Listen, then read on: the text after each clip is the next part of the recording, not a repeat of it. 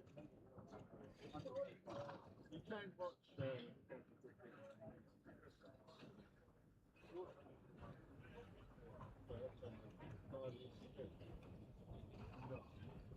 No, it's just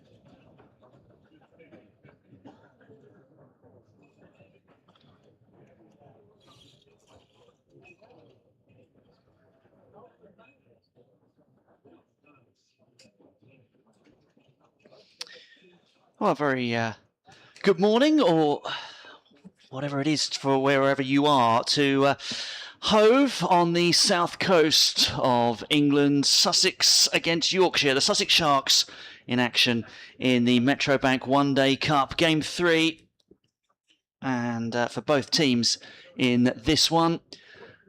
And we have an overcast sky, not like the weather that we've been having in most of England for much of the last few weeks. Hopefully the sun will burn through at some stage, but we are going to start on time, and Sussex, as you can see on your screen, have won the toss and elected to field. That does not surprise me whatsoever with the overcast conditions. Look up, not down. There's some grass on the wicket as well, so we'll see how the ball moves off the pitch and through the air in the early stages of this one. I'm Andrew Rayburn. Joining me inside the commentary box here, an air-conditioned commentary box, which is getting colder by the second, is Toby Reynolds. Hello, Toby.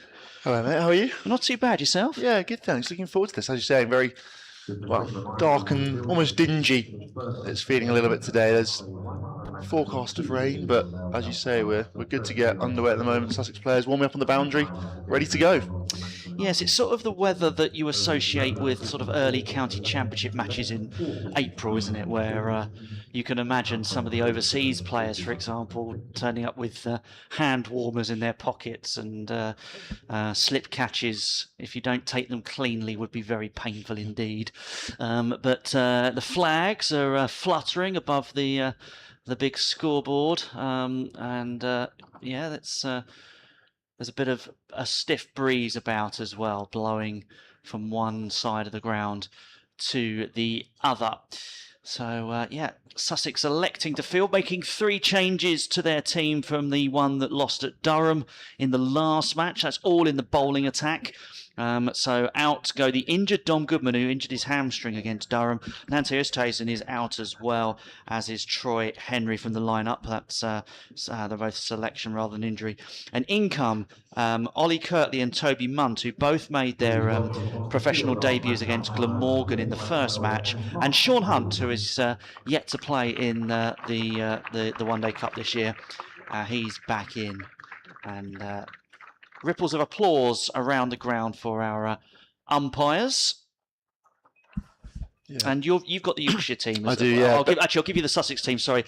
Charlie Tier, George Thomas, Tom Price, Daniel Ibrahim, Jack Leaning, Fryn Hudson-Prentice, the captain Jack Carson, Freddie Price, Toby Munt, Sean Hunt and Ollie Kirtley. Yeah, then Yorkshire, just the one change from their recent victory over Glamorgan. Tight little thriller a couple of days ago, but Ben Code is coming in for Jack White. Just that one seam bowling change. They're 11. Adam Lythe, Will Luxton, Sam Whiteman, Finley Bean, James Wharton, Will Benison, George Hill, Dom Bess, Ben Code, that sole change, Ben Cliff, and then Kuldeep Yadav. We're a little bit unsure about what their batting order might look at. They've carded a few people in different positions than their last couple of games, so we'll see how that unfurls over the next few overs, perhaps, if you're a Sussex fan, or perhaps not at all if you're a Yorkshire fan listening in. I'm sure you're happy if these two, Adam Lythe and Will Luxton, just bat through. Ian Blackwell and Mark Newell are the umpires. Ian Blackwell, very very, very handy bowler in his day.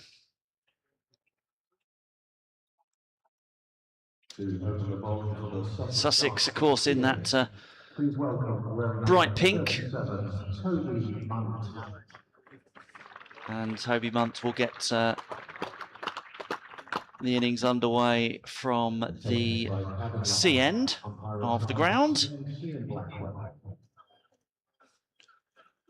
I'm excited to see Toby Munt here. He looked pretty impressive from what I saw in that first game of this One Day Cup. Yeah, 2 for 42 off 7 against Glamorgan on debut. 19 years old, born in Haywards Heath. Looked to swing the ball, be away from the left-handers, but actually looked to beat both the inside and outside edge. I think both of his wickets, one swung back in and sort of through the gate, bowled. The other one, I think, a feather of an outside edge. So it's exciting stuff. He's able to move the ball both ways early on, and Adam Lythe on strike will be facing up first.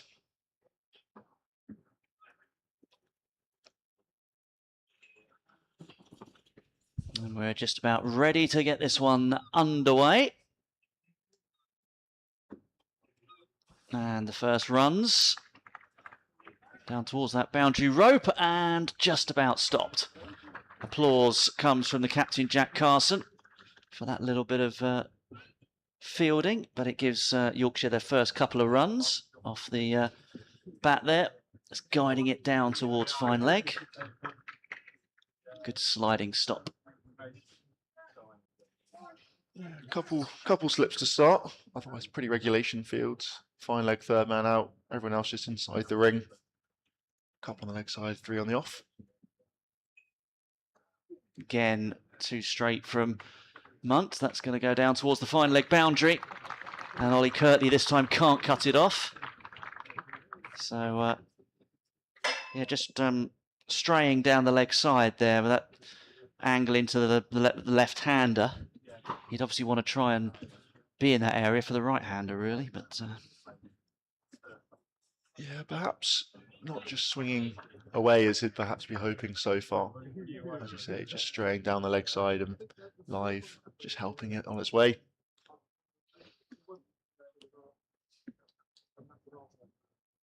That's down the leg side for a wide, so haven't quite got the radar right, Munt, in the opening deliveries. Adam Lyth moving on to 6. At the start of this, he was 44 runs away from 4,000 List A runs.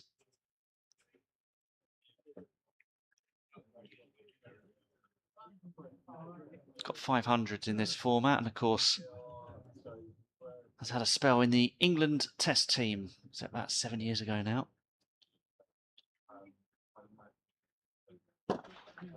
Good drive, handsome drive just past the bowler. And that'll be another boundary down in front of us. And Adam Lyth is feasting in the opening few deliveries. Yeah, just fraction overpitched that one there, and Lyth is more than experienced enough to be able to put those ones away. Jack Carson, the one-day skipper, just having a quick word with his young charge. I mean, difficult for anyone against the experience of Adam Lyth, but in your own only your second opening the bowling against him and only your second game of senior cricket is quite something. Changing the field.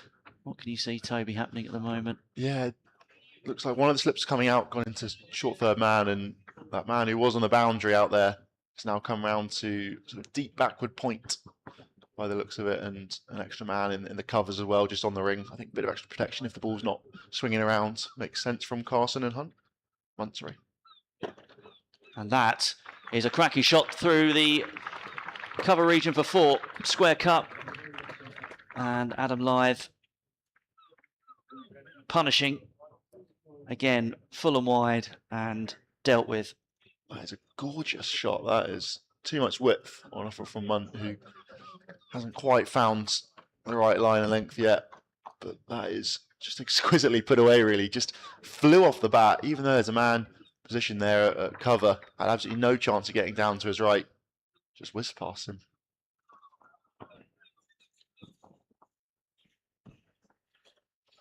One again down the leg side, so just struggling to, I mean, the wind as well is a factor, I reckon, here. The hospitality area down by us is, there's some sort of big sort of umbrella-y things up, and they're flapping around as well, so, but yeah, just struggling to get his line right at the moment, Munt.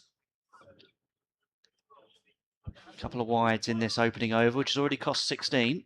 Plus 3 boundaries to the former England opener Adam Lyth. Quick single, shy at the stumps, it's hit, but Lyth already home. Yeah, really good effort there. Just that hunt in there, yeah, Sean just swooping Hunt, in, and I think Lyth, that was a loud early call. I think it was pretty quick off the mark. Yeah. I mean, he felt, I think he probably felt comfortable. it was probably not the smartest of runs. I know he's got there in the end, but it was one of those ones, a little bit like crossing the road. Once you've committed, You've got to go. You've got to go. I think as well, he got perhaps, well, maybe not luck, maybe he knew, but Hunt obviously left-handed there.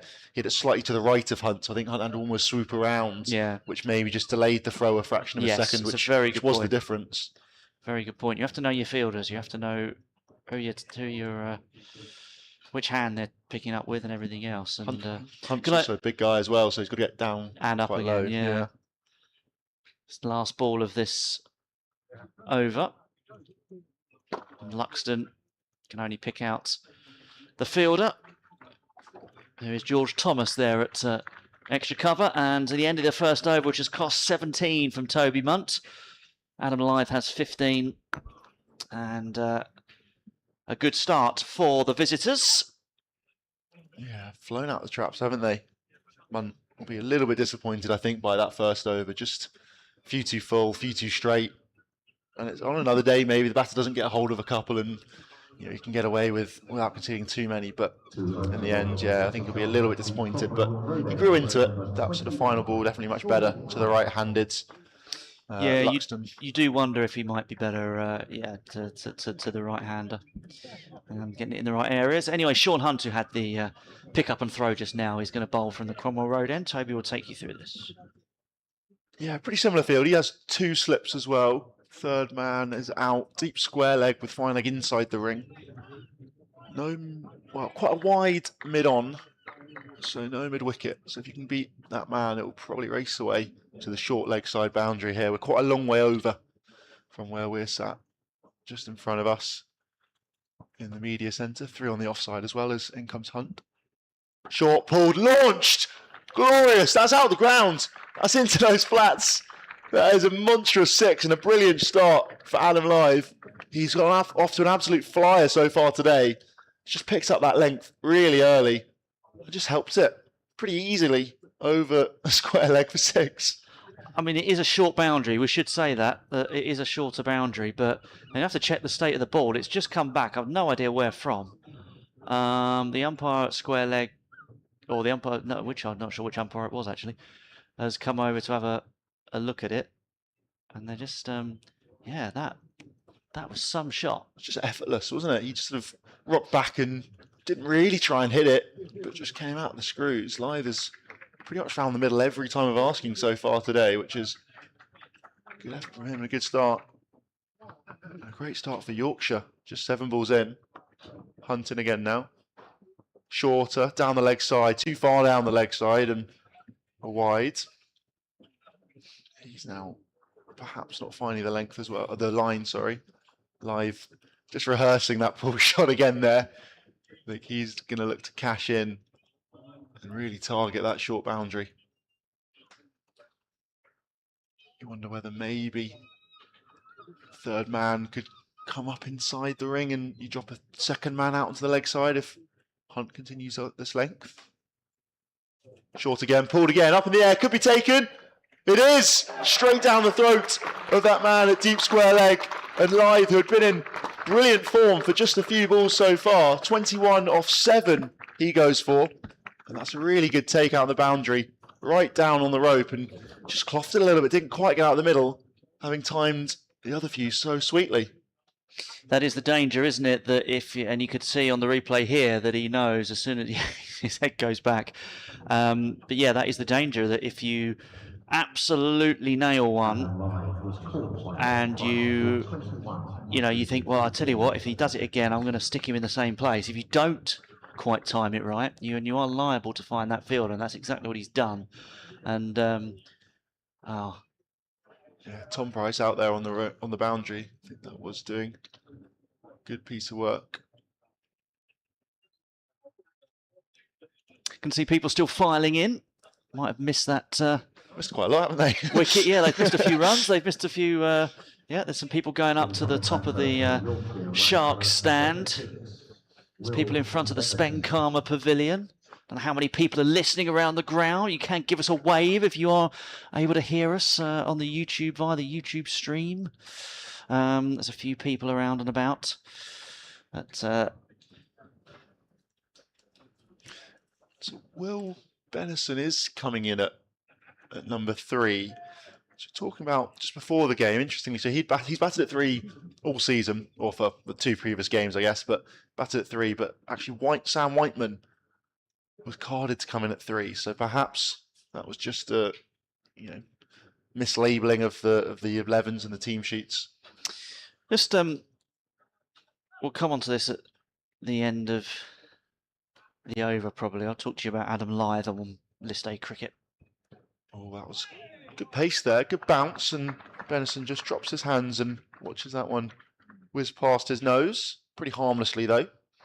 Yeah, some good, as you say, good pace, good carry, good area as well. Really tempting into possibly a full shot. Perhaps a fraction short of that, kind of similar line and length that he had been bowling to Lyth, as well as I think the rain started to come down just in the last minute or so. It's fairly light, but it's due to be a pretty heavy shower over the next sort of half an hour or so.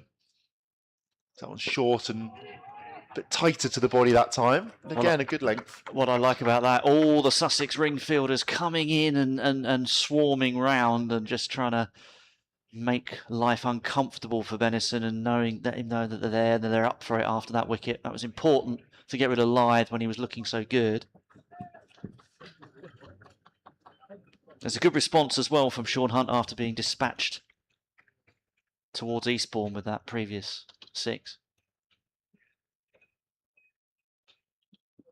Edged. Oh, falls just short of Ibrahim there at first slip. He does well to get body on it though, and he's going to scamper through for a single. Again, really good from Hunt. As you say, after that first ball, which was maybe just a fraction too short and a fraction too straight, that Lyth helped in its way over square leg for 6. He's really found a good line of length here.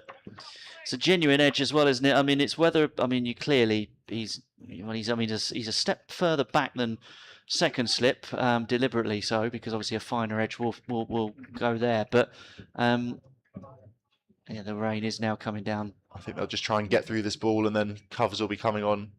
It's quite heavy now. No, they're not even going to get through the ball, unfortunately. No, Umpires. that is it. It is really heavy. And you can see on our camera there, the players scamper for cover. The covers will come on to protect the pitch. The stumps are down. And I've not seen people move that quickly as the Yorkshire batters are doing. I mean, they're the ones with most protective cover on, but they've also got slightly further to go than the Sussex players. But up the steps into their dressing room, Sussex players will be pleased with their recovery after Adam Lyth's aggressive start. And he, in the end, was out for 21. Caught by Price on the boundary off a Sean Hunt. He made 21 off a 7, 3 4s and a 6. Will Luxton just facing the 1 ball, which he played out into the covers. Will Benison on 1 off 3. 3 wides, 25 for 1 Yorkshire are after the first 11 balls of this match. But the covers are coming on, and just to give you quickly bowling figures, Toby Munt 0 for 17 off 1, and Sean Hunt 1 for 8 from his 5 deliveries. So we will return when the rain abates.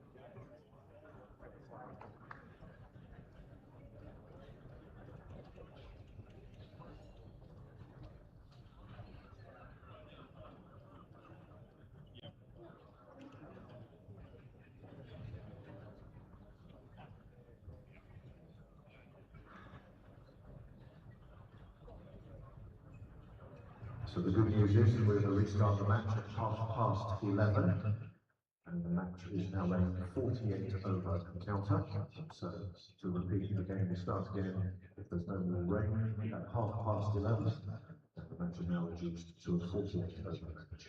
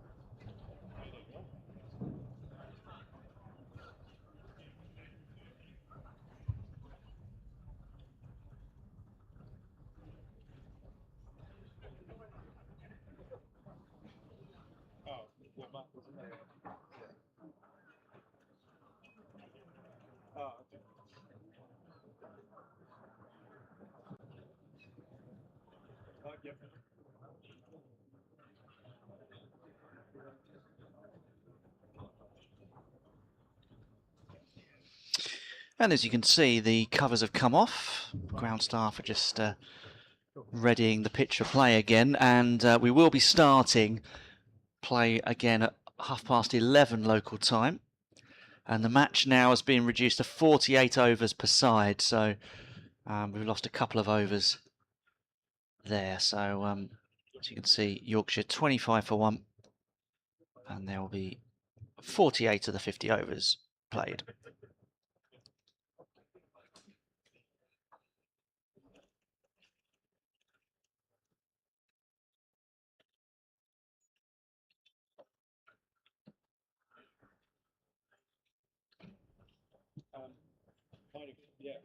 Give us a measure of the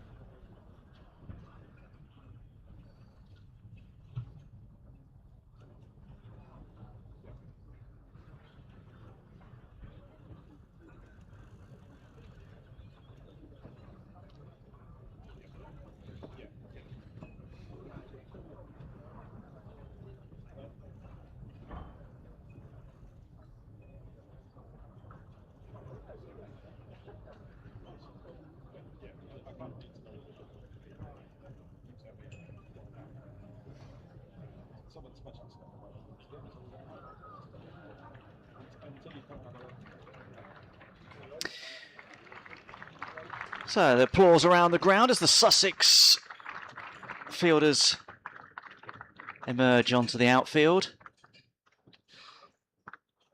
which is looking a lot greener than a lot of other green spaces around the country at the moment. I thought the Wimbledon tennis courts looked brown after a period, but they've done well to water the outfield here. Sussex Sharks and Yorkshire batters, Will Benson and Will Luxton. So Will Benson, Will Luxton coming out to resume, and as I mentioned just a moment ago, from 50 overs we are now down to 48. Slightly peculiarly, almost. It didn't feel like we were off for that long at all, but I guess they have to lose overs at some point. And to resume his over from Cromwell Road. With one ball left in Sean Hunt's over here. It was a pretty good over. First up, went for 6, a huge 6, down to the flats over the square leg boundary, the short leg side boundary from Adam Lythe. But Hunt got him a couple balls later, caught in the deep by Tom Price. And now he continues to Luxton. I'm indebted, by the way, well, I'll just let Toby go through this one. As in comes Hunt. That one's just a bit wider, too wide in the end. A little unlucky. That nipped away quite nicely off the pitch. Got quite a good angle here from the media centre to see Hunt bowling across the right-handed Luxton. Yeah, I'm indebted on the comments on the stream for the C40, who says no rain in Eastbourne. And now, in fact, actually, but I mean, Eastbourne just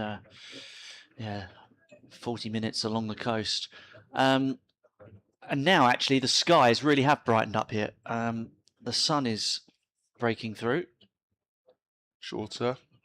Not quite as wide as that last one. Again, nipping away off the pitch. It's nice shape so far from Hunt there. Into the second over, 26 for 1 now. And a good comeback there from Sean Hunt after getting dispatched for 6 first up. So yes, I'm sure, as you can see the camera panning out there, we've got white fluffy clouds and some blue sky. A lot of blue sky, really. So yeah, there's it's amazing how quickly the picture has changed weather-wise, but that's what it's like in this country. And we're going to have Toby Bunt, who I don't suppose he thought that he'd be, what is it now, half an hour between overs. Yeah. He's going to be bowling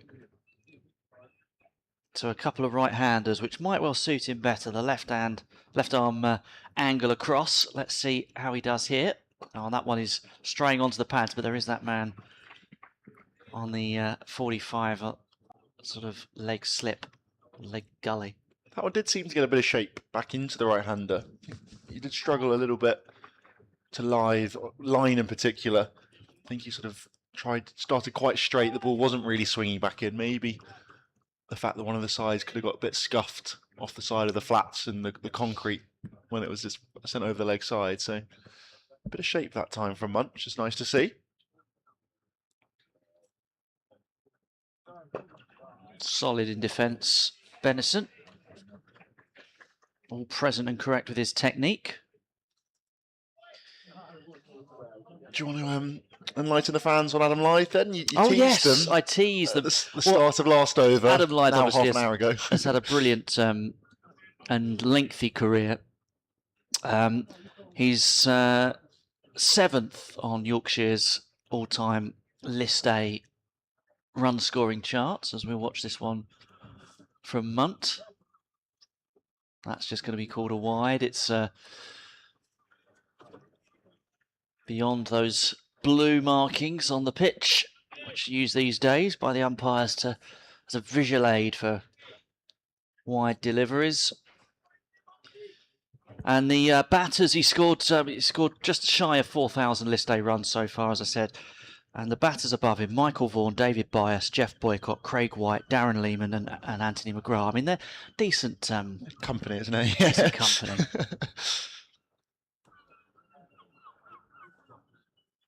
That one's down the leg side, and that will automatically be called a wide. Good So stop there from Tier behind the stumps. Yeah, so just again, needing to adjust the line. Munt, when you bowl wide. When you bowl consecutive wides either side of the wicket, it would suggest that you're perhaps overcompensating. Yeah, I think slightly. So.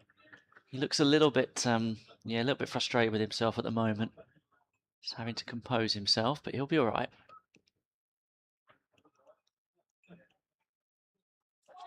That one's better. Just drawing the stroke from Benison.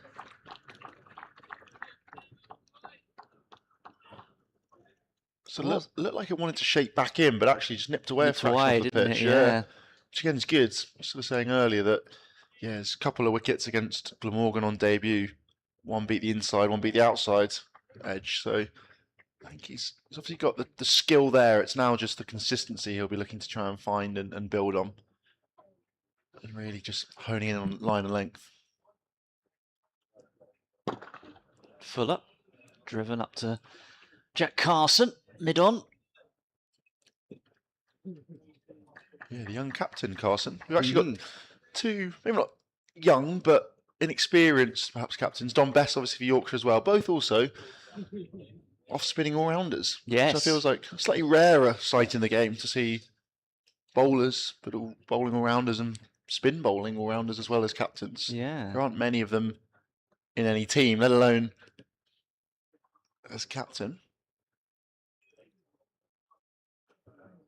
That one again. That's a really good take from Charlie T. That is such a good stop. Again, it will be given as a wide. But, he was called into action there, and just kept swinging away from him. That's a really good catch, that.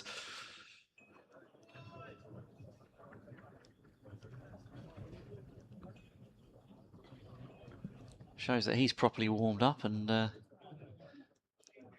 that's the thing with that angle. Tia wants to be.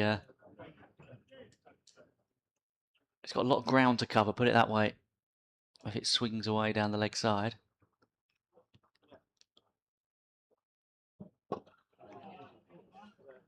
Angled into the pads. Should be cut off. Yeah. They'll they'll come back for a third, and they'll get a third. Just wonder whether the little shower may have, I mean, it's up slightly up the hill as well, but wonder whether the little shower might have just helped there and just slowed the ball up. Yeah, very possibly. I felt like Tom Price himself took a little bit of time to really get going there as well. Sweeping out the boundary. Well, it's early in the morning, isn't exactly, it? That's the thing. It's we all take time to get going, Toby. Yeah, again, that's good from Munt. That one just swinging back in a fraction, catching the inside half of the bat.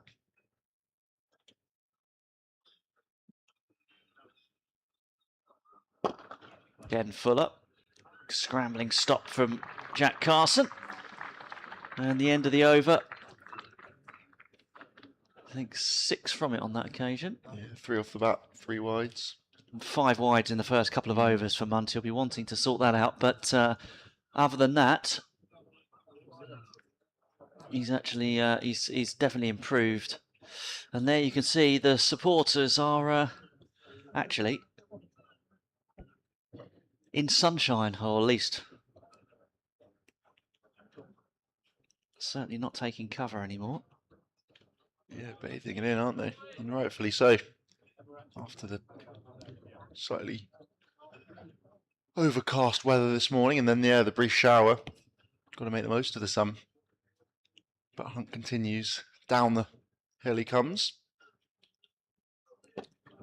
It's defended nicely, just off the face of the bat down to third man from Benison. He's on to 5 off 9, and Luxton still yet to trouble the scorers.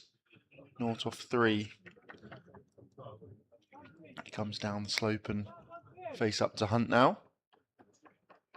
He made a good 64 against Hampshire. The first game of the year for Yorkshire. Are we looking to keep adding to his total here?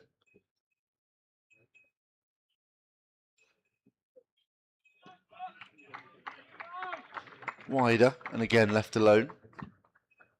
Couple slips in for Hunt, who is getting the ball to just nip away from the right-handers. So they're going to be in the action. We already saw one in Hunt's first over, an edge, a proper edge fall just short of Ibrahim in there at first slip. Jack leaning in there at second tier with the gloves. A little bit tighter this time to the body of Luxton, who looks to punch off the back foot. Doesn't fully get a hold of it though, still trying to find the pace of the pitch. Obviously people are joining us all the time on the stream. And a reminder that we had a bit of a delay for rain, which has reduced this match to 48 overs per side.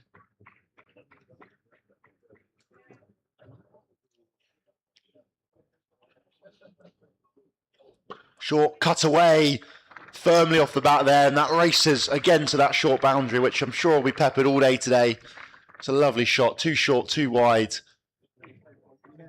And just cashes in, does the batter. Luxton off the mark with a lovely boundary off the back foot.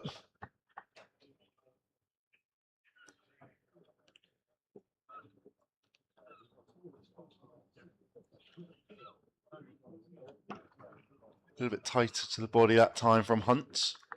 Good correction, and Luxton looking to punch with a straighter bat this time.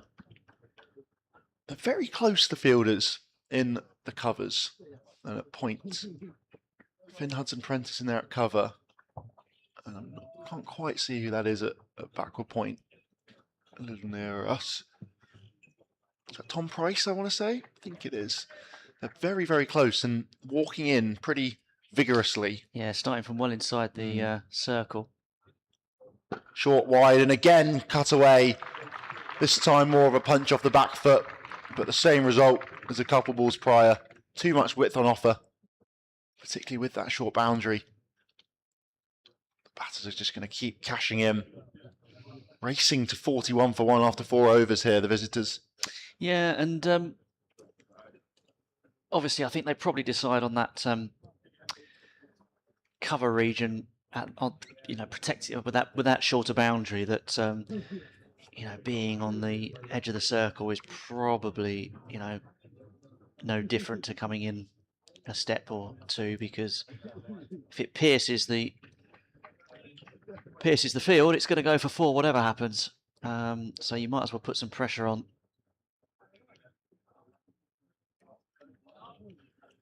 So Munt and Hunt.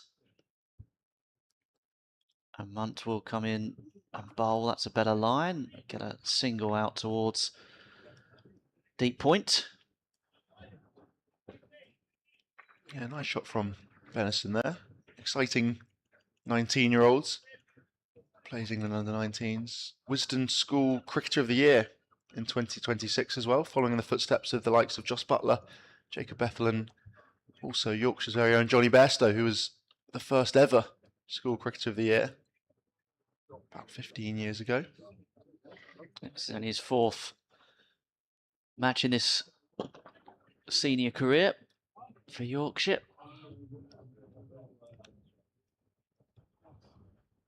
He's looked pretty good so far, pretty stable. Just finding some singles. I particularly enjoyed that run down to 3rd man last over. And that's always a sign of a competent batter. To be able just to watch the ball, play it late, run it off the face. Monk continues up the hill.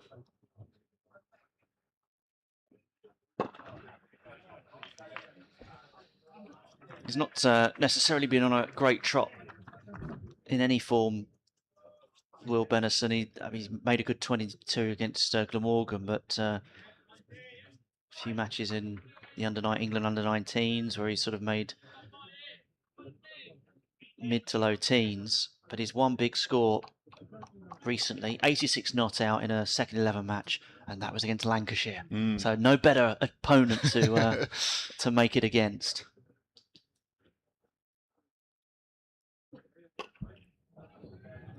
He'll be looking to cash in here as well. Can turn his arm over as well, Will Benison. Yeah, he was also run out without facing in the first One Day Cup game of Yorkshire's campaign this year against Hampshire. So you never want that, do you? You never. No. Might be a bit different if it's like, I don't know, the last ball of the innings, you just want to scamper through for, you're there just to support your mate at the other end, but Alps down the leg side. Another wide. It's the 6th, I think, now for Munt. I remember Mark Wood saying when he went out to went out to be part of the last ball of the 2019 World Cup final, and he said, I'm putting, I've got putting my box in, I'm putting all my gear on, and he's thinking, why? I don't even need my bat, I just need to run. Yeah, chest guard, I remember him mentioning, is an interesting one, isn't it? So he suddenly realised when he was in there, it's like, why am I weighting myself down? I just need to literally go out and run. Punch through the covers, they'll get at least one, they'll think about a second, they'll come back on the throw for the second. Throw was wild as well. Wicket keepers are not 16 foot tall. Most of them, anyway. Yeah, exactly. Exactly. I do wonder what the regulations are, because I know you have to, like the ECB, rule that you have to wear a helmet. And I assume you must have to wear pads, because particularly if you come in as a designated runner, you have to be fully kitted up. But if you're going in as a batter, I wonder if there any rules stating you have to wear pads or not. Well, the difficulty comes. Oh, that's a lovely shot. So we'll. That's going to be a chase on. A good slide. Good slide there. And that's I was going to say that's got them. It's because it's in front of most of them. I think that's why. That's, but good work there from Sean Hunt.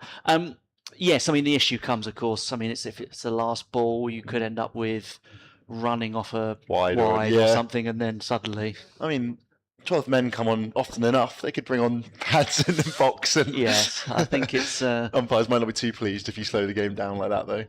The other interesting point about that World Cup final, speaking of the last ball, was the last ball of the New Zealand innings, which declined the signal. Yeah, Matt Henry, I think maybe ducked underneath it. I want to say Mitch Santner, perhaps. No, that seems too early. I can't remember now. Whoever it was, Did he duck under? Ducked underneath it and went through the wicket keeper and declined a run, which in the end proved crucial.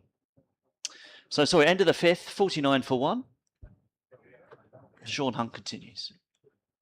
Again, he's finding that line just outside off stump, nipping away still.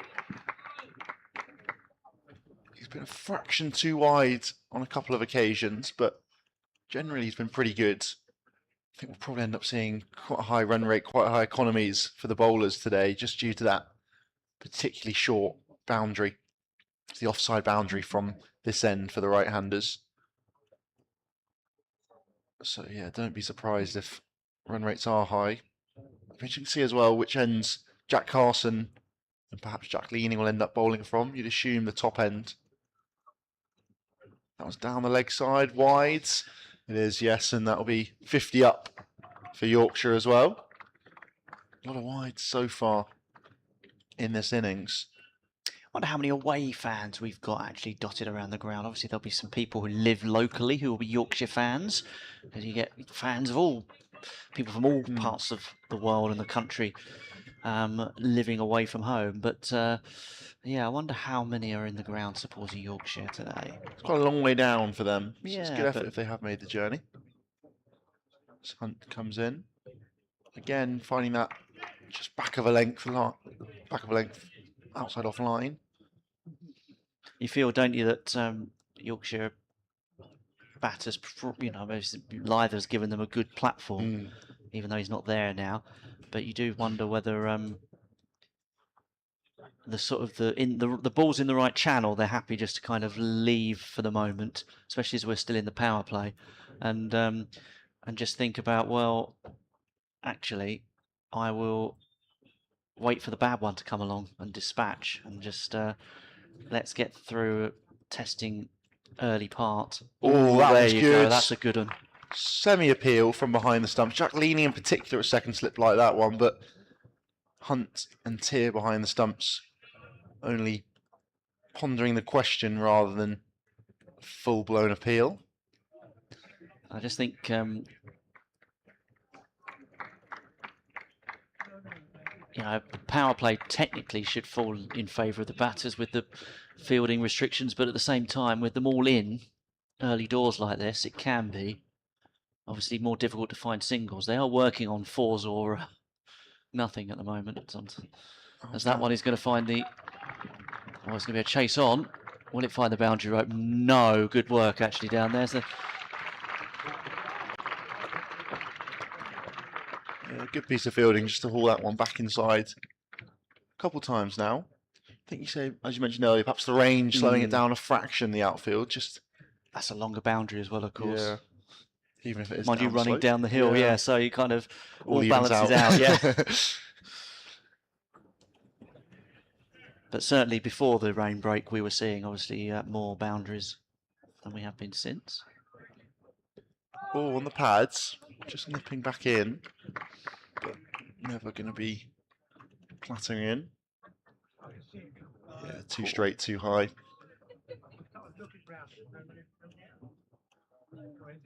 Sean Hunt's first match in this One Day Cup competition this season. He did hit the winning runs against Lancashire in the tournament last year. A couple of dramatic games that Sussex pulled out of the fire at the last. Chipped aerially and gone! Just pushes the one outside half of the bat and flies to the man at point, who he's already said is very tight and takes a really good diving catch to his left. That's fabulous work. Is that Finn Hudson-Prentice in there? Just full wide and looking to cash in and find that short boundary again is Will Benison, but he has to depart for 9. It's a really good catch. He didn't really seem to commit to the stroke, Benison. And that's what I'm saying earlier about it may seem counterintuitive about the power play, but I do think that those balls that are, yes, that was a little bit wide, but it was pushed wide and sort of inviting that sort of shot. And if you don't go through with it, we saw Adam Lyth, didn't we, earlier, really commit to a shot which he launched into the flats and then didn't quite, I mean, he probably committed to it, but didn't quite time it. There he sort of pushed at it slightly, you know, didn't really drive fully through the ball, and he's managed to guide it into a very good catch, yes, but yeah, you really need in the early stages to throw the kitchen sink at something like that. Yeah, Tom Price that was in the end, so he's got both catches so far. That's a really good one there as James Wharton comes to the crease. So yeah, the card we saw, the playing 11s, definitely weren't listed in the correct order. They had Whiteman in at 3, Bean in at 4, Wharton at 5. and Benison down at 6. But they are reverting to the order that they'd previously had. Wharton, an exciting young cricketer as well. He had a pretty good year last year. 421 runs at 53s. Striking just under 100 as well, and ended up getting called up to the Lions for his white ball form, his one-day form as much as anything else. It's the end of the 6th over, 52 for 2 now. Sussex looking to try and pick up a couple more wickets inside the power play. Toby Munt, Fuller, driven, and will probably be 4. Luxton cashing in on that one.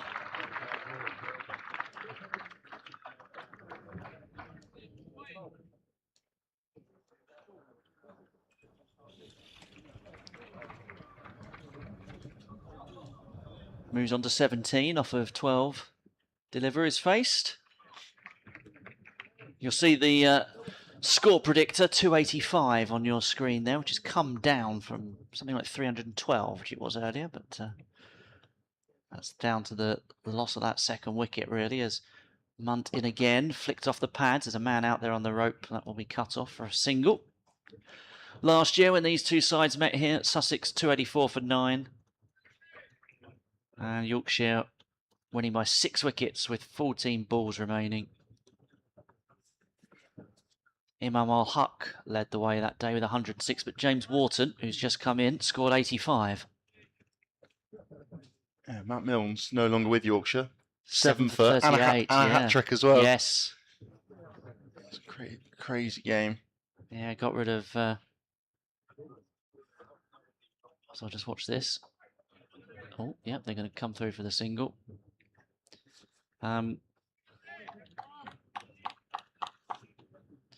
Yes, got rid of Ollie Carter, Jack Carson and Archie Lenham.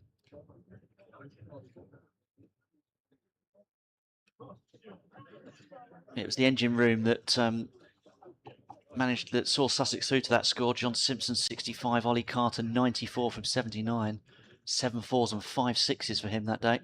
Danny Lamb got 53 off of 45. It wasn't quite enough in the end, unfortunately. Matthew Revis and George Hill seeing Yorkshire over the line with unbeaten knocks. 39 and 31 respectively. It's better there from Munt. That's where he really needs to keep going, that kind of line. He's just starting to settle in, find that rhythm. Run rate is very much up there at the moment, 8.7.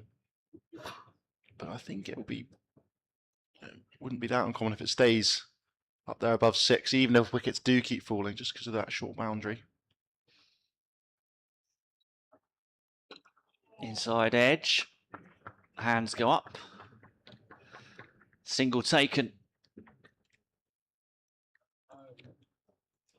59 for 2. Try and run through some of the other scores in the One Day Cup. First hour of play at the end of this over. Or at least certainly we'll try and get through the other games in this group. Group B of the One Day Cup, the Metro Bank One Day Cup. Sussex Sharks against Yorkshire.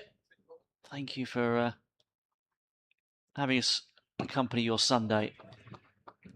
Good, proper forward defensive from Wharton. He rehearses the shot. End of that over 59 for 2. So elsewhere in Group B, Essex against Derbyshire. Derbyshire won the toss, elected to bowl. Essex 45 for 1 in the 14th there. These matches, of course, ahead of us, because unless they've had rain there as well. At Radlett, Middlesex choosing to field. Glamorgan 51 for 4 after 10 overs there. And at Worcester, Hampshire again electing to bowl. Worcestershire 61 for 1 in the 13th over.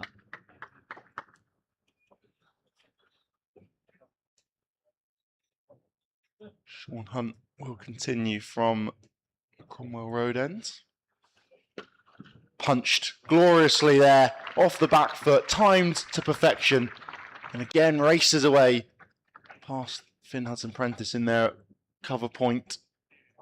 That's an absolutely lovely strike from Luxton. He's timing them really nicely so far. He's 23 off 16 now. He is, yeah, absolutely. He made 64 off 59 against Hampshire with 12 fours. And he's certainly looking to cash in on that short side boundary. I think apart from maybe one or two that went to fine leg early on from Adam Live, I can't think of many boundaries to this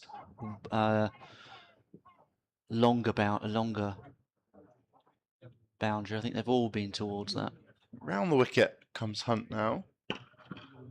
And again, punched off the back foot, this time straight to Hudson Prentice, though, does the fielding. Got a tighter line, didn't he, there, by coming round the wicket? I don't mind it, actually. It's sort of... There we go. There's the wagon wheel. Thank you very much. But yeah, that's certainly demonstrating my point. Hard to tell when they bowl from both ends, though, isn't it? Yes. So yeah, from memory, I think there was maybe one punch through the offside last over for 4 to the long boundary, and then yeah, that one tickled by Lythe up the hill in the first over from Munt, and everything else to that short side. As in comes Hunt, and again punched. There's a man there, Price, stationed behind square on the boundary, straight to him. But again, it's even when it gets to him, it's travelling at such a pace, because there's probably only about 15 yards between the ring and the boundary. Yeah, it's the edge of the ring. I mean, that's the clue for you visually, if you like, so you can see how short the boundary is. Yeah, it's like when you see a very tight football pitch with the distance between the edge of the penalty area and the touchline. You can tell then how small the pitch is. Yeah, and you're right. The edge of that circle, very not too far from the boundary rope.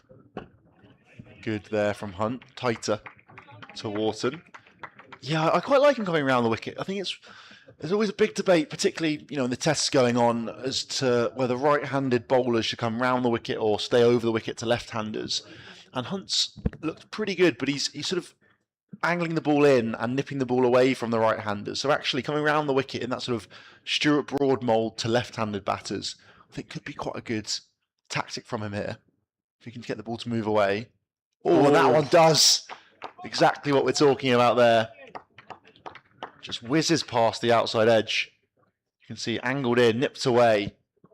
Textbook from Sean Hunt, who looks pretty impressive despite going for 26 from his first 3.5 overs. It has been tighter, but it's tough when you've got a really short offside boundary because you can't bowl wide at all. And even if it's straight, it can go to 4. That one's good again, and left alone by Wharton. He's 0 off 5, and Yorkshire are 64 for 2, 8 overs in. A couple more overs in the power players. Quite a few dark clouds are just rolling in again now. I'm not sure we've got any more rain forecast, but we'll have to see how this goes. It looks like it might just miss us if it is any rain. And there is still a lot of blue sky over towards, well, the left of where we're sat in the media centre. A lot of blue out there. That tends to be where that weather comes from, so Yeah. fingers crossed. So yeah, 2 more overs in the power play. Munt to continue from the sea end. Continues up the hill. Reminder, the Sussex made 3 changes for this match, all in the bowling attack, with Munt, Sean Hunt and Ollie Kirtley coming in to the side. Tom Goodman's out injured. Stays in and Henry left out for this one. Full, good stop. Yeah, tough one there for Hudson Prentice. It's one of those bounces a yard or 2 in front of you. Half your mind's like, okay, I've got to stop this ball. The other half is don't get hit in the face. Yes. But they're quite happy to sacrifice their teeth for the cause. Luxton starting well, 24 from 19 now. Yorkshire 64 for 2. A couple of wickets have just checked their progress a little. Oh, that's a beauty. That is gorgeous. Let's have a look at this one. Hooping back in. Nipping Oh, back how's in, that yeah. missed? That's missed the inside edge. It's missed the off stump. And it's got through about the smallest gap it could have done without causing any damage to the Yorkshire cause. That is Toby Munt's best delivery. Yeah, if you could bowl 6 of those every over, it'd be pretty unstoppable, you'd think. he struggled to find it a little bit. A couple more of those, though, please, Toby Hunt. Oh, leading edge. Really sort of looked a bit of an ungainly shot, really. I'd like to see that one again, just to see what he sort of did. He sort of didn't... Pushed out at it and, yeah, got himself squared up. Yeah, his right foot came in front of his left foot by the end of that one.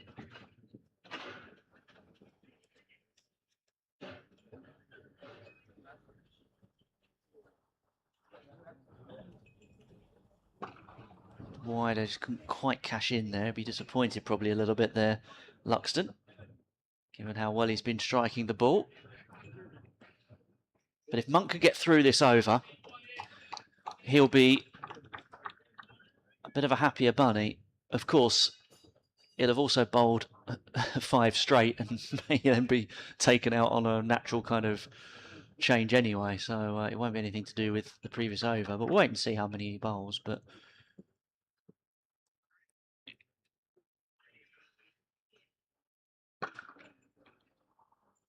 that's a good stop, that. They'll take a single, but that's a really smart stop.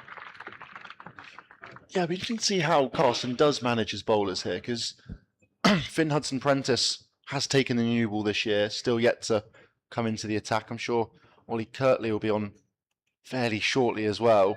Freddie Price too, so he's got 5 frontline seamers you can sort of choose between. Plus you've then got the spin of himself and Jack Leaning's bowled fair few overs already in this competition too.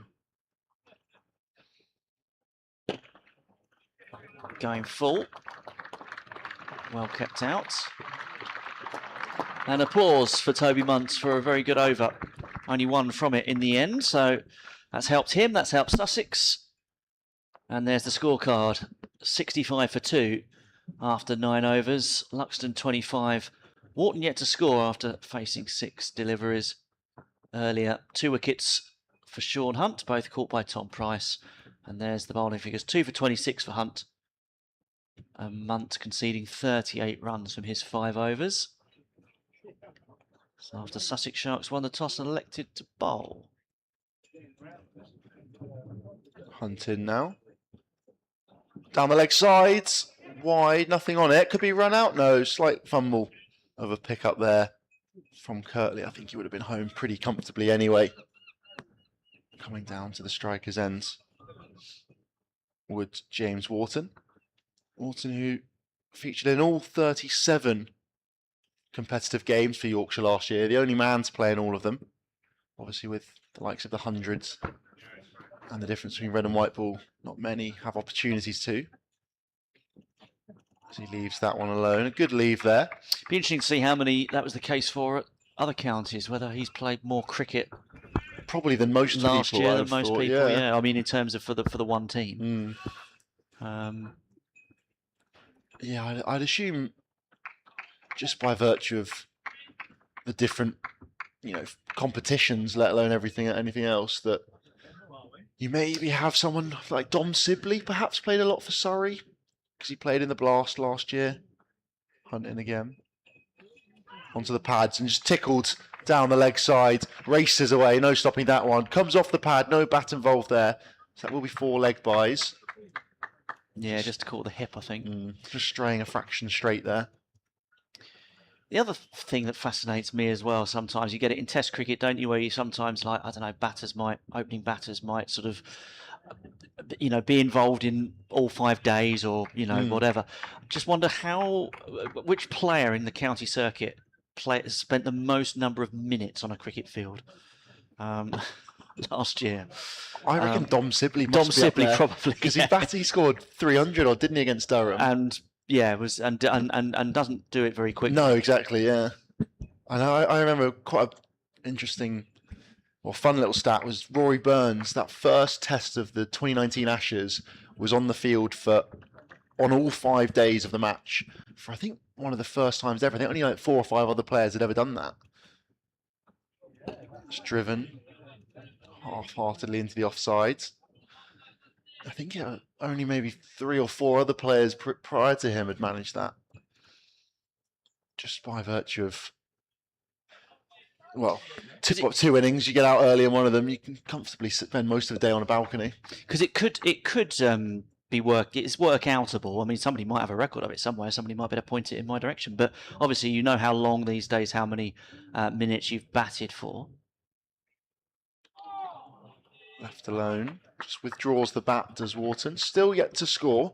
And then you can work out from the opposition batting card how long they've all batted for combined. So you know how long you've been fielding for. Yes, true, yeah. Obviously, then you don't know if people have taken time out for, injuries or whatever to getting themselves. But yeah, I mean, it would be interesting to see how many people, which players have spent the most time actually involved in a game rather than on a balcony doing their Sudokus.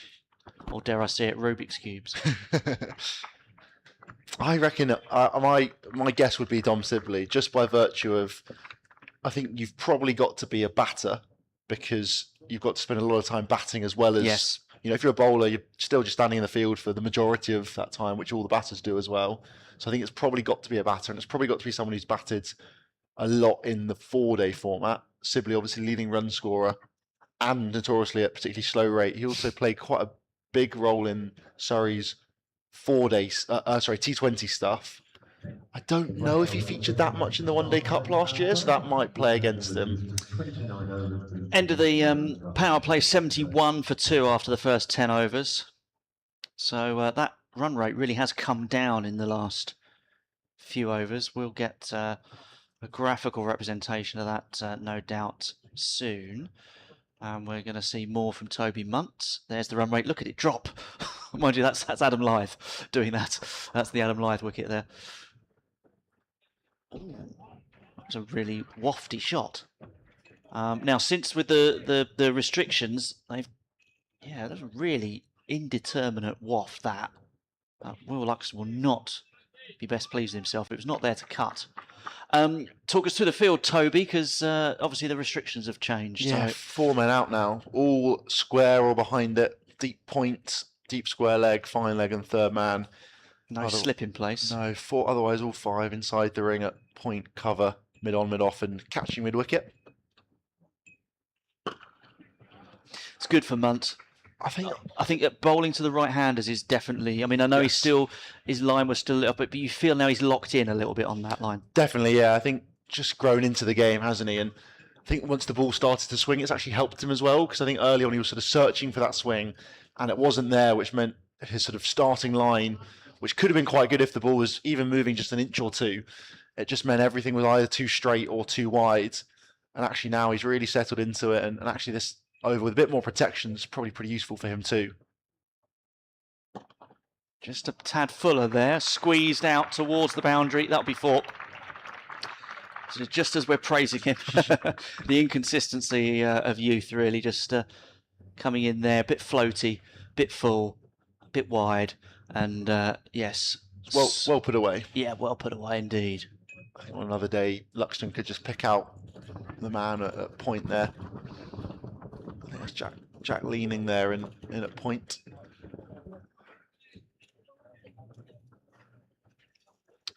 Just taking his time to get settled again. Luxton, who has been racing along, 29 off 26 so far. A lot of 4s.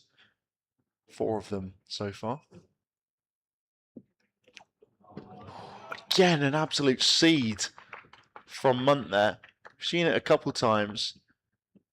Hooping back in. Again, just good use on the pitch as well. Just seeing the ball. It's a big drive from Luxton. He's thrown his hands at quite a few of them so far, looking to try and replicate not too dissimilar a shot from the previous delivery where he did pick up that boundary through point.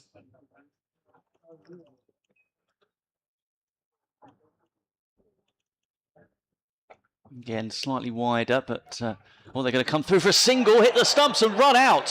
What a bit of fielding that is. That's a superb bit of fielding. It has to be said, I think Luxton is a little bit disappointed that he took the run on maybe, and he's perhaps barbecued his colleague. Yeah, Jack leading. That is excellent work in there at point. It's good pickup. It's sort of toe-ended, bottom bottom edged into the ground. So it's a pretty simple pickup, but he makes no mistake just leaning and throws the stumps down from no angle whatsoever. One stump to aim at. That's very tight, actually. It really is tight. I reckon he could have just been over the line, perhaps. Not quite sure. We're not going to get the right angle for it, I don't think. But certainly what was interesting is that Munt's... he's not got the right angle for it, Munt. But if you watch here, well, you'll see Munt appeal, and he's almost surprised when he's given out. Let's have a look. Well, you can't, it's because of Charlie Tier, he's in the way. You can't tell when the stumps are broken. I think from that frame, he looks perhaps like he could be an inch short. But again, it depends which frame. Let's have a look from this angle without Tier in the way. Let's see, it's hit the... Ooh, again, difficult. Probably just a tad short. Yeah. Really good effort from leaning there. And Yorkshire, who continues to score pretty freely, just getting pegged back with wickets at this rate. Score predicted down to 269. Not that means a huge amount, but down the run rate now down below 7. Still a decent click, obviously, but those 3 wickets are... the third one hasn't obviously gone up on the graphic, but they have just... In fact, it's not... I was going to say it's not anywhere on the ground, but the scoreboard is now reflecting it as well. So all linked up, presumably. Anyway. Yeah, Sam Whiteman in now.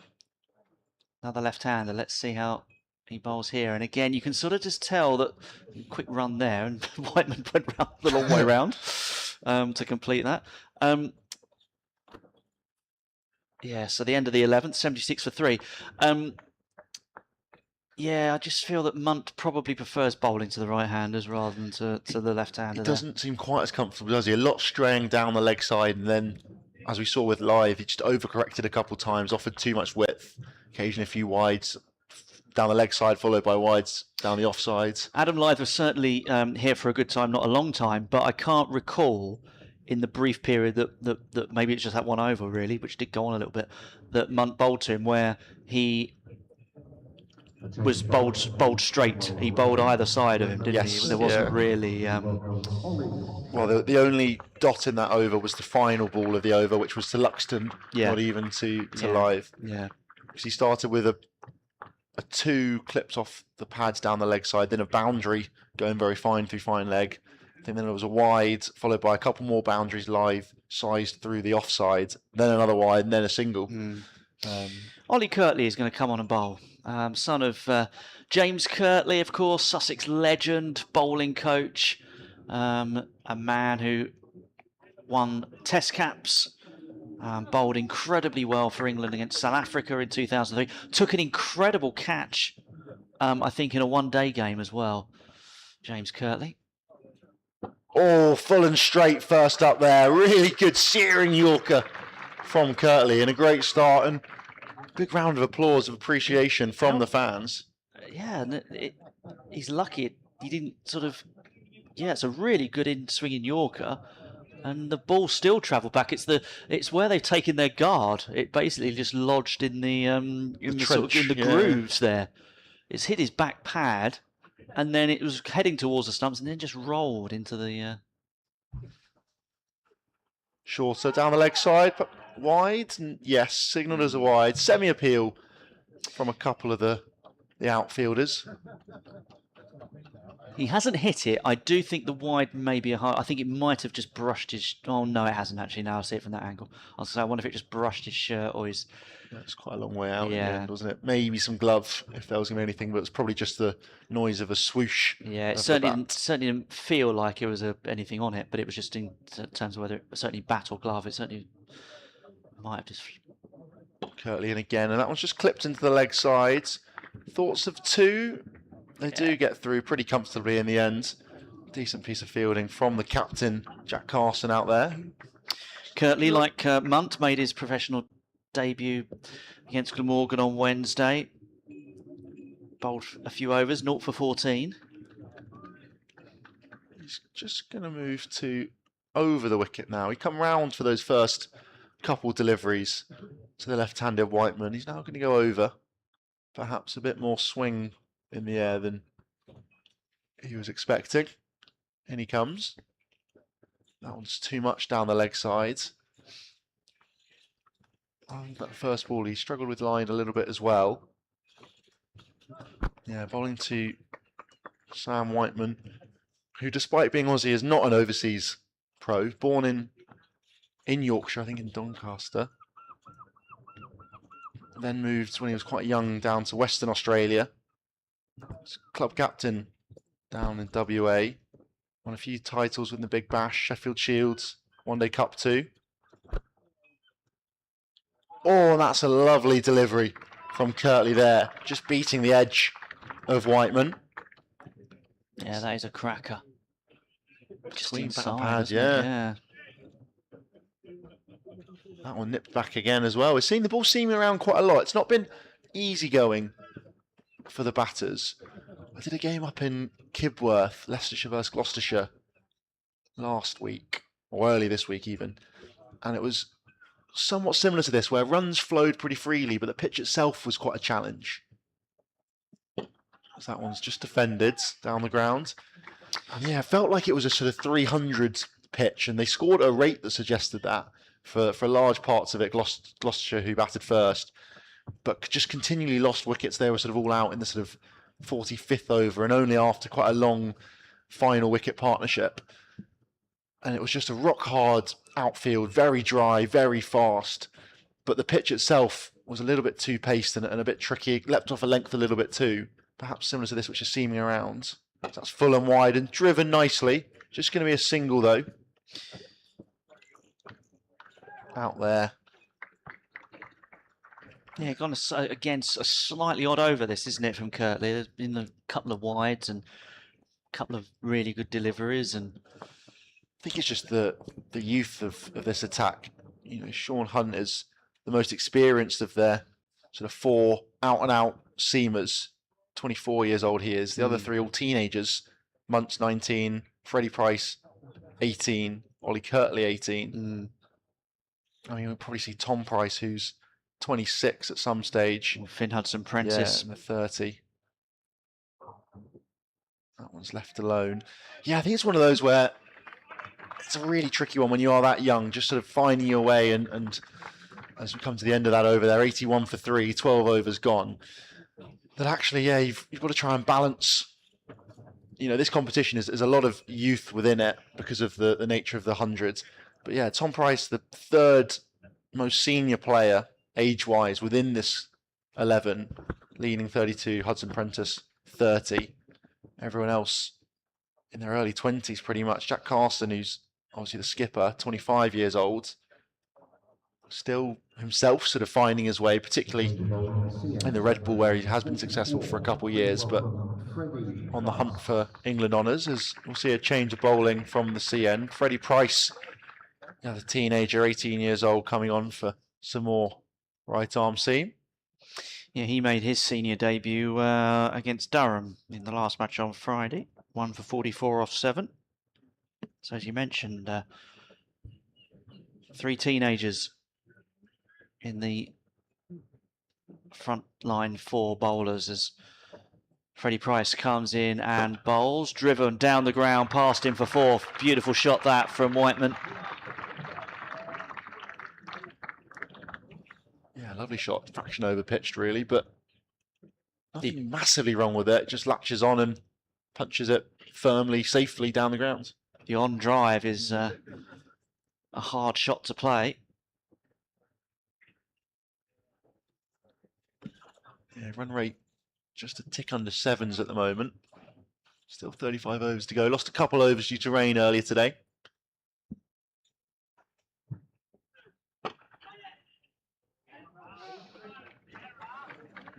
Lively fielding inside the circle. Yes, you mentioned earlier about Sam Whiteman, born in Doncaster, moved to Australia at the age of 3. So very successful career down in Australia since then. I've seen quite a few Australians this year doing what he does and playing with an English passport. ooh, outside edge, won't go for 4. Jake Lehman's another example of that, playing down in Hampshire. Thick edge. Played down the wrong line. Yeah, good from Price there. Not a lot of foot or head movement into the ball. And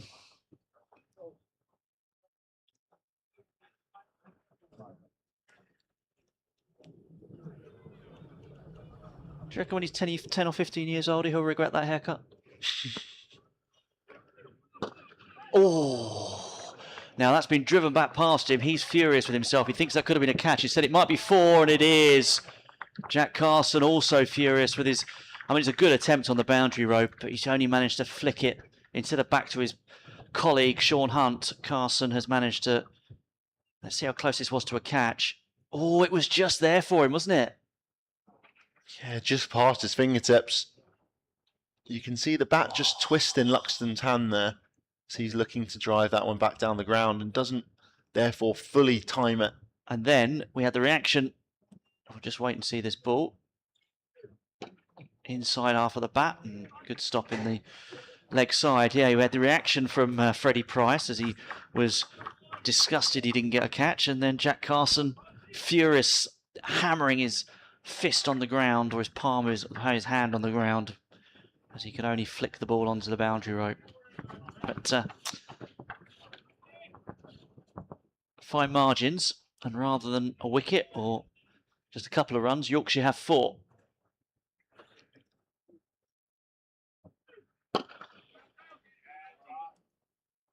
End of the over, end of the 13th, Yorkshire 90 for 3. So going along at just under 7s, where we've got a 48 over per match. Per side match here because of a bit of rain knocking about earlier. Yorkshire going nicely, 90 for 3 at the end of the 13th. Yeah, it's must-wins for particularly Sussex, you'd have to say, but for both sides as well. Just looking at the tables last year, I think all 6 of the teams who made it to the quarterfinals went through with 6 victories. This year, Sussex 0 from 2, plus the -2 points deduction as well. So they've pretty much got to win all of their remaining 6 games, you'd have to say. Yorkshire 1-1 at the moment, as Kirtley continues. Full and driven. Thoughts of a single, but turned down. Yeah, Yorkshire currently find themselves in 5th on 4 points. Negative run rate, though, after maybe not comfortable defeat to Hampshire, but by 50 runs, and then a pretty tight victory with just 8 balls remaining against Glamorgan. Sussex have similarly had 2 tough defeats. So that was full, wide, driven. Just going to be a single, though. Out to the man on the cover boundary, sweeping. Yeah, Sussex lost first up to Glamorgan in what was quite a tough one to take after reducing the hosts down in Neath to 54 for 5. It was then a ridiculous middle order partnership to take them basically through to the end between Hope Bell and Horton. Yeah, Alex Horton, 240 the stand. Yeah, 123 and 122 respective, the 2 batters put on. Driven again, straight to the man at cover. And then, yeah, a tough one against Durham, where it felt like they were in the game for quite a long time. We talked about this just before we got on air, weren't we, Andrew? That it's a very, very high-quality Durham batting lineup in particular, but actually just team generally. You know, all of their top 4 pretty much has England experience or sort of around that. Alex Lees, obviously, Emilio Gay currently in there. Ben Stokes, Colin Ackerman even at 5, Dutch international. That was cut away, but straight to the man at cover boundary. Ollie Robinson in at 6, who actually didn't get much time at the crease, even has been in a few England squads as well. So yeah, it was a tough one there, and Charlie Tier batted excellently for his 118, better than a runner ball. Alongside George Thomas, they put on over 100 for their first wicket. And then once a couple wickets fell, you know, they were 210 for 2, and then a few wickets fall in quick succession. So it's punched down the ground, scamper through for a single. Good piece of fielding there from Hunt though. He's been in the game, hasn't he? He's been in the game. Him and Tom Price are basically doing everything at the moment, aren't they? Price with a couple catches off the bowling of Hunt for both the wickets so far. Live fell first, caught in the deep for Tom Price, and then we saw Benison go, chipping to backward point. A good tumbling dive from Tom Price. Punched. Good hand there though from Kirtley. Stops what would have been probably an inevitable 4 unless it had crashed into the stumps. Paul Farveros is enjoying that. Yeah, you can probably hear him through the effects mic. He's wandering round. Yes, that's the applause you could hear. Just below us in the media centre. And he's wandering round. He's monitoring the bowlers, the young bowlers' lines and lengths. You can tell because every time there's a crossover of the batters, he just switches his line from where he's standing just to obviously. And he's going to wander around the other side of the ground now to check out Freddie Price, or at least get a different angle. That one's off the hip for a single, moves Yorkshire on to 94 for 3.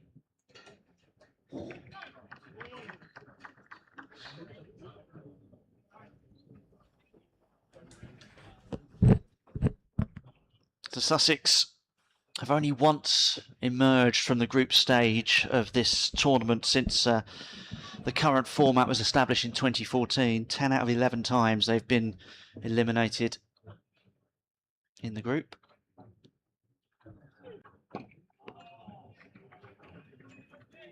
Last year, one of their better performances came 5th, 4 wins and 4 defeats.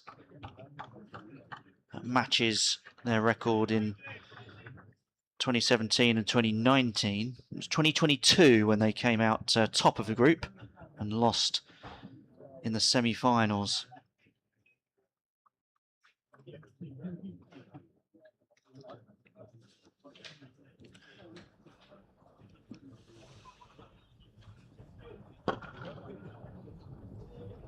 Yorkshire have a much better record. Last year they got to the semis, topped the group. 7 wins out of 8 before losing to Hampshire. But in the first few seasons, quarterfinals in 2014, semi-finals in 2015, and again in 2016, quarters in 2017, semis in 2018. They've not reached a final in this competition since 2014 when it reformatted from the old, or replaced the old Clydesdale Bank 40, I think, didn't it? Yeah, 40 over comp, what, 2010 to 2013-ish? Mm-hmm.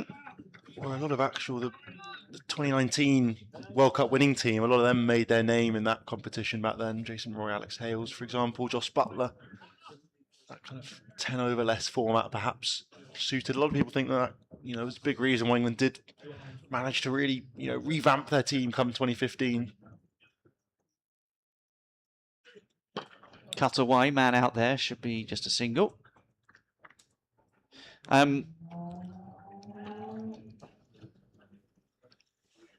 Yes, and in terms of the overall head-to-head since the early days of the Gillette Cup and such like, 27 one-day matches between the two.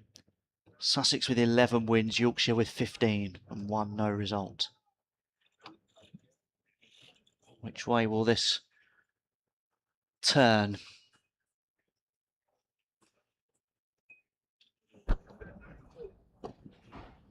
Just a quiet over, that one, which will please Sussex. 3 runs from it.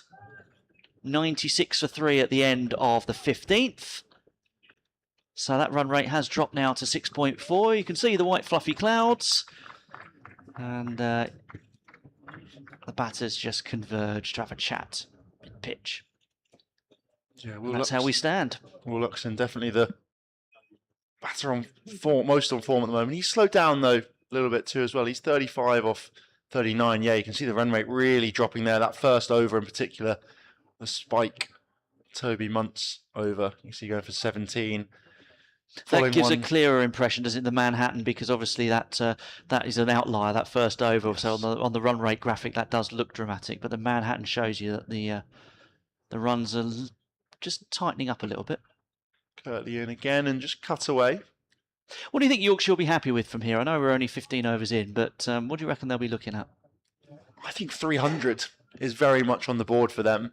I think they'll probably be thinking that's sort of the minimum, just because of such a short boundary. I think it was one of those where if you can get in and get going, string together, big partnership, there's opportunities to score pretty freely and really target that short, well, will be a leg side boundary bowling from the sea end up the hill. So I think they'll be thinking about 300s. You can just see by the run rate they've been going at now as well that 100 up almost inside 15 overs. Wickets will be the thing. The ball is definitely nipping around, and we've seen quite a lot of that despite being, despite scoring freely and inevitably being in and seeing the ball pretty well, Luxton, for example, now, there's still a lot beating the edges, and the ball's still seaming around, nipping around off the pitch as well. So if that keeps going, maybe 300 is a little bit over the top, but that was driven nicely down the grounds, through for a single. Just a leisurely jog. Carson again doing the fielding. He's been in the action quite a lot in there at mid-off and mid-on. Yeah, I'd say about 300. You think that, Andrew? Yeah, no, I wouldn't disagree. Wouldn't disagree at all. There's a young seagull which has taken its place down in front of us by the just a few yards in from the boundary rope, just behind the wicket keeper. You may be able to see him actually on your screen behind the live from Hove bit. Nice defensive shot there from Whiteman, just again running the ball off the face, looking to perhaps try and find that gap at third man for a single. Instead he picks out the man at point. Yeah, I think it can be quite a tricky one to gauge when the quality of, the speed of the outfield doesn't necessarily match the flatness of the track. And we've seen the ball, as I mentioned, keep seeing around, 15 overs in, it's still not necessarily easy to bat. That one's down the leg side, but races away for four, exactly what we're talking about there. That's timed brilliantly, and there's no stopping that. Perfectly bisects the two fielders at fine leg and deep square leg. And that's the issue really, is keeping a lid on those kind of runs where if you stray down the leg sides to a left-hander from the Cromwell Road end, they can really target the short leg side boundary, and vice versa, the offside for the right-handers. And then when you're bowling from the sea end, the opposite of that, there's always going to be a short boundary you can target and therefore up the rate. That one's much better. Pushed across the left-hander Whiteman, who drops his bat there as he almost tries to berate himself a fraction, just thrusting his hands at the ball as it drifts across him. Does that one nip away? Nips away a fraction, perhaps. And yeah, those two balls almost describe exactly what we've been talking about, the challenges of batting on the pitch, but also the freeness of runs that will inevitably come because of the short boundary, the big slope as well. I think you can't really gauge it on the stream, but if you're here, you can really see the difference in height between the bottom end by us and the media box at the sea end and actually just the climb up the hill over towards Cromwell Road end. Freddie Price continuing from the sea end. Single there for him. Just on the YouTube, the stream chat, I've now lost the comment now. Hang on a minute. I'll get there in a minute. Oh yes, Brendan says, regarding minutes played last season, I reckon John Simpson might be up there. Yeah, very good shout again. Oh yeah, or even Safe Zabe of Northants as well. He was, I think, actually the leading run scorer in the country. Sibley was just Division 1, so he could be a shout. Plays T20 as well. Pulled away. That will just be a comfortable single for Whiteman. On to 18 from 19. Yep. Luxton 37 for 42. Yorkshire 104 for 3. Other thing to consider with Simpson as well is there's almost zero chance he'd go off the pitch when he's on it, because as a keeper, you can't really just nip off to go to the toilet or get a drink. So he would inevitably been in the field for every single minute, pretty much, that he was involved in those games. And it's just on a batting front, and he scored a load of runs as well. Lofted, brilliant shot, and that has gone all the way. Yeah, into the hospitality section, just down to our right. You can see the people taking cover. Got to look after your drinks when that happens. That's a lovely shot, that is. Just picked up and whipped over the leg side for 6. A huge 6. Very high that went though, didn't it? It did. It was like a 9-iron. Went high and dropped down. I don't know how Luxton's golf game is. It's a nice shot though. He's into the 40s with that as well. 43 or 43. What's Price's comeback like? It's a good one. Covered up by Luxton.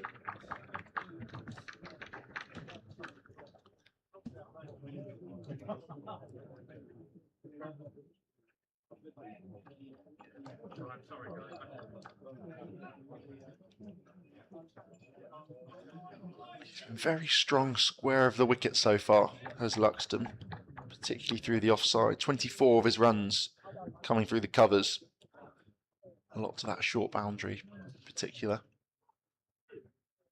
Oh, that's beaten everything. Yeah, another lovely delivery. Oh. Again, closing the face of the bat there.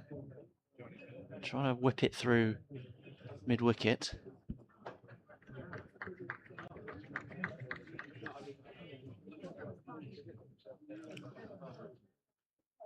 Now, have we found the baby seagull's parent?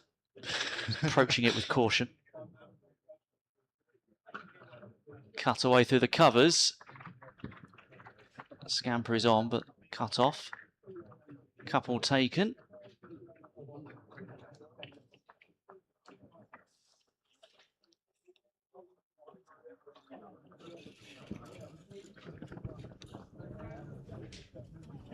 $112 for 3, 17 overs in of the 48. Lost a couple overs to rain earlier today. Only off for probably about 20 minutes in the end, maybe a little less. Got back out pretty quickly. And now, as you can see, bright blue sunny skies and no sign that there was ever any rain, making us look very silly talking about it. I was going to say, you'd never know, would you? Yeah. In case you have only just joined us, and I noticed that our stream figures are almost double what they were first thing. So we did have, I don't know, what, 10 minutes? Yeah, give or off the take. There rain? was maybe a little bit more, but something pretty quick. Yeah, which has cost us a couple of overs. Curtly in and just punched into the offside by Whiteman. So yeah, 48 overs in. You're listening to myself, Toby Reynolds, alongside me, Andrew Rayburn. Feel free to get in touch if you have any questions, any comments. Just fancy saying hello. You can drop anything into the live stream. We should see that. Or you can contact us directly. My Instagram and Twitter and everything is treynolds_sport, or it's Andrew_Rayburn on X for him. So yeah, feel free to drop us any messages. Keep them clean. Shorter and defended. Be nice. It's a Sunday. Exactly. A sunny Sunday as well. Yeah. It is a sunny Sunday now. Wasn't an hour ago or so. What's it? Yeah. 12:40 local time. Yeah, we've been going for probably about an hour and 10 minutes or so now. I think it was about 11:30 they got back out onto the field. As in comes Kirtley again. Driven nicely, just sensibly into the offside from Luxton. He's on to 46 or 48. He's batted really well so far. Couple of beaten, both inside and outside edge of not only these two batters, but the other three who have come and gone. It's not necessarily a motorway out there, but the outfield definitely is racing away. That one's onto the pads again, but just picks out Tom Price, who has stationed pretty much every ball so far out there covering a short boundary. Yeah, Tom Price and Sean Hunt, I think, have been busiest in the field. Yes. and Jack Carson maybe in terms of where they're fielding. The ball has found them a lot. Yeah, seemingly so. In comes Kirtley again. He's found quite a nice line length, I feel like, Kirtley, these last over or two.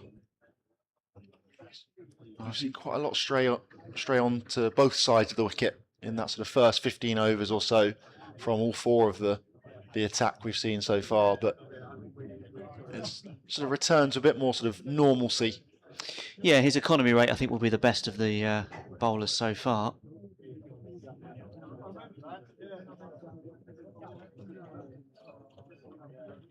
Short, pulled aerially. One bounce four, almost picks out the man down there at fine leg. Freddie Price that would have been, but in the end it's put away, and that's a lovely shot. I think to take him to 50 it is. That's 50 off 50 exactly from Will Luxton, who's batted pretty effortlessly so far, picking up boundaries square of the wicket with ease. 7 fours and 1 6 in the hour and a half he's been out there. It's the 7th time that he's gone past 50 in this format. Once he's gone to convert to 100 in what is now his 31st List A innings. That's, he's hit how many fours did you say? 7 fours. 7 fours and 1 6. That ends the 18th over with that as well. 119 for 3. Return to Price. That was, I can tell you, and you can see I love my stats. I'm gonna pepper you with them. That's Will Luxton's 99th four in one-day cricket. Interesting, So yeah. It's a good effort.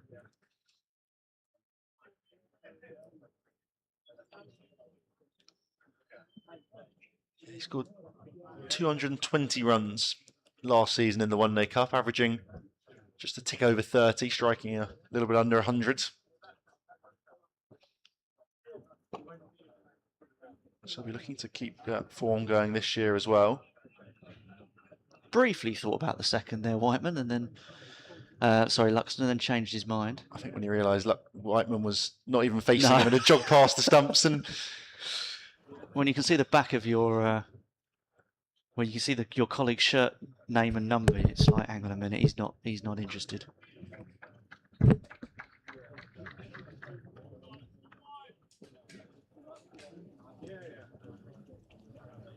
Ground bathed in sunshine now. Driven will be cut off.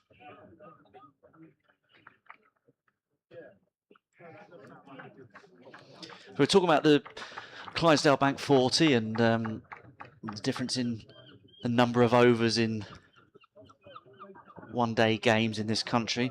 The very first games were 65 overs in when one-day cricket was pupped in this country. Early 60s. The first List A game between these two sides, June 1963 on this very ground.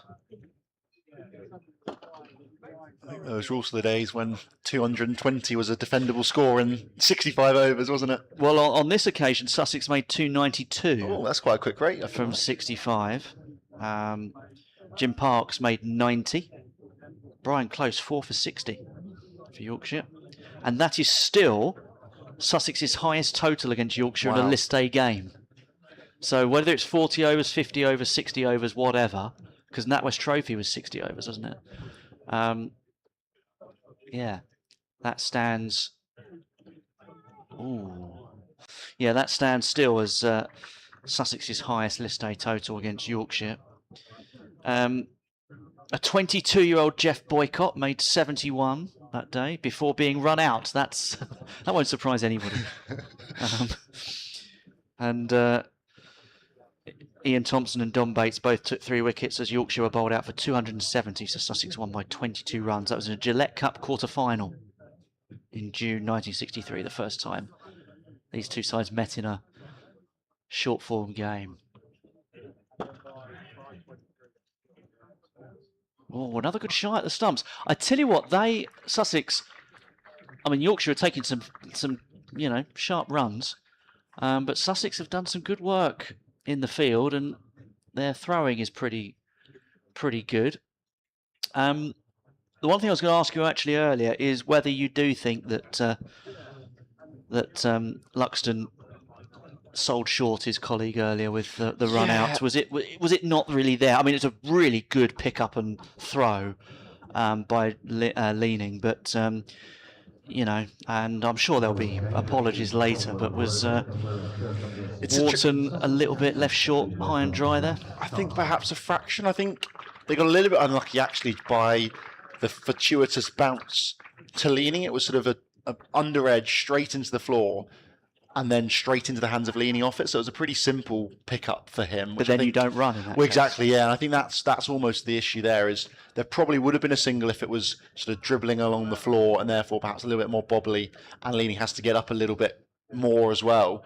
But actually the fact it was waist high to Leaning on the full, effectively, just means it's that much easier, and therefore probably did barbecue him a fraction. And I think both batters probably did realise that as well. As we're seeing a change of bowling here. Jack Carson, the captain, coming into the attack from the Cromwell Road end. And Whiteman just cuts it away first up. Thoughts of two, they will take it. And Luxton has to be quick, he is quick. Whiteman a little bit more leisurely coming back for the seconds, knowing he's running to the safer end. Yep, so two men in catching on either side of the wicket. Short extra cover, short mid wicket. Oh, that one finds the outside edge. It's going to race away down the rope.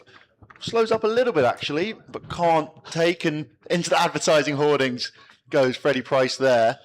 It's not the first time we've seen those hoardings. There was a bit of a problem with one of the Yorkshire players in the warm-up. Price is going to leave that well alone and let someone else deal with it. But yes, one of the other.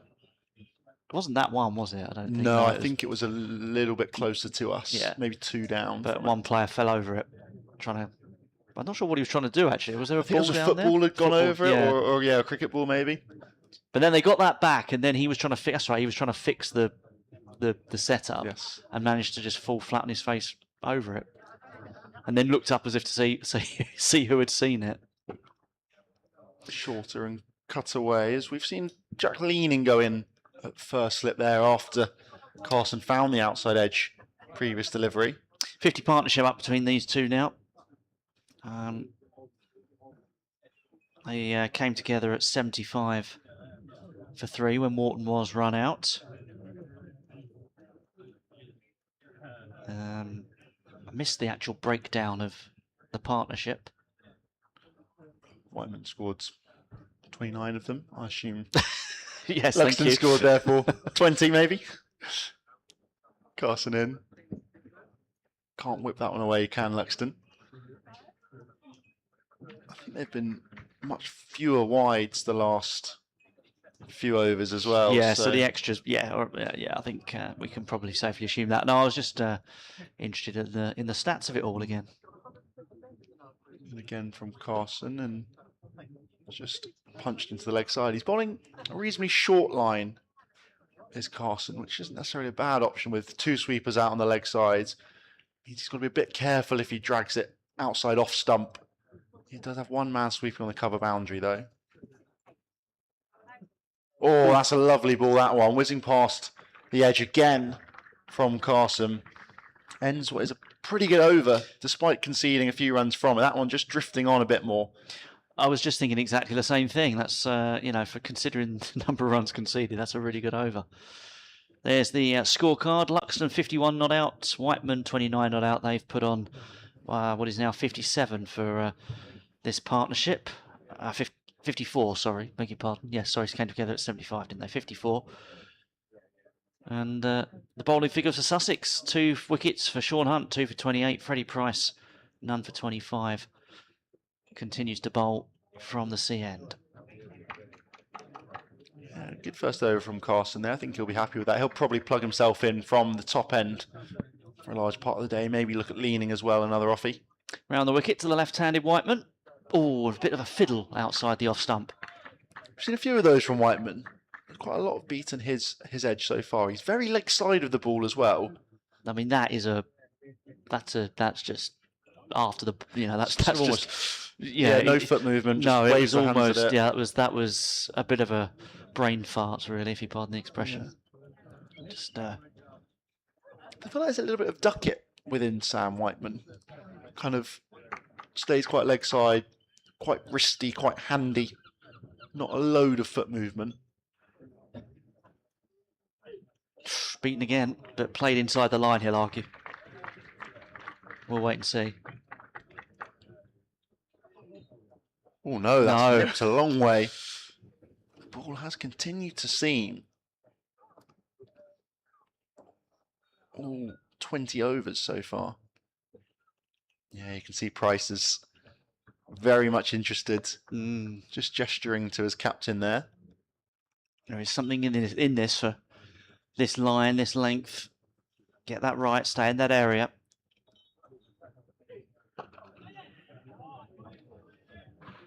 Yeah, again, but standard deliver, isn't it, from Whiteman? Just trying to sort of jab that away through the offside. Yeah, it's a little bit full of that one, but perhaps a fraction straighter as well. So he did try and force that one away. There is a gap. You've got point and then extra cover. Hudson Prentice in there, reasonably close catching. There's a gap between the two fielders. Good again from Price. He's been pretty impressive as well. I think tough first over maybe, but since then has been on the money, and these last 2 overs have been really good. Yeah, you got to bowl to your field. You've also got to bowl to your dimensions as well, and got to stay. If you're going to bowl round the wicket to the left-hander, you've got to get tight in and not allow them any width to try and find. Although there is 2 boundary riders out on that short boundary or shorter. That's down the leg side though, and probably didn't need to play at that.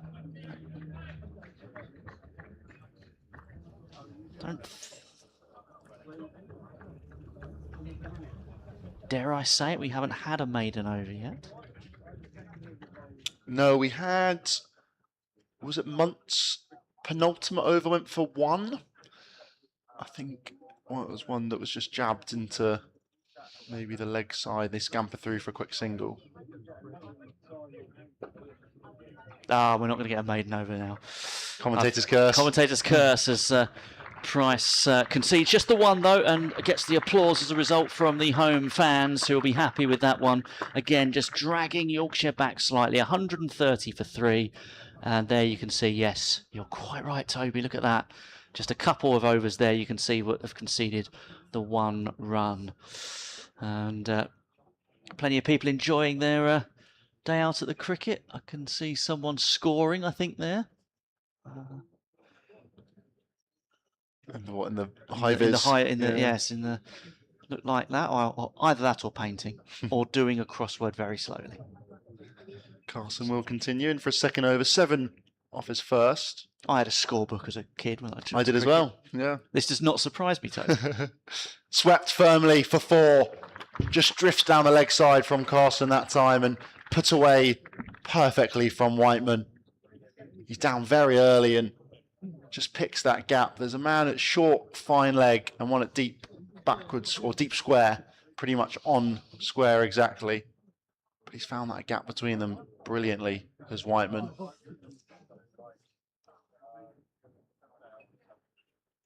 It's a much better line from Carson that time. Yeah, that first one. I mean, Carson's been playing professional cricket for 6 years now, whatever. That won't go down as one of his best ones. That first one, definitely not. Bit of a loose snuff first up in the over. Continues to the left-handed Whiteman. Short's going to be cut for a single. Yeah, he's got a couple sweepers down the ground at long on and long off. Quite wide is long on for the right-handed Luxton. Neither been in the game from Carson's first 9 deliveries.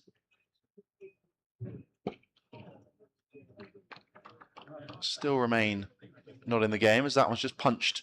I think that's Jack leaning in there at silly mid-on. Very rare position I feel like we see nowadays, particularly in the white ball format. That's good to see.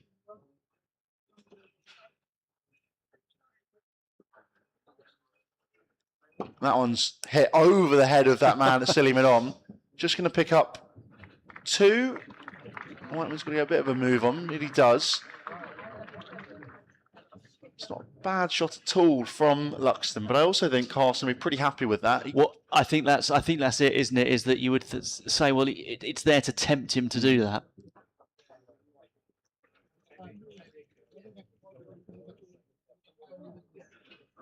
Shorter and flatter, and this time just punched straight to the man at long on, wide long on. Ends the 22nd over, 138 for 3, just 3 overs. Well, actually, drinks might even be at 24 overs if there's only 48. Let's see what happens. A couple overs either way till drinks. I think this Yorkshire pair will just be focusing on keeping on building this partnership as it continues to climb. And 63 off 67, Luxton 25 within it, and Whiteman 35. And what we're looking at for the bowling limits? We're looking at what, 3 10s and 2 9s, are we? Or yes, I think that would be it. Yeah, you lose 2 overs, so two bowlers. Although you'd assume that they'll probably end up using more than. Yes, but I'm 5. just thinking, you know, that's the max. The max in the regs.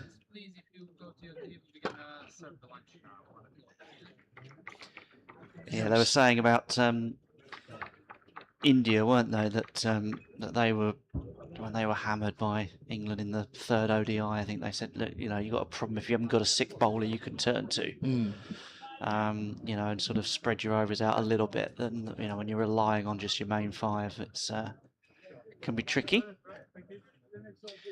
Yeah, I mean, there's more than 6 options for Sussex here. Yeah. It's pretty much just the opening pair who couldn't bowl if required. Even then, maybe Thomas might fancy it. Yeah, Finn Hudson-Prentice. I'll say still get to see him, aren't we? Yeah, took his best list A figures in the game against Glamorgan, 5 for 62. Got a wicket against Durham as well. Jack Leaning can bowl. Yeah. Tom Price, still yet to see as well. Yeah, Dan Ibrahim can bowl a little bit. I wonder, Price in particular has, I think, had quite a few injury troubles in his youth, so perhaps maybe game on, game off with the ball in hand. Wide, cut away, and good stop out in the deep there. Really good work, that. George Thomas. Yeah. Excellent. He's done pretty well a couple of times out there, actually. Because that was hit very firmly. One of my favourite moments in a just watching a fielder collect the ball out by the boundary rope. I'll talk about this story. I've mentioned it a couple of times, I think, on commentary before, but as I've been on commentary here for a year or more, I'll regale everyone with it again. It was a T20 Blast game between Middlesex and Surrey at Lord's, so a big London derby. Big crowd Friday night. This ball was pulled out towards Nick Gubbins on the boundary rope. Takes the catch. Of course, big Middlesex following behind him.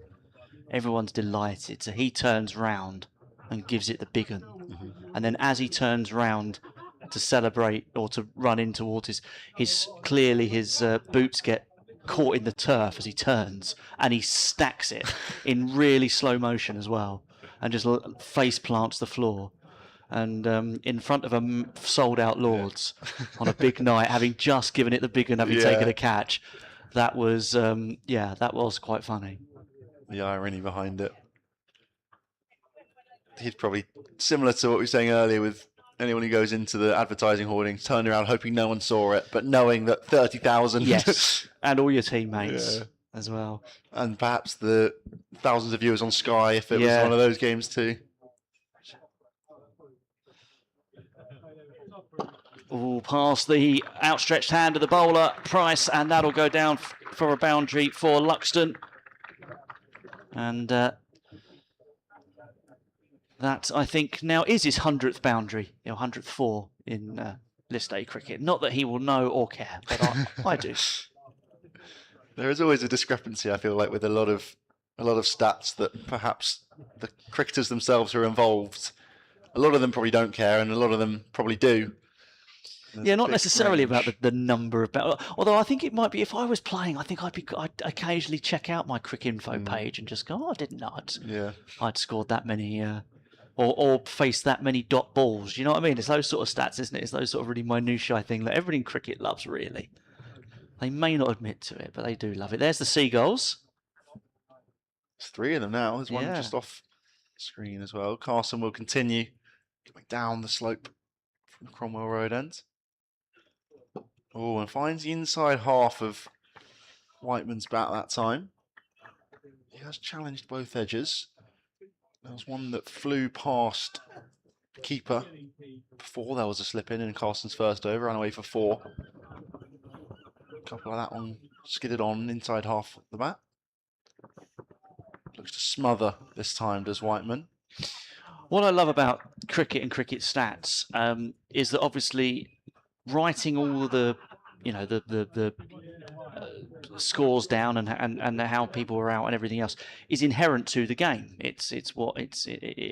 So it goes back to the very original matches, and so you have all this data that everybody started writing down 200 years ago and just carried it on. All right, nowadays we have more stats because the old scorecards on Cricinfo, for example, you can't get the number of minutes, etc., that they've. But that's all modern sort of data. But I just love the fact that obviously, as I say, it's inherent to the game with scorecards and everything else. So the data, you've got all the you may not necessarily have balls faced in the early scorecards, but certainly all the runs and all the averages going back, however many, 100 or more years, you can trust it within an inch of its life normally.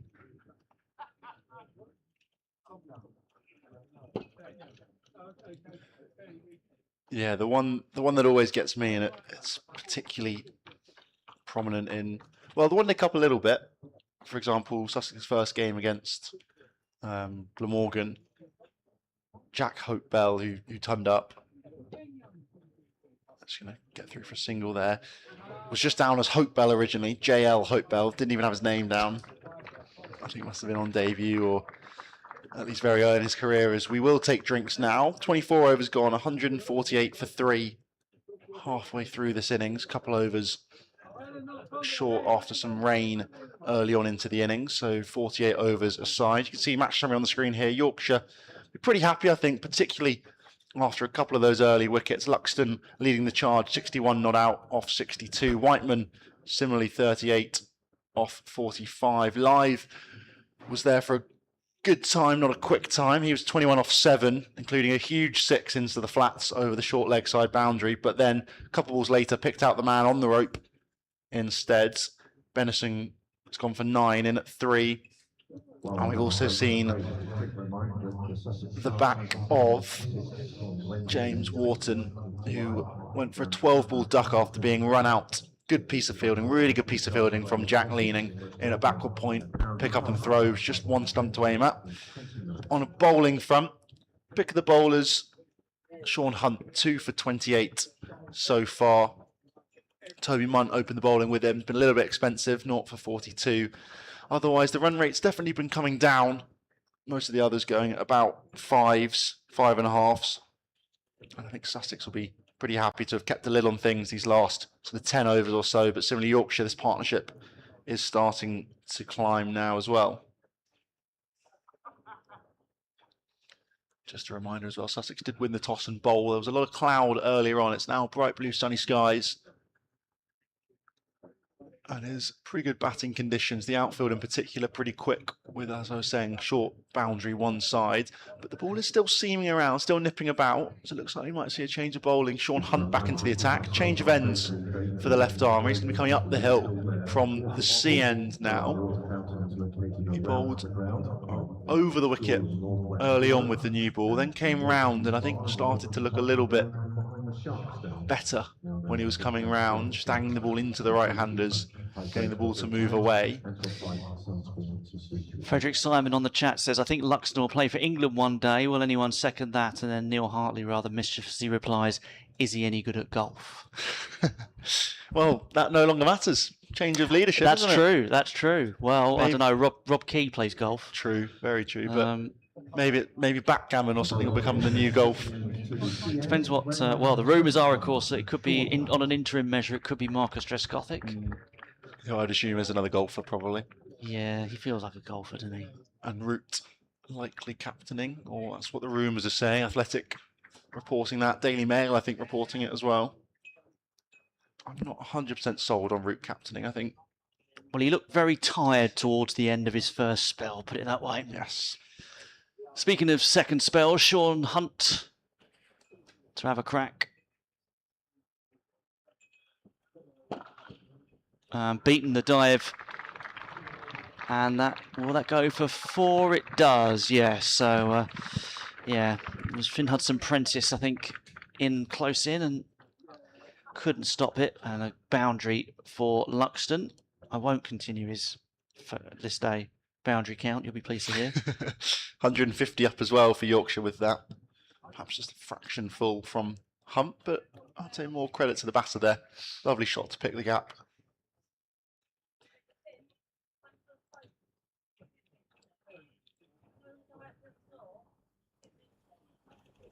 Oh, that was a lovely shot before that, but a rather ill-educated or unadvised, yeah, right across the line. Definitely not as trying to pull it from outside to leg is always slightly odd. Comes with risk anyway. He's quite a tall guy though, Sean Hunt, so he's got to be right pitched up to challenge LBW, I reckon. Edge and no danger to that one with no slips in place. Yeah, he's reverted to that quite square field. 2 sweepers outside at deep square leg and deep cover opposite each other, and then third man fine leg outside the ring. Everyone else, obviously inside the second power play, has to be in the ring. Couple on the offsides. Couple on the leg sides.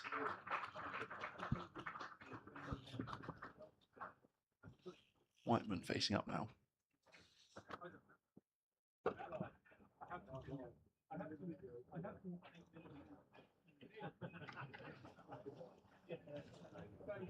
Only 5 players have made centuries in Sussex versus Yorkshire List A games. 4 of them Yorkshire.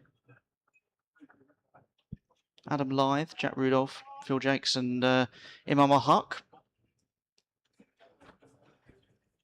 Luke Wright, the only Sussex batter against Yorkshire in a one-day game.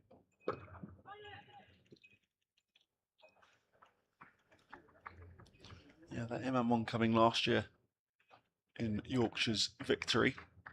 Yep, 106. They're definitely going to have missed him this year. He scored 688 runs, averaging just under 100 last year at the top of the order. Jack Rudolph's century is 132 not out, and that was in a CB40 game in 2011. Some going. Oh, good stop, half stop, to save probably 3, I think, there. Because that was travelling. Yeah, good strong left hand to end the over. 155 for 3, 25 overs in. Yeah, still yet to see Hudson-Prentice or Price, which makes me think perhaps both playing just as batters today. Well, we'll obviously wait and see how that pans out. Plenty of overs to go, 23 of them, not 25. We are losing a couple. We'll remind you of that if you are just joining us, because we had a burst of rain that came down quite heavily and then went away as quickly as it arrived. Bit like Adam Lyth's innings. Carson in. Oh, finds the inside half of the bat this time. Possibly for the first time bowling to the right-handed Luxton. At least very rarely. He's bowled to Whiteman pretty much exclusively for those first 3 overs, it's felt like. And challenged the left-hander. Different skill required here at the right-handed Luxton, who defends. Actually, no, I think I've made a mistake because he chipped it over the head of leaning in at Silly Midon a couple of times, hasn't he? Yeah, they've still got him posted there.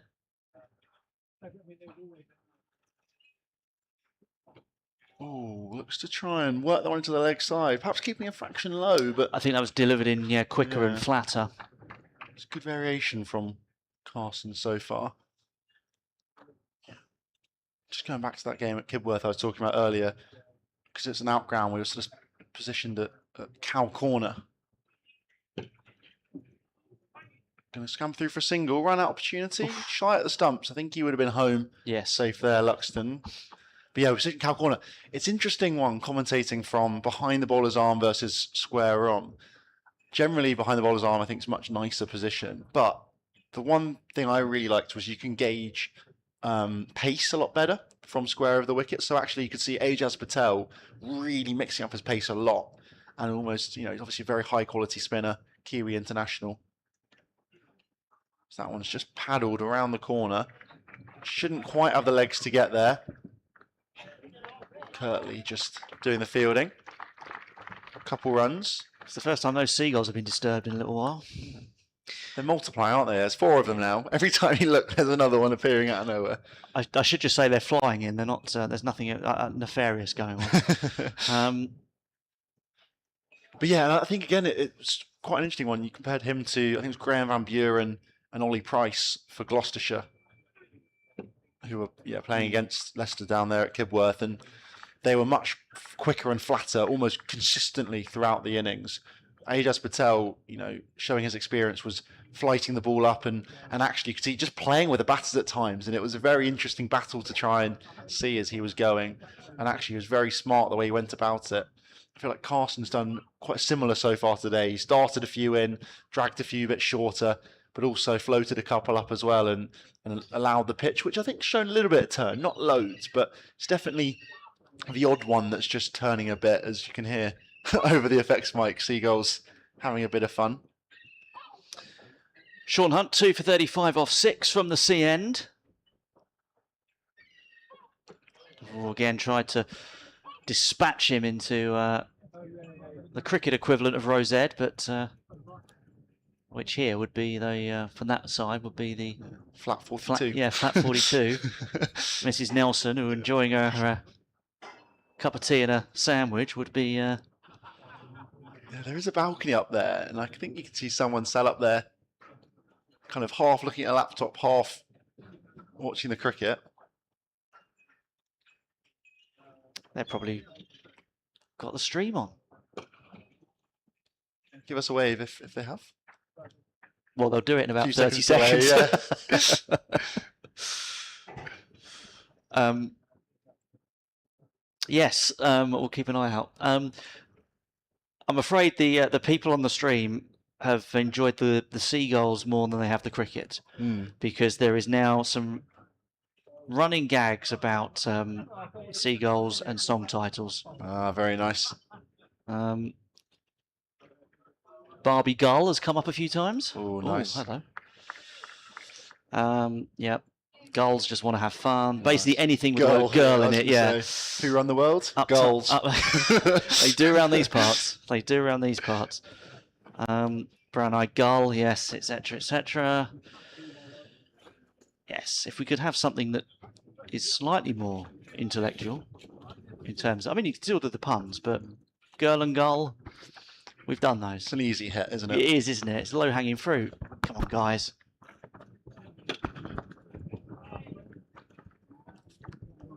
Good so far from Hunt. Just the one from the over so far. Oh, yeah, there is cricket going on. I've just realised. We should be talking about that. Well, goals first, cricket second. Yes. During that game at Kibworth, I was on commentary with Charlie Harden, also known as What's He On About Pod.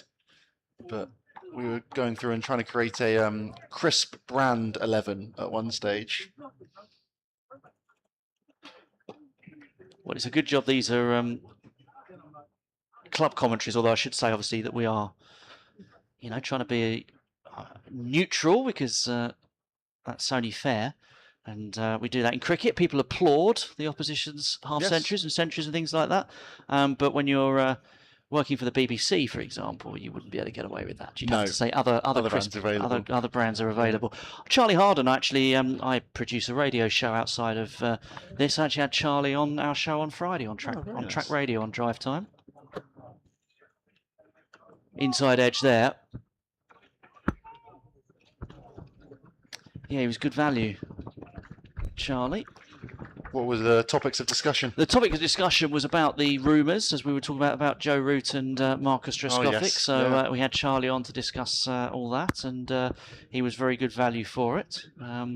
It's worth checking out his socials, I think. Yeah, he's got, I want to say, hundreds of thousands of followers. Probably one of the bigger names within cricket content creation. So that's the end of the 27th over, 161 for 3. Those Seagulls obviously enjoying the idea of Charlie Harden on the radio. Yeah, it's where our effects mic is that they end up. I think it's on the roof, and the Seagulls are. Oh no, it's down there, isn't it? It's down. Used to be on the roof. It's actually now dangled out the window. Just cut for a single first up for Carson there. The problem when it was on the roof is that birds kept on pecking it, or worse still, trying to mate with it. So yeah, so it was. There was always noise on the mics. Carson round the wicket to the left-handed Whiteman. Looks to lap sweep again, but good piece of fielding there. Just going to come through for a single. Kirtley does excellently, because Whiteman had beat him behind square previously for 4. This time Kirtley smartly round to his left to do the fielding. I mean, we're still getting them. The goal from Ipanema, material goal.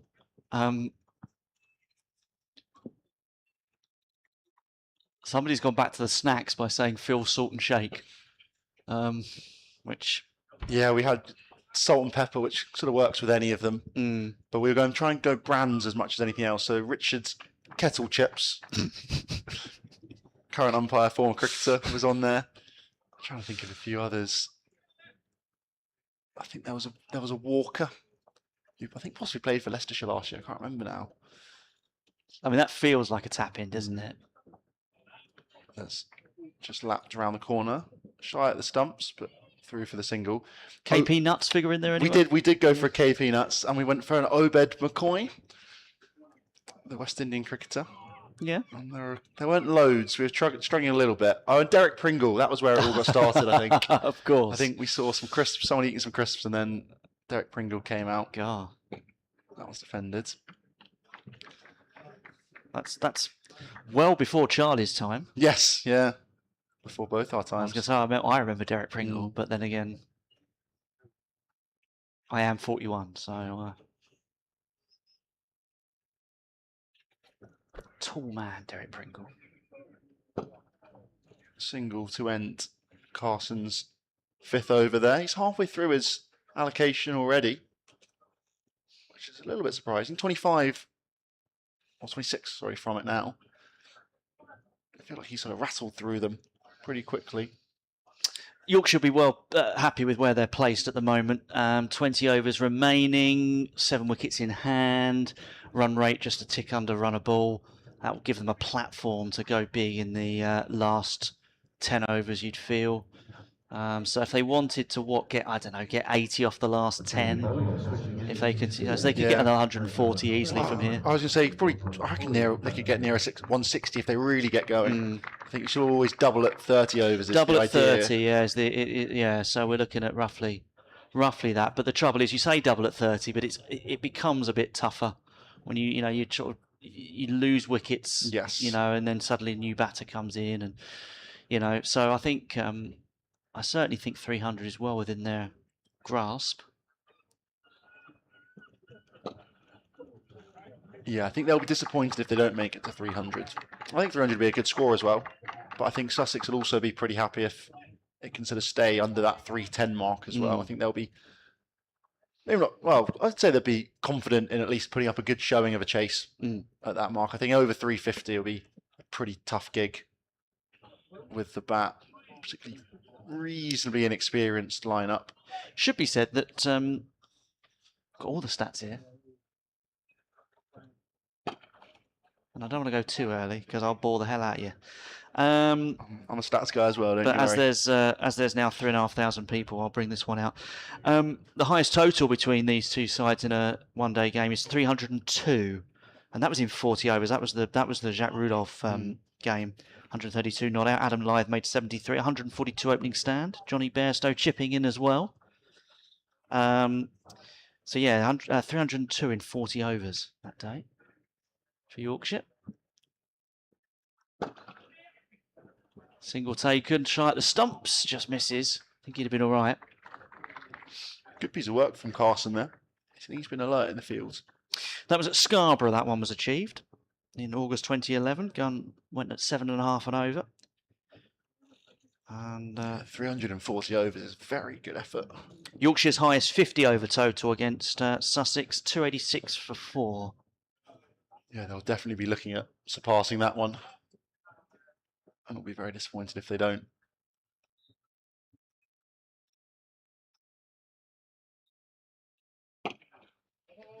Still got a fair bit of batting to come, do Yorkshire. George Hill, Finley Bean will be coming in at 6 and 7. Dom Bess as well, down at 8. More than capable batter. Bowling all-rounder he is. Ben Code, Ben Cliff, and then Kuldeep Yadav, the overseas pro, coming in at number 11. So I think they'll definitely be eyeing up a pretty reasonable total with this platform that they're laying now. Bit aerial, that one, but safe. Yeah, found that gap, didn't he? I like this comment on the chat from the Wakey one about, so clearly a Yorkshire fan saying, I'm not sure the commentators are taking this as seriously as the rest of us. Whiteman, 45 or 55 right now. Highest score of the season. He made 44 against Hampshire in the opening game. Yeah, I think the goal chat is very serious.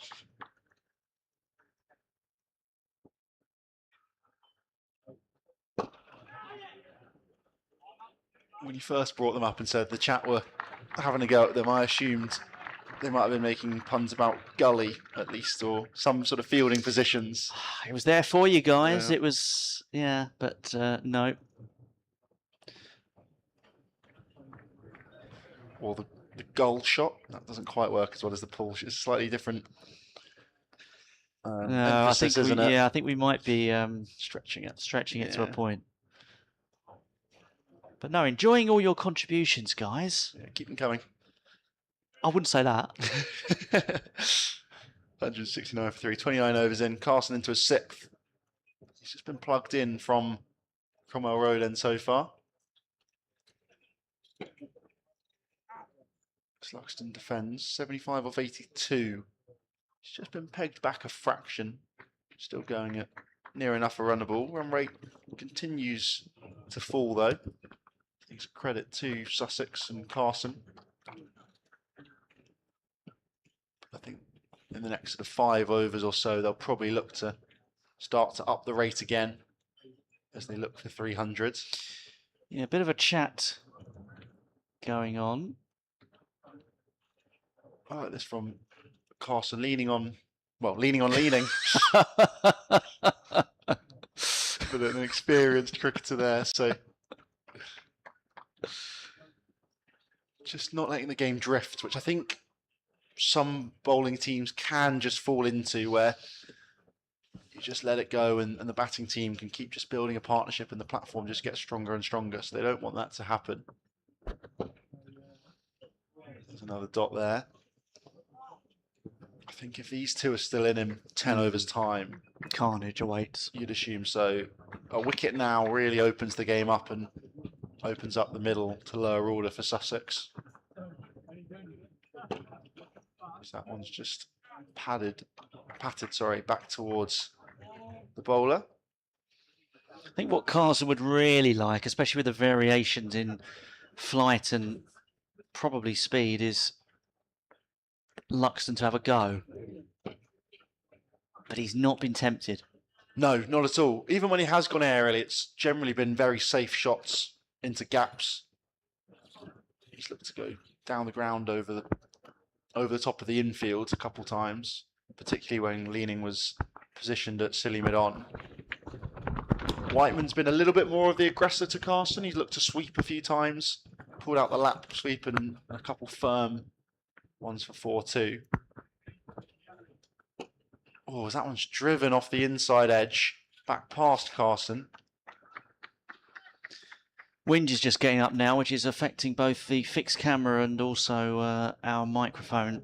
So apologies, it's not us being lax with our microphone technique, our headsets. It's the effects mic outside, which is taking a little bit of a hammering.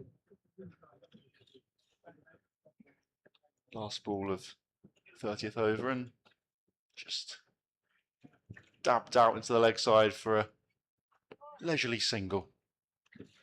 172 for 3. 30 overs in. Whiteman nearing his half century, 46 off 57. Luxton down the other end, batting very sensibly, but also very well. He's 77 not out off 86. 3 wickets have fallen so far. Adam Lyes was the first to come and go. He made 21 off 7. A very fun, if not brief innings. A fun 21. Yeah, 1 6 and 3 4s along the way before hauling out to deep square leg just a couple balls after sending Hunt for 6. It's caught by Tom Price. Benison came and went as well, 9 off 18, also caught by Price, also off the bowling of Hunt. And then Wharton was run out by Jack Leaning, slightly barbecued by Luxton, who is continuing now, facing up to Kirtley. I don't know. I don't think it's. I mean, it's a really good catch by Price to remove Benison, and a very good throw from Leaning. Don't get me wrong, to remove for the run out of Wharton. Although there's debate around, whether the run should be taken. Someone on the chat saying, "Well, Wharton took off quickly at the non-striker's end." Well, yes, but if you're called through, you kind of have to. So there's still always the question of whether the decision was the right one. So we'll just watch this from Kirtley. Oh, now this is lofted aerially. This is going to go the full distance. This slams into the building at this end, and yeah, that's giving it the full beans. That It's the first bit of aggression we've seen in probably about 20 overs, I reckon. Maybe just starting to flick the switch here. Luxton and Whiteman.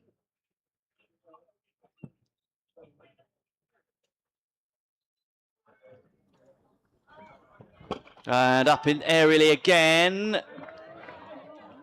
And oh, now has that cleared the rope? For me, it looked like it went all the way, and yeah, Yep, the it umpire does. signalled. I think it's good. Typical of cricket, that I think Price said. I saw that clear the rope. Yes, it did, quite clearly. That's Hunt, Sean Hunt down there. Yep, told the umpire, yeah, that's 6. Was doing a game at the Oval a couple months ago now, and there were at least 2 instances, luckily one for each side, of shots that I thought went for 6, and the umpire signalled 4 for both of them. Ah, well, it evens itself out. Exactly, yeah.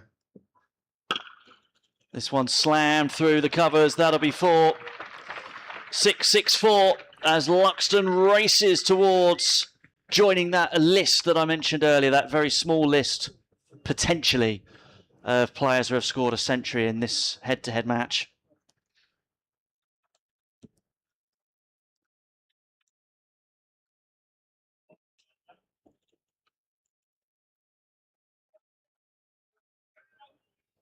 You did say, didn't you, that we might see them up the tempo at some stage? Yeah, I thought it might be a couple more overs before, but seemingly now is the time to go, Luxton thinks. Oh, edge past the wicketkeeper, who's up to the stumps. And there's another boundary, and Luxton now wants nothing to do with the nervous 90s. He wants to get there in double quick time. He's on 97. Yeah, when it rains, it pours. Not quite going right. But a couple half chances. That second 6 felt like it sort of lured Hunt in the whole way. Thought he might be able to get there. Just about cleared the rope as well. And then that time, thick outside edge. They've had to bring the men up from third man and fine leg inside the ring. So it means he gets a bit fortuitous with that. Advice from Jack Carlson, the captain, to Kirtley. Luxton on 97. Oh, inside half of the bats, and he's not going to get anything from that. But what an over that is from a Yorkshire perspective. They've been pegged back slightly in recent overs, but yeah, 6-6-4-4. And that's taken Luxton to 97 and Yorkshire to 192 for 3 at the end of the 31st. Yeah, as I was saying, just flicked a switch that time, didn't he? He'd been so calm and so composed for pretty much the whole of the innings. Got off to a pretty good start, but the last 20 overs or so, nothing in any anger. And then that over just evidently fancied Kirtley, perhaps a fraction full, that first 6, and then followed it up with another one before finding 2 4s off the back of it as well. This is the time, he's thinking, to really push on. Whiteman has been left behind, having been not far away scoring-wise. He's 46 off 57. Just one hit away from a half-century of his own. The off-spinning Carlson comes around the wicket. And he sweeps. Doesn't get a hold of it. Will get a single, though. Kirtley in there doing his fielding. Brings Luxton on, who's 97 off 92 now. You can call home his century here then. Or his wicket, who knows? Or nothing at all. Well, in the next 5 balls, I'd expect something to happen. No run first up. He's just going to pat them all back now, isn't he? Yeah, it's going to toy with all of us. It's been a brilliant innings from Will Luxton. It has. Gone up and down the gears, measured through the middle. 3 out on the leg side sweeping, 1 at deep cover. That one's just chipped for a single. Out towards the man at deep mid-wicket.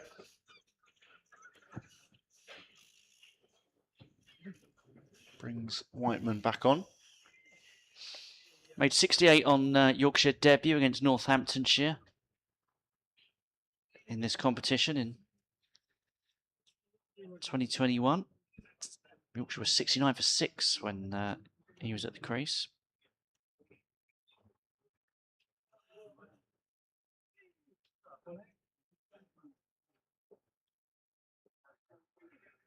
There comes the lap, it's aerial. Just going to have the legs to get over, leaning, coming round from slip. We'll pick up a couple. Kirtley charges round from deep, well, fine leg out on the rope.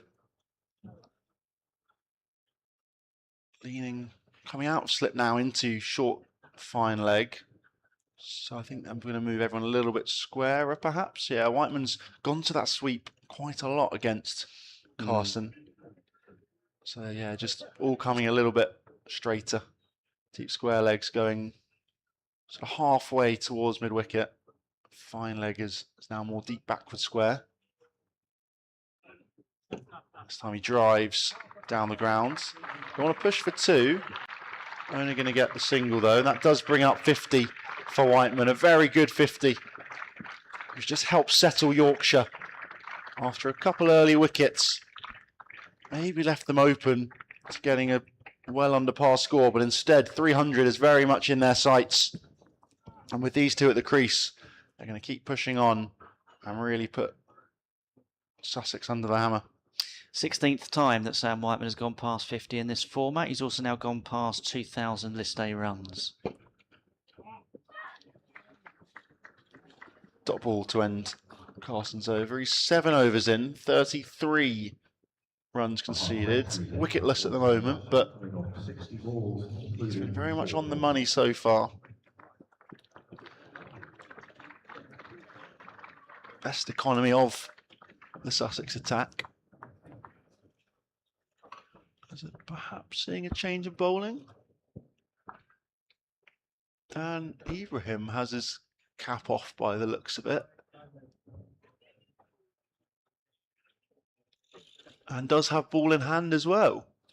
So no Finn Hudson-Prentice, no Tom Price, who have both been used in previous One Day Cup games. Instead, they're going to the 21-year-old, who I think hasn't bowled yet this One Day Cup.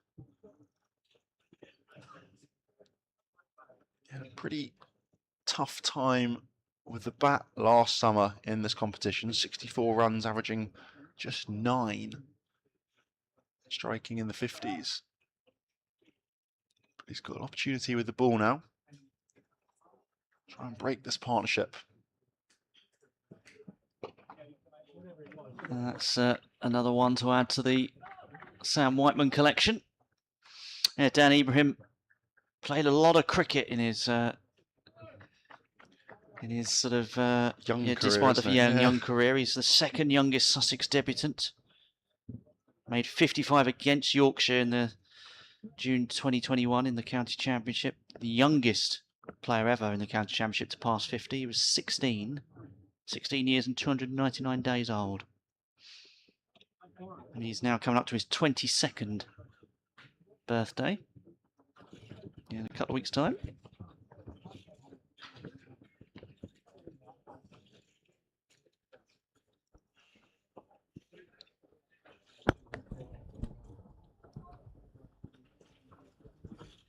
Luxton a couple of runs short of a century, played back off Ibrahim there. Yeah, just soft hands with that one. Drops the ball into the offside. Ibrahim's last bit of bowling was in a second 11 match at Horsham against Essex, 1 for 6. The T20 match.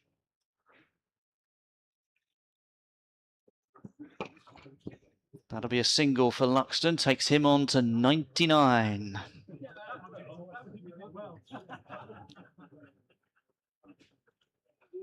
Around these parts, that means ice cream.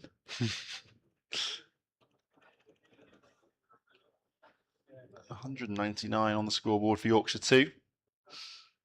32.5 overs in. Run rate back above 6s. Yeah, they'll definitely be targeting above 300. Full, straight, scamper through for a single. Slight fumble from Hunt as he ends up collapsed on the floor. That does bring the 200 up for the visitors as well, as a warm round of applause echoes around the ground here down in Hove. Appreciation from the fans. Partnership now worth 125.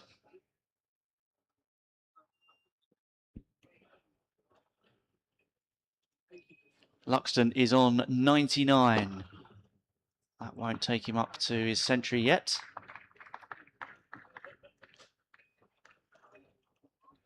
It's gone from being, was Carson, he's okay. He's just clutched his hamstring for a second there.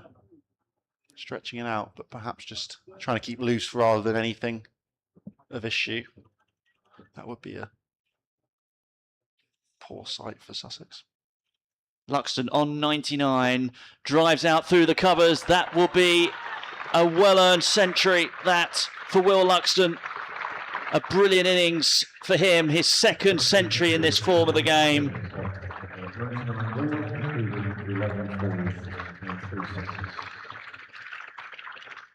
Achieved in 99 balls, 11 fours, and 3 big sixes as well. And a superb innings. Yeah, absolutely fabulous. He's gone up and down the gears, started pretty strongly, then just sort of settled into it through the middle overs. And now at the back end is starting to push on. A couple of those sixes coming just a couple of overs ago, and he's really looking to put the screws to Sussex here. Just going to pick up a single that time into the leg side. His highest score in this day cricket is 105 not out. But he does have an innings in first class cricket of 167. So Can go big. he can go big. Yeah, alongside Whiteman has looked brilliant so far. Looks to give him room. Instead goes over the leg side. That's a huge six out towards the Singer bar. Sent flat and firmly over cow corner. A lot of space out there. No risk at all from Whiteman.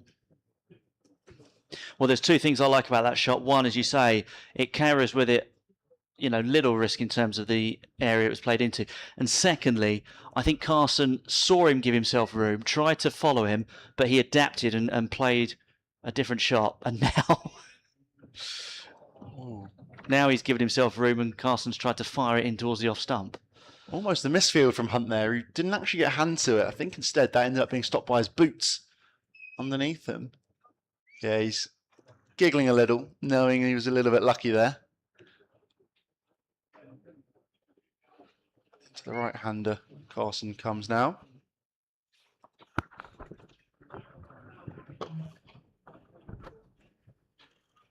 Dot ball.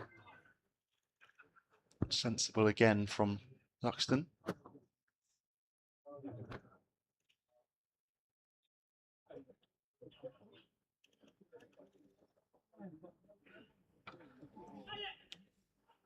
Thoughts of a single, but Kirtley does well to get round. Are we, but in the context of Luxton's innings, are we underrating or underestimating Whiteman's contribution to all this? Possibly. I think he's batted just as sensibly. Perhaps a little bit more aggressively until the final few overs, but in some ways not as freely as Luxton. 34 overs in, 209 for 3. I think he's probably taken down Carson a little bit better, Whiteman, but against the seamers, I think Luxton's just looked unflappable as much as anything else in these last 20 overs or so. There's the card. Luxton 101 not out. Whiteman 59 not out. Adam Lyth 21 from 7. And it really is been on the shoulders of these two to build this innings. Bowling figures 2 for 38 for Sean Hunt. And Carson has kept it relatively tight. Some good stuff from Freddie Price as well. Kirtley and Munt, the other youngsters, just been a little bit expensive at times. But they've also had some good deliveries in there, haven't they? I mean, yeah. there have been 2 or 3 which perhaps they might have got inside edges or, you know, hit the stumps on another day. Yeah. Munt in particular had a couple absolute beauties bowling to the right-handers where he did seem a lot more comfortable. Sort of looked to push him across the right-hander and just nipping back off the pitch and swinging back in and probably missing just the top of off by a couple of centimetres more than anything else. And as you say, on another day, could have picked up a couple. That's the partnership that's done the damage. 134 between Luxton and Whiteman, 72 Luxton's share.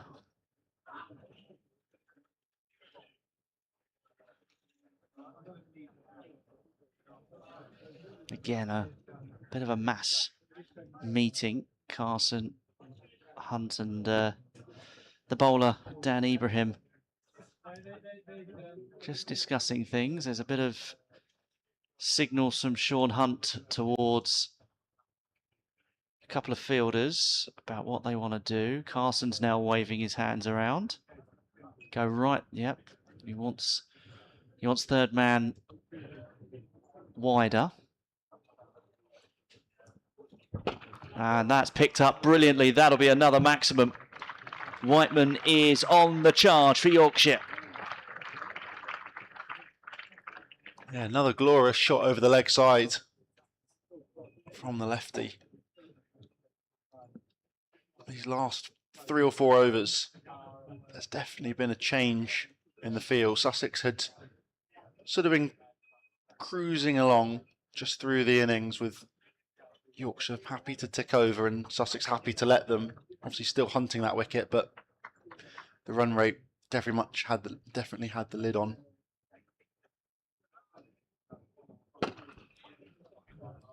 That'll be a single down the ground.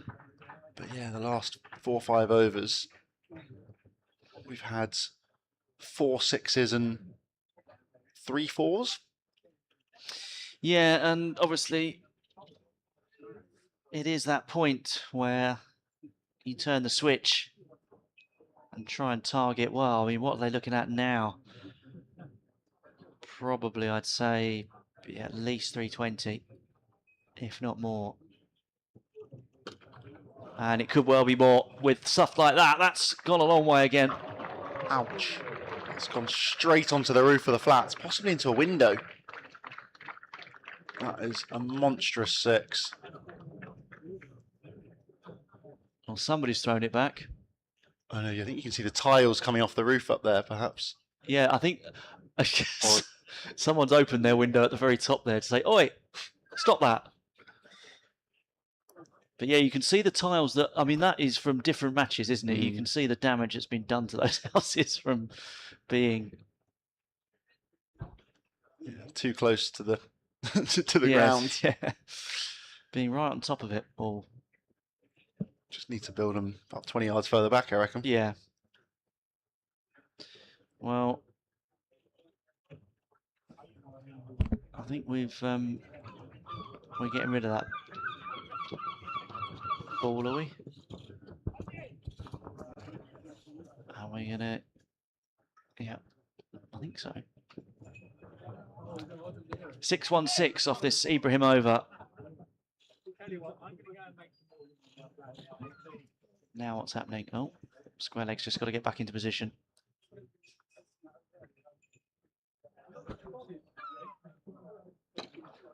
Driven out to deep extra cover, another single. So this now, I mean, that shot from Luxton, let me just confirm, has now, yes, taken him past his highest list A score.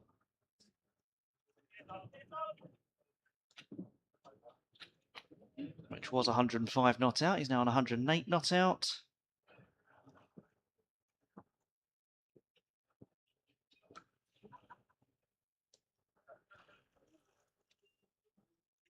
Ooh. Slightly odd all round there. Yes, it was a bit of a brief, odd bit of cricket for half a second there. Be interesting to see the replay as to quite what position, body position, Whiteman ended up in.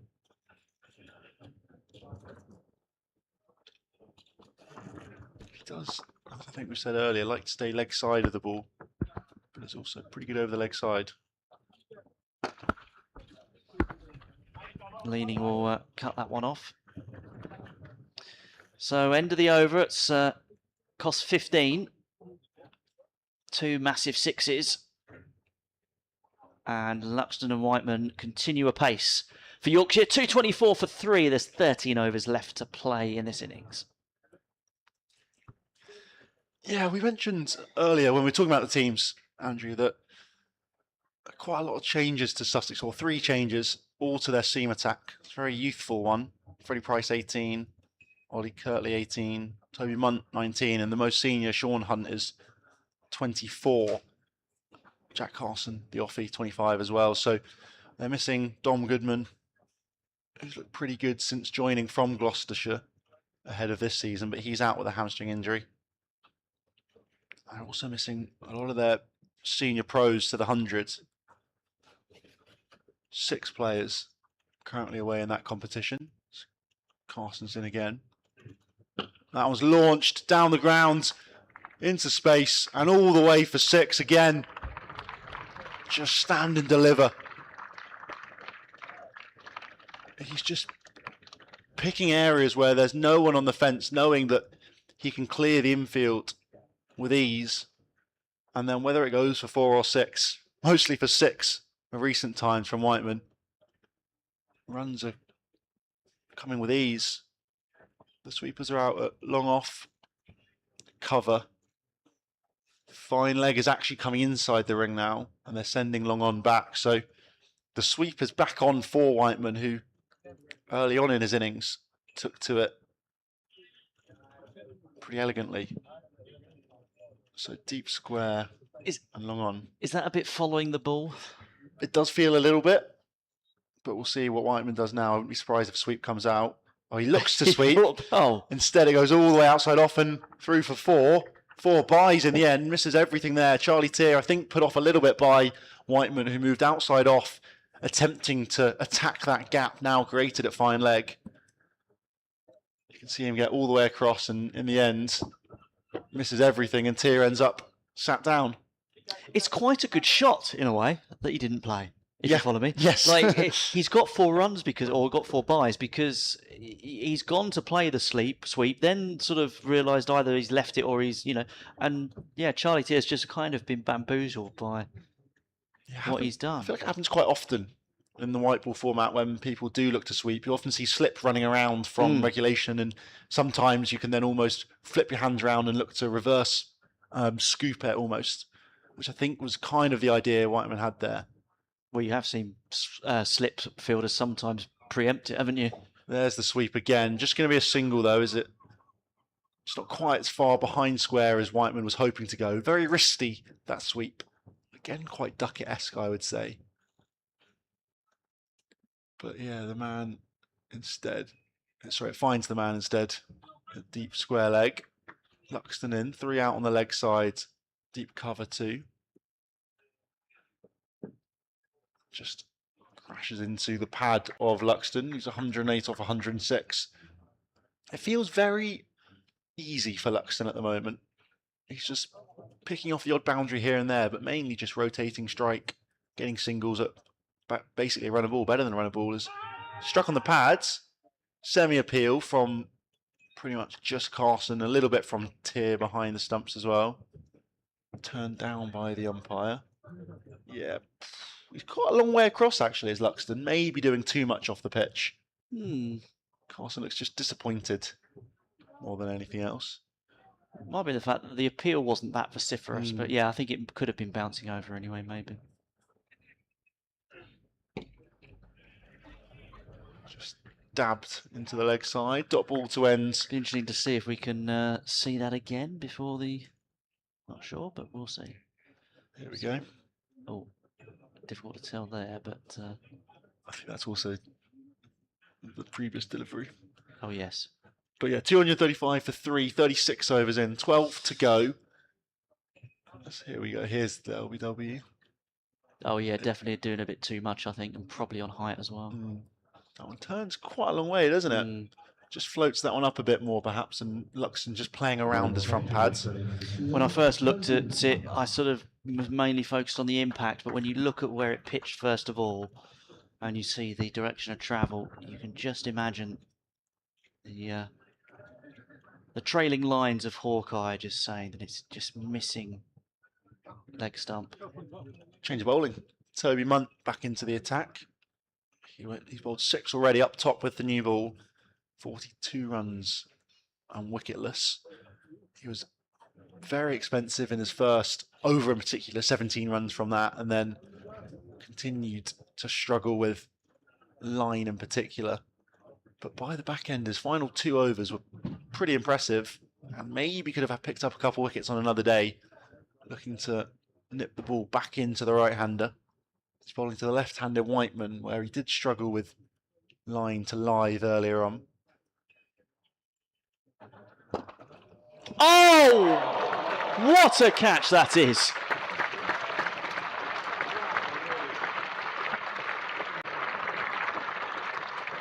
That is a stunning catch.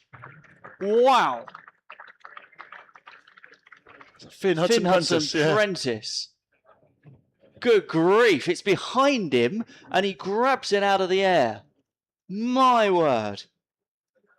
And what a way to end a fabulous innings from Sam Whiteman. 74 from 72 balls, 4 fours and 3 sixes. And he quite rightly gets the applause on his way back to the pavilion. He looks disappointed, but it's only taken an outstanding catch from Finn Hudson-Prentice to remove him.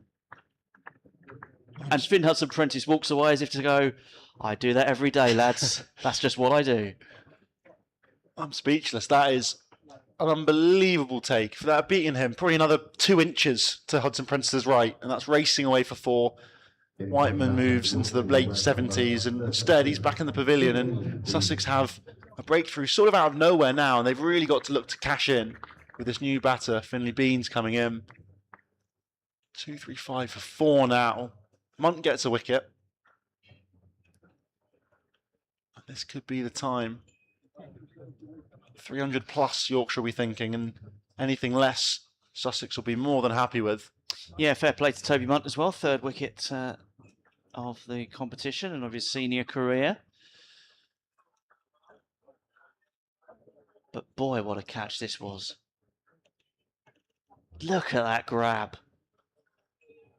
Jack Carson celebrates. Yeah, sometimes you just need a moment to spark some change, and that could be the moment.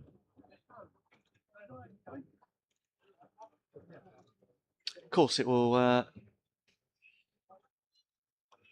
never beat the T20 catch down here a few years back.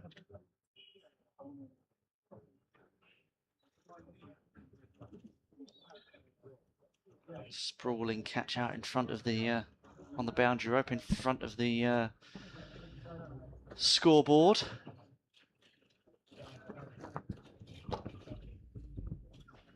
First run for Finley Bean. Finley's quite a popular name these days, isn't it? Finley or Finn? I feel like it is, yeah.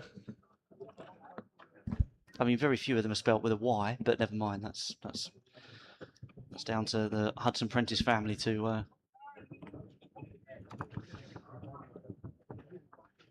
Yeah. But yes, 2 Finns out on the pitch, aren't there? lots of Finleys and Finns out there.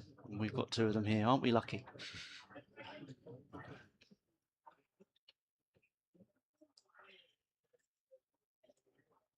I think Bean's been promoted, perhaps a position above Hill, who's generally batted below in the Cup this year. I don't know whether maybe left-right combos playing on their minds. Whiteman and Luxon utilised that very well, with one of them always being able to attack the short boundary as and when was needed. And perhaps also just playing on the mind of this young Sussex attack, who will just have to keep changing lines and lengths that they're targeting as well.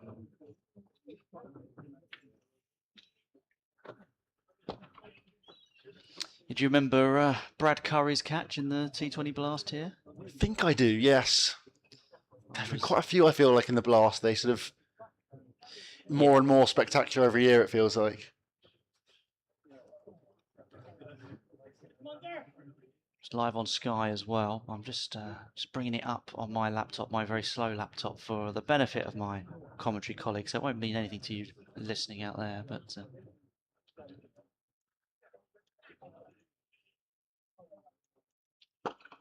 I was down at finals day this year, and David Willey and Saif Zaib took an unbelievable combined relay catch. Yeah.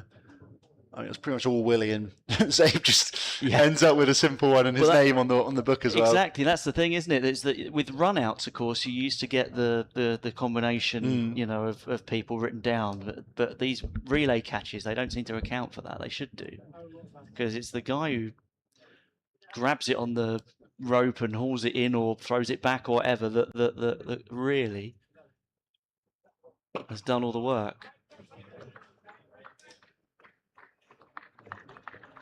Yes, that was the one I was thinking it was, yeah. That is an unbelievable grab from Curry there. Yes, just showing it's on in the studio, in the commentary box here, so I should just say. But yes, right in front of the... So Brad Curry will have that honour, I think, for a long time, unless something even more spectacular beats it. But Hudson Prentice's catch wasn't too bad. Luxton 110, Bean 2, Yorkshire 239 for 4. And we have 11 overs in what is a shortened, slightly shortened. Carson will continue here. He's bowled 10 overs on the trot, and this will be his final one.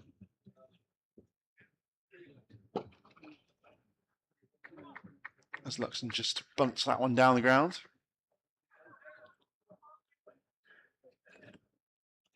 Left-handed Bean on strike, who had a pretty good year last year, striking at over 100 in the One-Day Cup, averaging about 45, 178 runs. Back down the order in these kind of positions where he can put his foot down. Target that short leg side boundary from this end. Castle try and hang it outside the off stump. Does first up, and a good stop there from Leaning again. Generally, it's been a pretty good fielding performance from Sussex. Maybe one or two slight errors, but generally all been pretty clean. No drops to recall either. So that one just comes off the outside half of the bat. Well, I was going to give on the chat. I was going to give JFB a mention. He says probably a good time for Whiteman to get out. To be honest, he doesn't have a sixth gear time to bring in the hitters. And then I noticed he was cheeky later on by saying, "I think most Finleys are spelt with a Y." Yes, very good, very good. You know what I mean.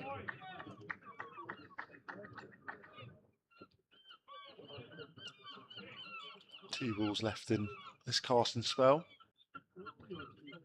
It's gone wicketless, but bowled very tidily. Firing a couple big heaves into the leg side from Whiteman a couple overs ago.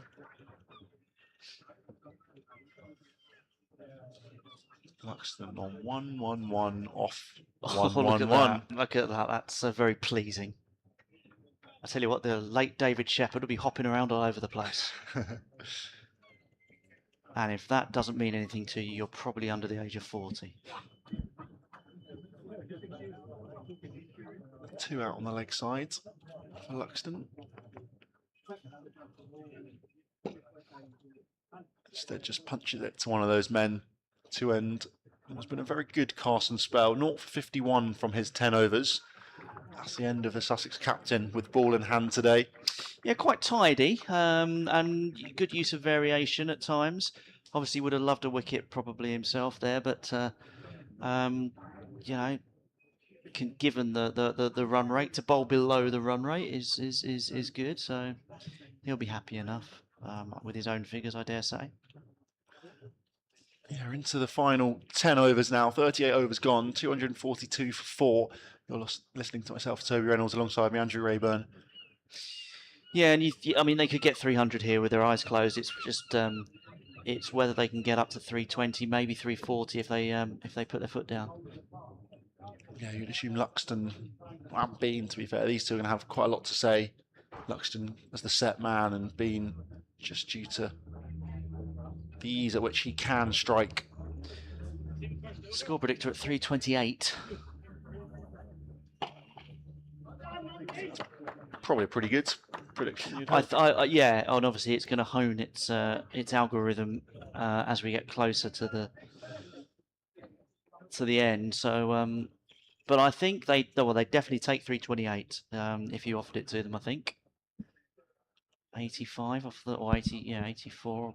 Sorry, I'll start that again. 86 off the last 10. And that, of course, you know, it takes into account with resources left and everything else. And yeah, so we'll.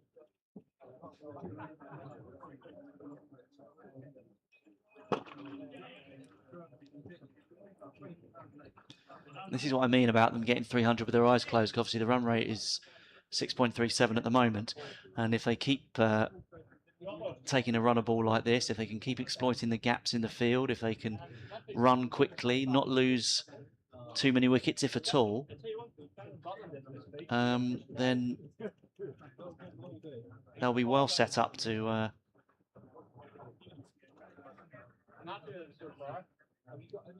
have a big score.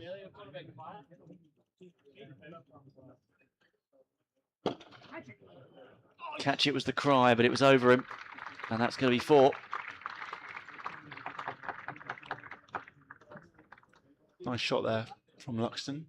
Didn't fully get a hold of it, I don't think, but enough behind it to get over the head of mid-off. Somebody on the chat says, any other wildlife genuinely interesting in cricket? It's just birds, I think. I know what he means, and in fact, Craig's given the answer as well.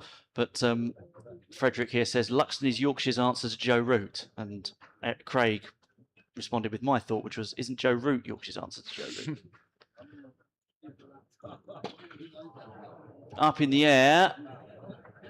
And taken.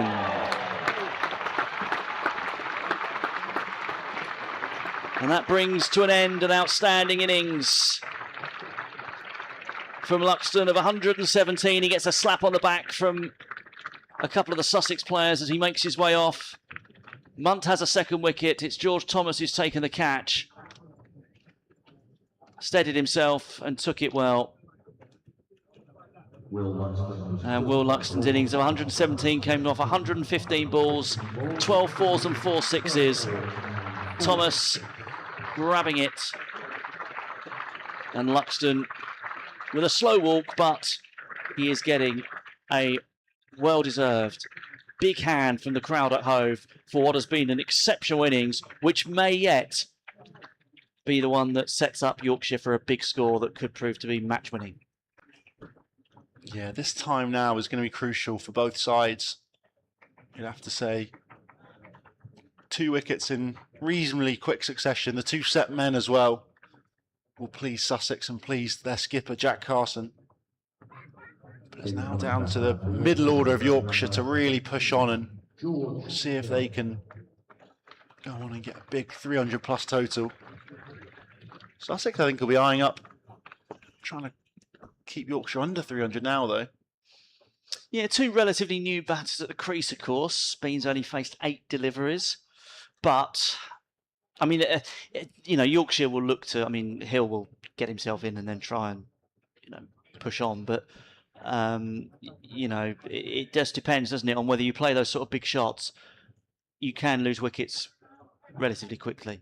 And that's what Sussex will be hoping. There's been, I mean, you know, I have to say, I was going to say it earlier, I don't think too many of the Sussex, you know, that was a really good catch from Finn Hudson-Prentice, a really good run out, absolutely good work in the field. But from a bowling perspective, I don't think they've necessarily created the wickets, if you like. Yeah. You know, there's been some big shots played, and the run out. So it's just a question now of whether Yorkshire can manage to play some big shots still, but whilst also just picking off those 1s and 2s. That's going to be the important bit as well, I think. Yeah, I think you're bang on there, Andrew. As you're saying, 10 overs is, well, 9.1 overs is still a long time to bat. You know, it's half of a T20. Yeah, and you're sort of the assertion that obviously Sussex will want to try and keep them under 300. They've got to try and keep them under 51 from here, which is going to be incredibly difficult. Wickets is basically going to be the key for Sussex. If they can pick up 1 or 2 more in the next couple overs and just keep chipping away in that way, then Yorkshire won't have that. Despite having laid a platform already, they're 250 up with that as well. Despite having laid that platform could slowly just disintegrate if they keep chipping in with wickets. The Sussex attack. Well, you'd feel that yeah, that they'd need to sort of bowl them out, wouldn't you, to prevent them from getting to 300. I mean, there's some, from a Yorkshire perspective on the chat, there is some speculation. As you know, somebody says, does anyone else think that 300 would not be too hard to chase on this ground? I was going to say, I think actually, as you've already mentioned, the fact that Sussex haven't necessarily created loads of chances will almost actually be a bit of a positive for them on a batting front, because they'll go in thinking there's not too many demons in this pitch. And with a short boundary, I think if you can just get 1 or 2 players really going and firing, perhaps particularly in the power play when you can really target short boundaries with only 2 men outside the ring. There's leanings on change of bowling, still the off spin. And Craig, who's clearly a Sussex fan, replies with 300 is a hard chase on any surface with our batting lineup, he says, rather pessimistically. Struck on the pads, huge appeal, down on the knees goes leaning. He really likes it. Tier enjoyed that behind the stumps as well, but Umpire says no. Replay will be interesting on that one. Coming round the wicket to the left-hander. We've seen it turn. Maybe it did too much. We'll have to see at the end of the over. That one's hoiked into the leg sides. Just going to be one. It's been looked to sweep. He's 6 off 12. Yet to really get going. Hill just facing his second ball now. Fixed camera taking a bit of a battering again. Yeah, wind's really picked up.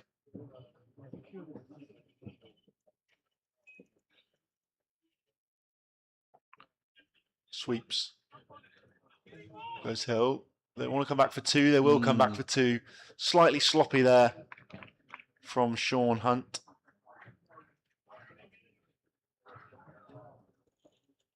Looks a little bit sheepish.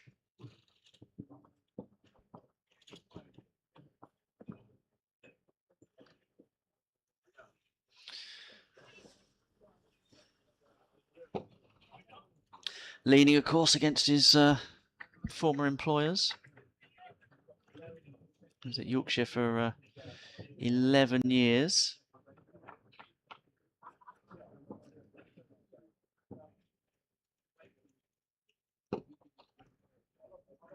Most recently at Kent, of course, before just joining ahead of this year at Sussex. Yep.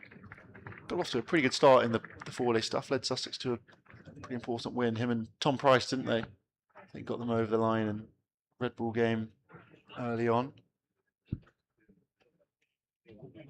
Since then, Sussex have been pretty impressive in the county championship. Didn't have the best blast, though. No, that's very true.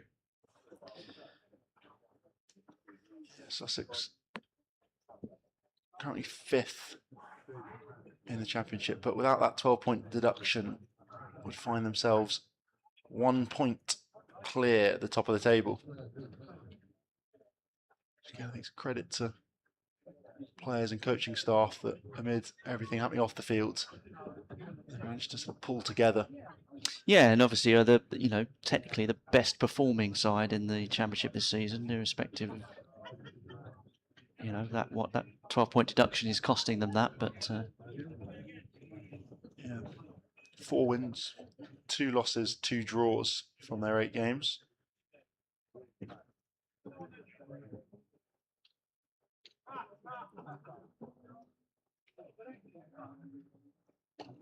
oh, thick edge. They're going to come through for a quick single.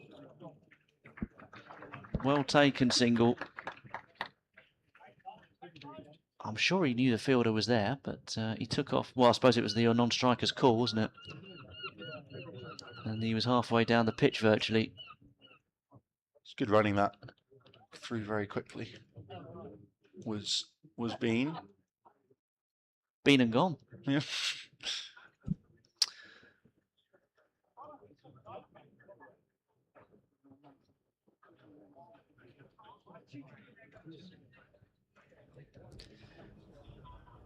Frederick says Jack is hoping to be cleaning up the tail. That's the level we've got to now on the chat. I quite like that one. It's sort of subtle.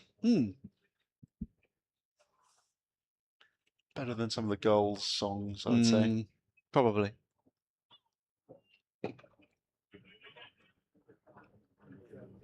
And this is a prime example of what I was saying. Just, singles, if you can get a boundary in there, you could easily make 8 and over without thinking about it. Yeah, I think this for another 4 overs. Bean and Hill can get their eye in, and then I think they'll probably try and work out which bowler they fancy, but just target one of them, maybe 2-3 overs, try and take them for double figures.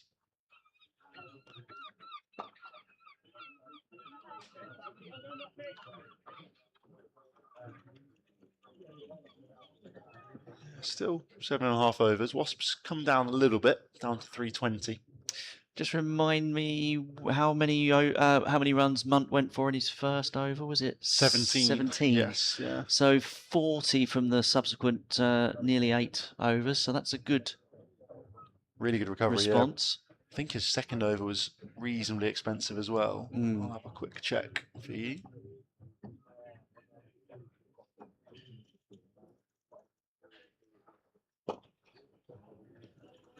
Squirted out off a inner part of the bat for a single. Yeah, 17 off his first, then 6, then 8, then 7. But then he bowled that 1 run over at the end of his first spell, and then a 5 ball over, which included that run out as well. Sorry, 5 run over, which included the run out.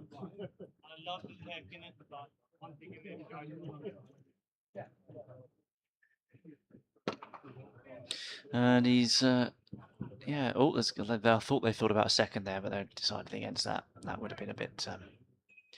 That would have been a bit ambitious, I think. There.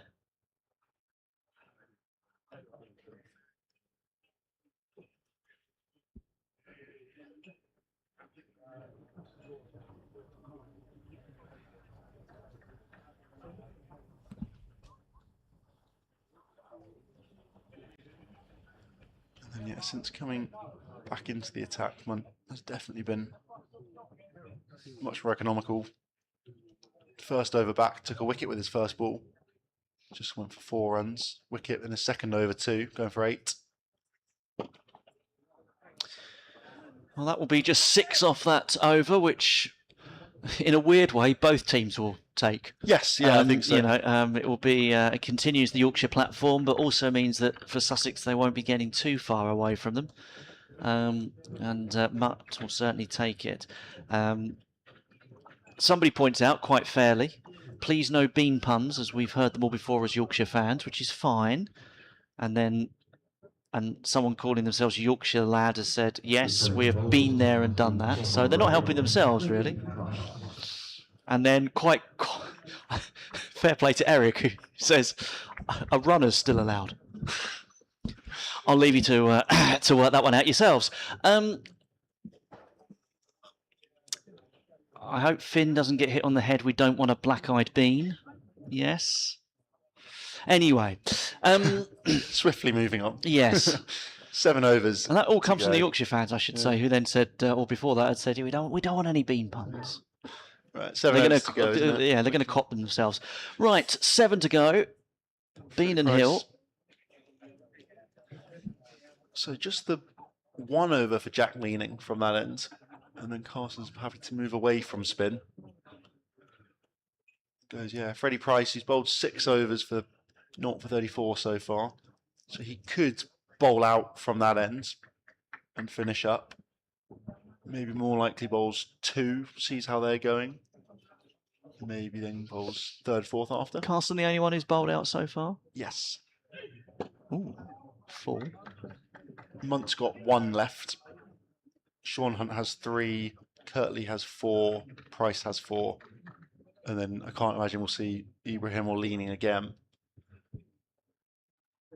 And of course, we should say that only 3 bowlers can bowl 10, and 2 bowlers can bowl 9. So yeah, I'd assume we might see 1 more from Munt, and then maybe Hunt will come on to replace him, leaving perhaps Kirtley with a couple from the Cromwell Road end if Price doesn't bowl out.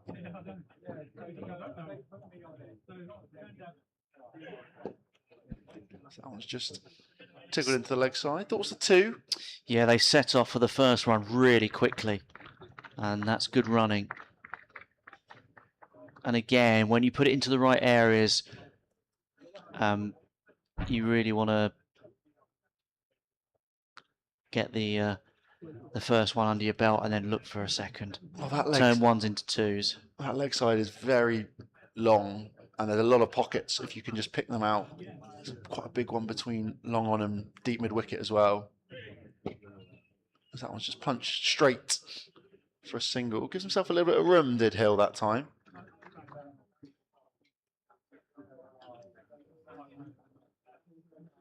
Bean and Hill both into double figures now. What else saying here? Proud of my ex-pupil Toby Munt. I was his maths tutor. Ah.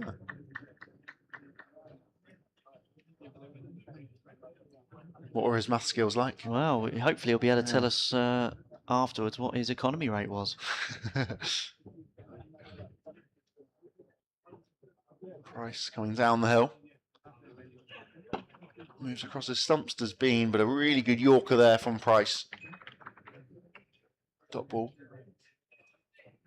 I think Bean is starting to get a little bit sort of frustrated by his lack of free-flowing runs at the moment. Just over 6 overs to go now. Wasps still around the 320 mark as they near 300. Cross again. Thick outside edge. Off the toe of the bat. Could run away. No. Sean Hunt does very well. Get back for 2 though. Not a bad result for Yorkshire.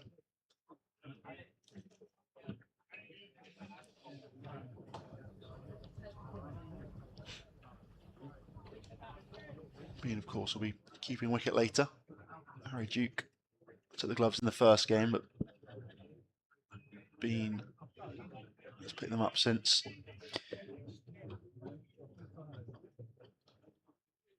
Across the stumps right the way now, but so again, it's another good full Yorker outside off stump, and you can only get a single, can Bean. When was the last boundary, Toby?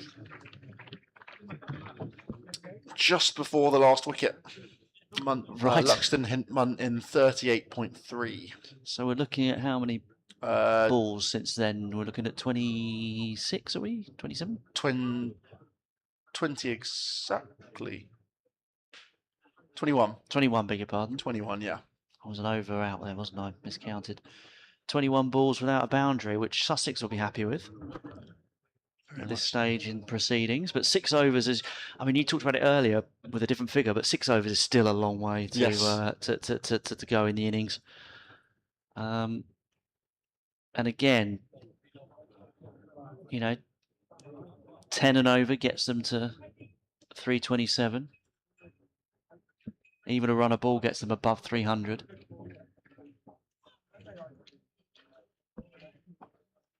Munt with the start of his last over. Straight drive, straight as can be without hitting the stumps. Leaning comes across and cuts off not only the boundary, but also stops the second with a good bit of fielding. You heard the loud cry of no, no, no, no, no. Turning down that second run. The seagull flies high above the ground.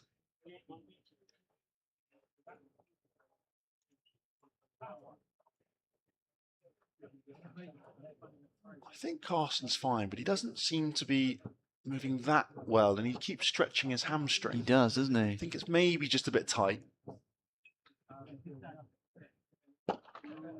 Lofted, and it's just going to be beyond the reach there of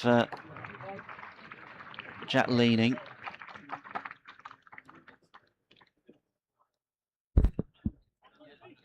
Briefly, he thought he was in the game there, I think. Yeah, he's definitely stretching it again. Or he's slightly concerned, I think, Carson, by that hamstring. He's having a chat to, I think, just the fans. Yeah, people down in the hospitality bit, probably asking him how he is. Again comes the cry of catch it, but that's not going to... I think that's Jack Carson yelling that. Yeah, he's just down by our effects mic. You can hear him clapping away, trying to keep the volume up. He bowled through his 10 overs, Jack Carson, but you may see in a minute if he goes back to just working on that hamstring. He's not going to do it now. Yeah, there you go. He's bowled his 10 overs, as I say, so he's can only be. It's not that he's trying to keep himself warmed up for more bowling.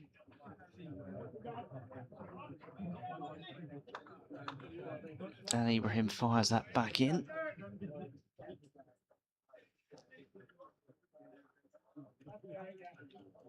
Ibrahim's a Lanky by birth, born in Burnley. Long way down to Sussex. Well, Jack Carson's come over from Northern Ireland. Yes. It's quite a cool story, that one, isn't it? Mm. It's the sort of thing we see towards the end of a white ball innings, is a batter on their backside. Yeah, Carson trialled as a 12-year-old at Sussex and then moved over after his GCSEs. Ed Joyce got him over. Yeah, recommendation of Carl McCallaghan. Put a call into Joyce, and yeah, he's been over here ever since and just making his way. Probably not far off the England team. It's always been talked there and thereabouts. England certainly like him. He offers a lot, not just with ball, but in the field and bat and hand as well. Oh, now that's an inventive shot, and it's going to get the merit it deserves. 6 runs. Sort of, I don't know, lap, slog, sweep. Quite sure what it was in the end. Yeah, reverse scoop, yeah. Whatever you want to call it. Yeah, that's the end of Toby Munt as well. That's a shame, really, for him. He's, it's slightly damaged his figures that last over. 11 off the last over, 17 off the first, 28. And then in between times, what's his finishing figures? 71. 71. Without loss. Loss without wicket. So you're looking at 43 off the other 8 overs. Which is pretty good. A little bit loose at times, but I think fought back really nicely. And definitely a lot to be excited for. Yep, and a couple of wickets in there as well. So I'd be pleased with that. Price into Bean. That one's carved down to the offside, in the air, taken, yes, a good low catch, diving down, and Bean goes for 15. Price gets his first wicket of the day. I think that's George Thomas out there. Does really well, charging round from quite a long way in front of square to take it low in front of him. Just chipping away Sussex as they try to do. I was just about to say before that, apart from the run out, the card from the bowling, the people who have taken the wickets reads Hunt, Munt, Hunt, Munt. Now Price has got involved. At least he matches Tom Price, who's taken a couple catches. Yes, that's true. There are Prices and Hunts and Munts, and we shall leave it there before we get into trouble. 278 for 6, 43.1. Just under 5 overs remaining now as Yorkshire target over 300s. They should get there, but a couple wickets now for Sussex. A very positive ending to what's been a reasonably tough innings for a lot of it. Don Best, Yorkshire skipper, coming out to bat now. Captained them last year as well. Obviously played for England a couple times, 14 tests. Moved over from Somerset a few years ago. In quite a similar fashion to Sher Bashir, just found himself as number 2 behind Jack Leach, despite playing for England ahead of Leach. And yeah, made the move up to Yorkshire after a couple loans, both there and also elsewhere around the country.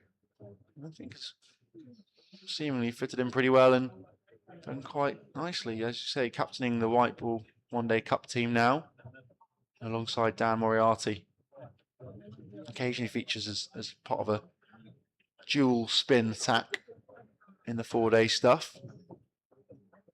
He's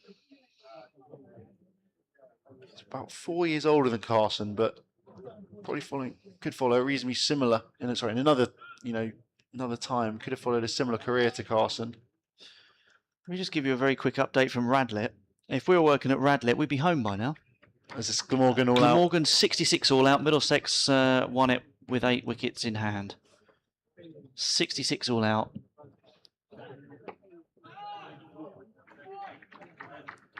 Middlesex 3 from 3. Got to their 67 target after 9.1 overs. Inside the power play, good effort. Who picked up all the wickets? So, look here. We've got Navia Sharma 4 wickets, 3 for Toby Rowland-Jones and 3 for Noah Cornwell.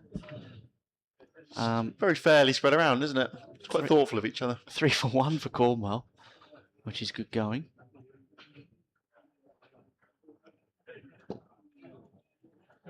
And Bess is off the mark. Just a single into the leg side first up. 45 not out for Josh DeCares at the top. He's been having a good competition so far.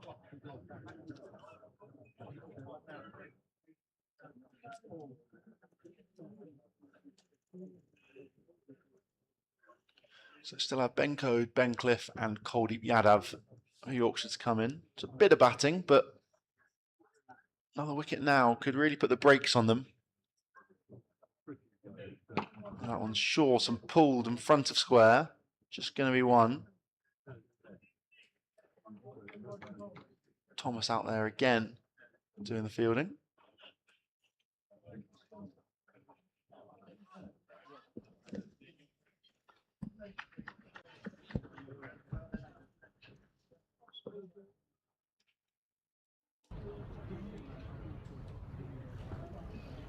Don't know if you picked up on our mics in here. There's a low hum that was going on briefly in our commentary box. It seems to have gone now. Nice shot there from Bess just to rotate the strike. I think I'll just try and play second fiddle to Hill here in the final 4 overs. That was going nicely, 20 or 14 so far, including that inventive reverse scoop at the end of the last over. Slippy Stew here says run a ball needed here to get to a good total, but these bowlers are on the money. Yeah, Sussex have very much clawed their way back in. It's been pretty impressive bowling display from what's a young attack. 19 shy of 300 at the moment, the visitors. That was full and just whipped off his toes by Hill, who keeps the strike for the next over. 45 for 1 for Price off his 8 so far. Yeah, 4 to go. So run a ball takes them to 306.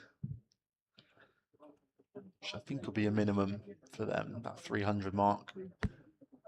If they were, still says 317. if they were to go at 8, then we're looking at 320. Oh, no, hang on a minute. What am I talking about? 4 times 32, 316, 314. I'll get there in a minute. Where's Toby Munt's maths tutor? Yeah. As we see a change of bowling, Munt bowled his full 10, so Sean Hunt will come on probably for the final 2 overs from this end. Do you think Freddie Price bowls the final 2 from the Cromwell Road end, or Kirtley? Your other option, probably.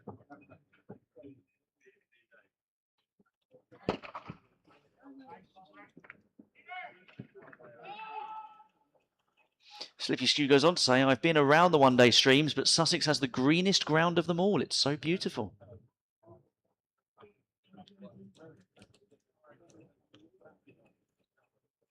Yeah, they've done well here, haven't they? There you go. Look at it. I feel like the stream doesn't even do it quite justice.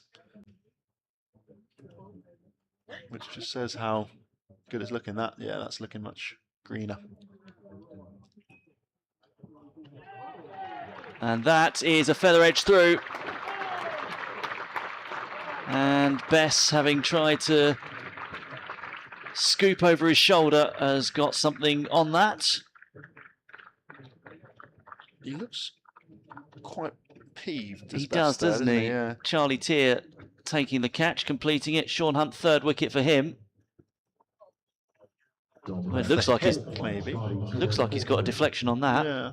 The ball was going towards, it looked like it was going towards first slip and then ended up, or first slip region if you like, and ended up behind the stumps. I can't quite tell whether it's because, here we go.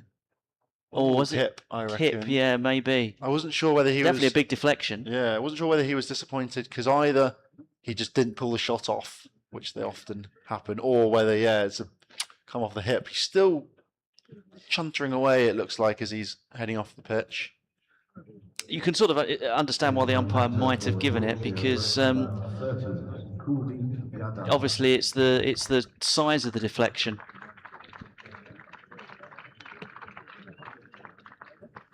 Kuldeep Yadav on his way out for these final couple overs now. 283 for 7.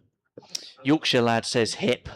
But then Definitely not partisan, is he? But then somebody else says, continuing the pun theme, not the best shot I've seen today, Dom.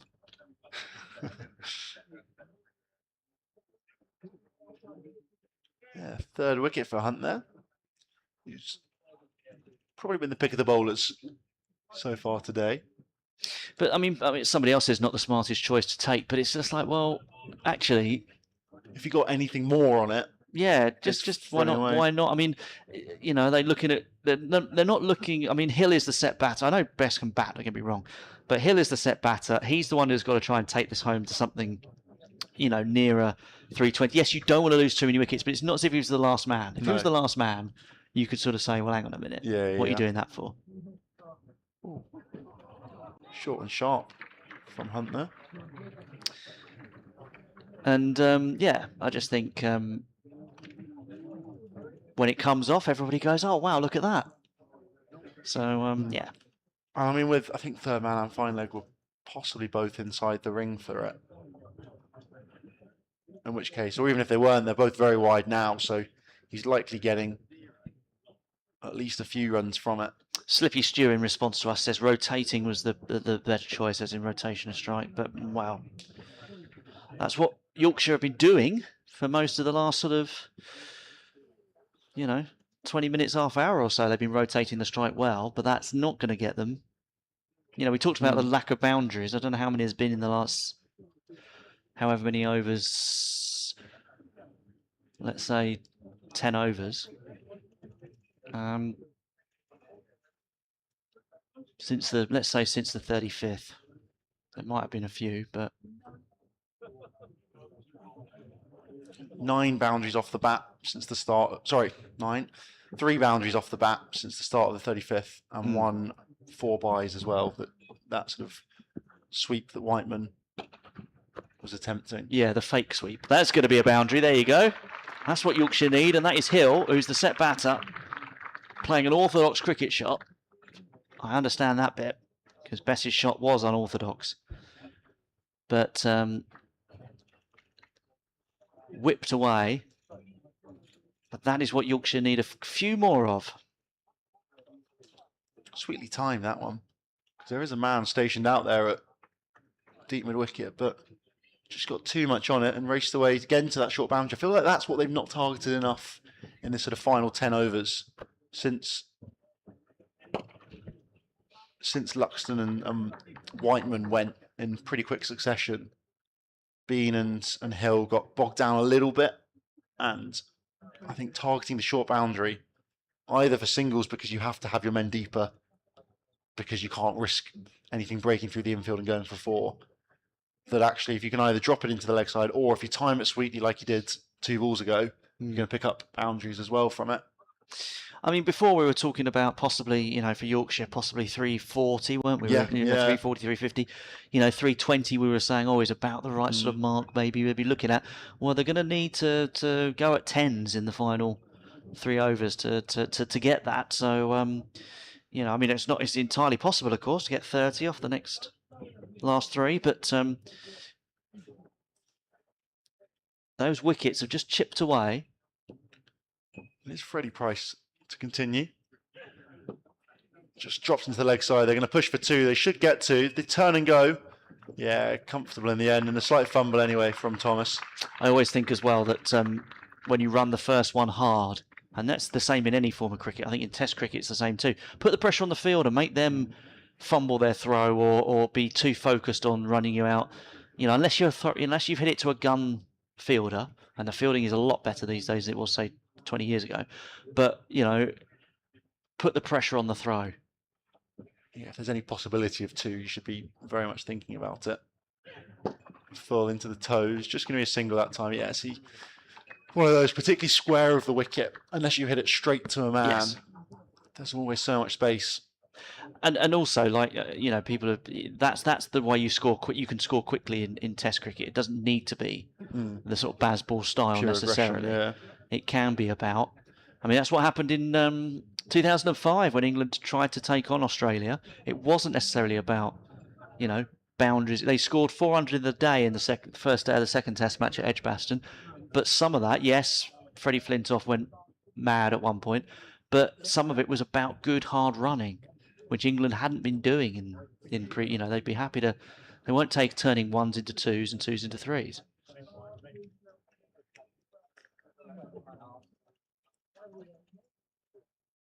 Price into Coldeep.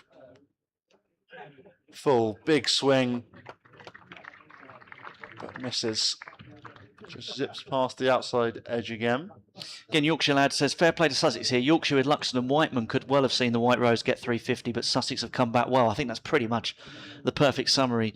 If you were trying to ask ChatGPT to, I'm not saying he has, clearly, but if you were going to ask ChatGPT to sum up this innings in 50 words or less, or even less than that, that's exactly it, isn't it? That Luxton and Whiteman still being at the crease would have taken Yorkshire to something massive.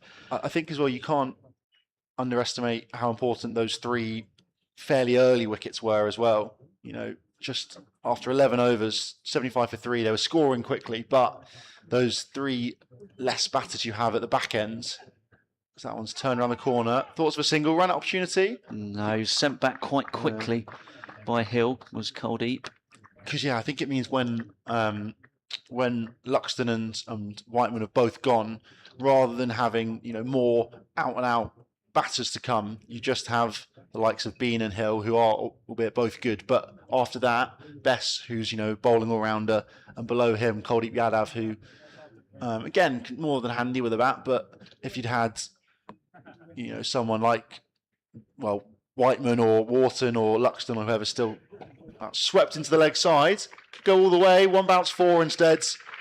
That's a lovely shot, just picked up from outside off stump from Kuldeep there. Slog sweep out towards the hospitality.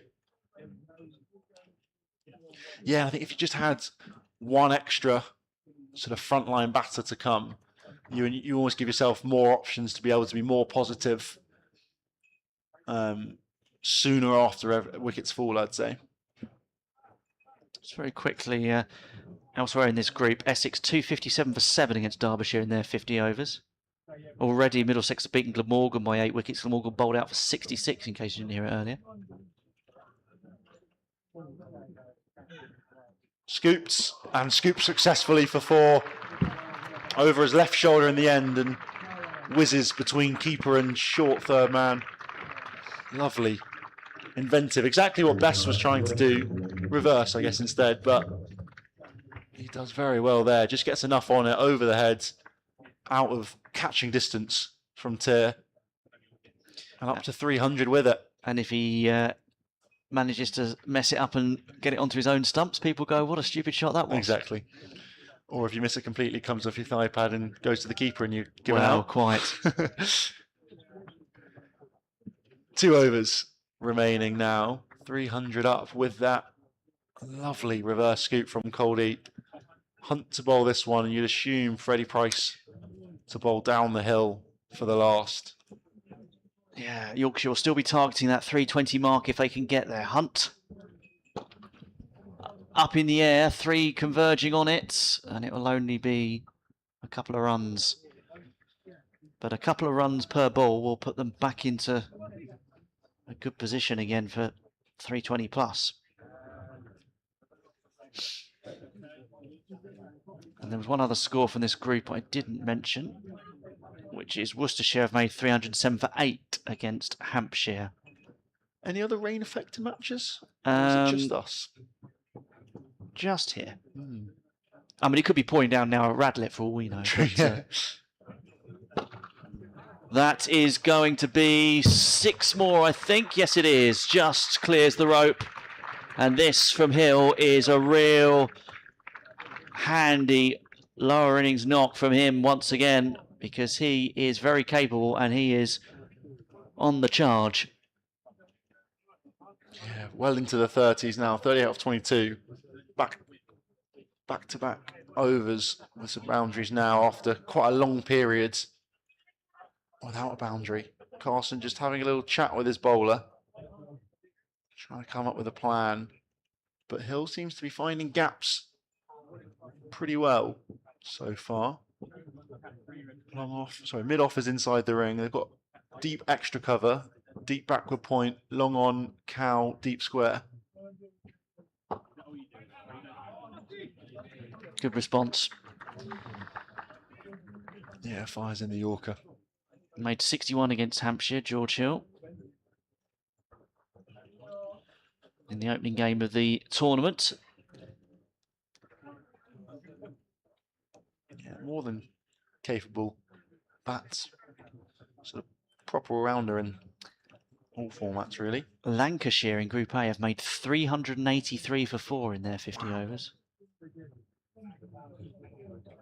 Keaton Jennings with a few, perhaps? I will tell you shortly when my laptop decides to work. Yes, 135. That's always a safe bet. Flanks in the One Day Cup are doing well. Jennings at the top of the order is probably cashing in with a few. Marcus Harris, 71.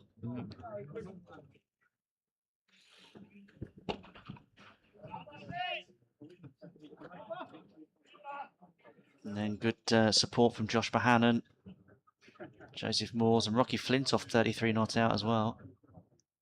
Joseph Moores looks like a proper talent. I saw him play at the Oval in the Blast a couple months ago now, and he hit some unbelievable shots. Didn't get loads, but definitely looks like one for the future. Obviously, nephew to Peter Moores, cousin to Tom Moores. 39 extras conceded in that innings as well by Leicestershire, and 24 of them wides. Oh, hello, that was, not sure what that's come off of. Possibly shoulder. Shoulder, I thought, yeah. In fact, it wasn't far away from the helmet, but obviously physios would have to come on if it did.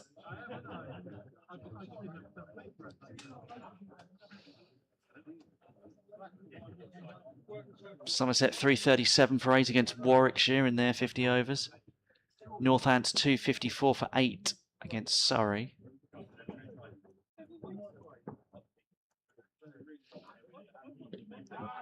Kent were bowled out for 208 against Gloucestershire.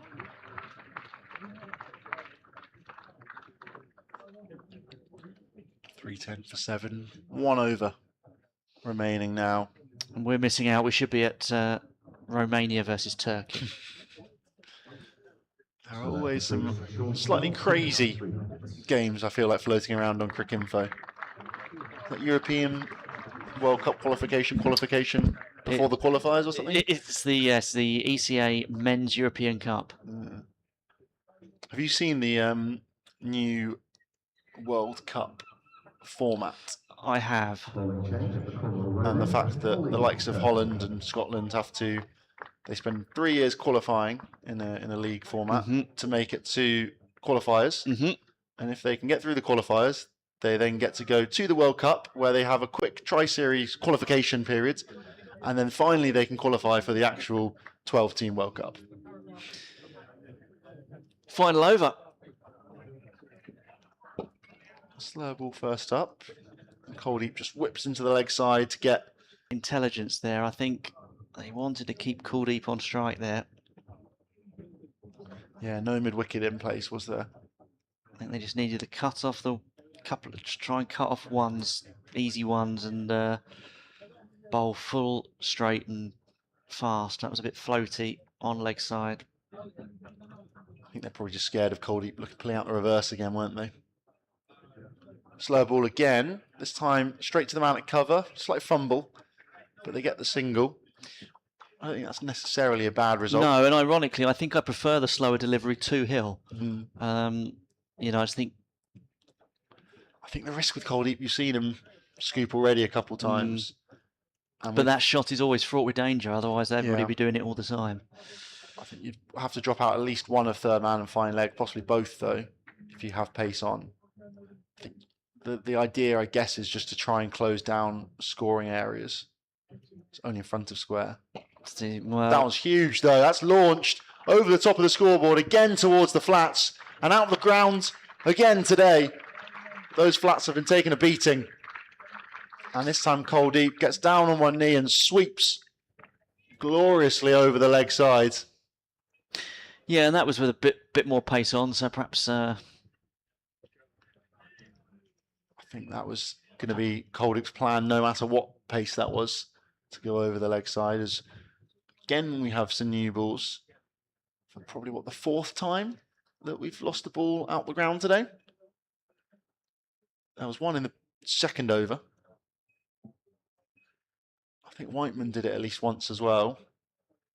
I think did Luxon. Sussex as well, by the way, I should just point out, just about made the cut-off on the final over starting as well. Yeah, they were a little bit slow the final few. I think they weren't ever quite in danger. If they really needed to, they could have picked it up. And I was saying that, they definitely... They had 5 out. Carson's come in to talk, I think. Well, they're bringing... Yeah, so long on and long off inside the ring now. I think third man is going to go back. Deep covers out. Oh no, long on is going back. So they only have 4 out the ring, actually, don't they? There's so much movement. It's pushed across. No, 2 they wide. do have 5. They got 3 on this side and 2 on that side. I had a pillar in the way of Finn Hudson-Prentice out there at deep backward point. So yeah, he's got to go wide Yorkers here. And then he's got the cover out on the leg side in case he pulls it a fraction straight, just to protect that short boundary. I think if you're Coldeep, you probably try and go right the way outside, off stump, and maybe look to scoop and sweep, because you've got fine leg and square leg inside the ring. Good ball. That's a proper Yorker, that is. Coldeep, again, I think he was thinking leg side, but it was pushed across the left-hander, and instead he tries to wristily whip it away through the offside, but there is protection. So I think Kirtley's basically saying, hit me back over my head, over the offside. That's your only scoring shot, probably, or unless you get right the way across outside off stump. Oh, that one's unlucky. Almost played onto his own stumps there from Coldeep. Instead, it whistles past the stumps and down for 4. Very unfortunate. Not far away at all. Big inside edge. Yeah, and I think I think Kirtley has bowled this over pretty well. Obviously, he was launched for the big 6 in the middle of it, but yeah, you feel very hard done by that. 3-2-3 for 7. 1 ball remaining in this Yorkshire innings. What can Kirtley pull out? What can Coldeep pull out? Looks to guide down to the offside. They're going to come for 2. You've got to take 2. He's going to be well short. Oh, but Tears missed it. It was a slightly wayward throw, so Tear wasn't close enough to just whip the bails away. And perhaps had a bit more time than he thought, but instead ends up throwing the ball at the stumps. They get back for 2, not run out in the end. 3-2-5 for 7, 48 overs bowled. We lost a couple due to rain earlier today. Coldeep finishes 22 off 12, Hill 40 off 26, but the big story of the day, magnificent century, 117 from Will Luxton, partnered ably by Sam Whiteman for a large part, who made 74, and well over 300 in the end. Here's that final ball.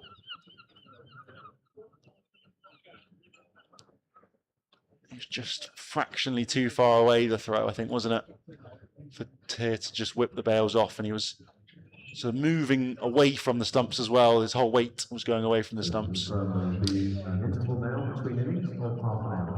So yes, that is 325 for 7 then, Yorkshire at the end of their 48 overs. A really excellent innings from them. Sussex have done well to pull it back with a few wickets, but some late hitting has given them 325, which they'll be quite happy with. Could be more, but Paul Farbrace given his charges, pats on the back the bowling unit and the fielding. I think the fielding's been excellent. Yes, yeah, definitely. And the Finn Hudson-Prentice catch to get rid of Whiteman was superb. And the run out as well from Leaning. There's the card then for Yorkshire. Live, scored quickly at the top, but was out when Tom Price caught him off Sean Hunt. Luxton 117 off 115 balls. Big partnership alongside Whiteman, who was out for 74. Bennison and Wharton not making too many between them. Bean made 15, and then that nap hand from Hill, 40 unbeaten off of 26 balls. Cole Deep did really well as well, 22 off of 12. And Don Best possibly hard done by to be given out, caught behind. There's the bowling figures for Sussex. Toby, you can take us through those very quickly. Yeah, Toby Munt at the top of the order. Tough start, but fought back really well to pick up a couple of wickets. Sean Hunt, probably the pick of the bowlers, 3 for 54. 1 for Freddie Price as well. Kirtley, I thought, bowled pretty nicely. A little bit unlucky economically. Carson just plugged himself in, bowled 10 overs straight from the Cromwell Road end, 0 for 51. A couple overs as well for Ibrahim and Leaning. So there will be a break, and it's 325 the score for Yorkshire, and we will be resuming at 325.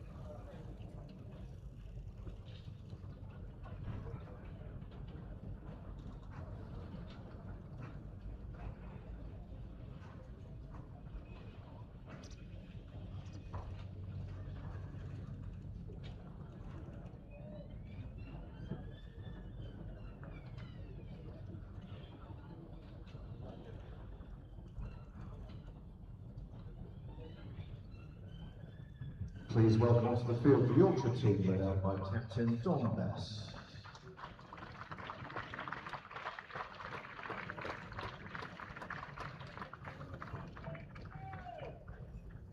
And to start the Sussex Sharks innings, please welcome onto the field wearing number 28 Charlie Tier and wearing number 64 George Hobbs.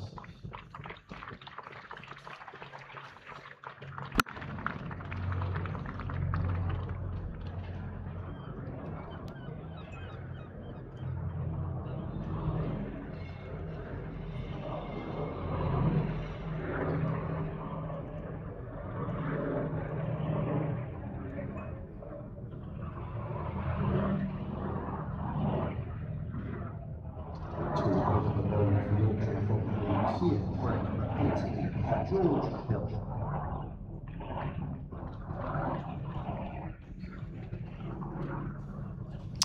Well, welcome back to Hove for this Metro Bank One Day Cup match. Sussex Sharks against Yorkshire. Yorkshire 325 in their innings. We're about to get the Sussex reply underway. George Hill will open up against Charlie Tier, who will get an inside edge on that one. And it will go to the boundary, so a good start, even though it's on the second half of the inside half, sorry, of the bat. Slightly put off by a door knocking.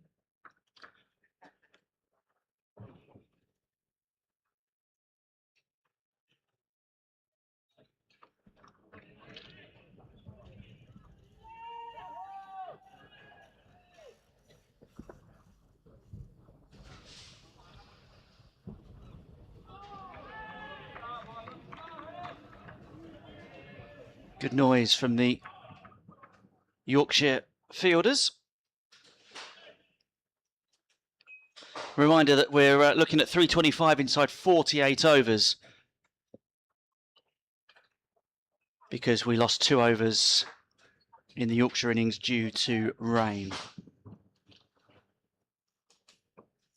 Joined in the commentary box by Toby Reynolds, who has got himself some food, he's got himself a cup of tea, and he's missed the first 3 balls.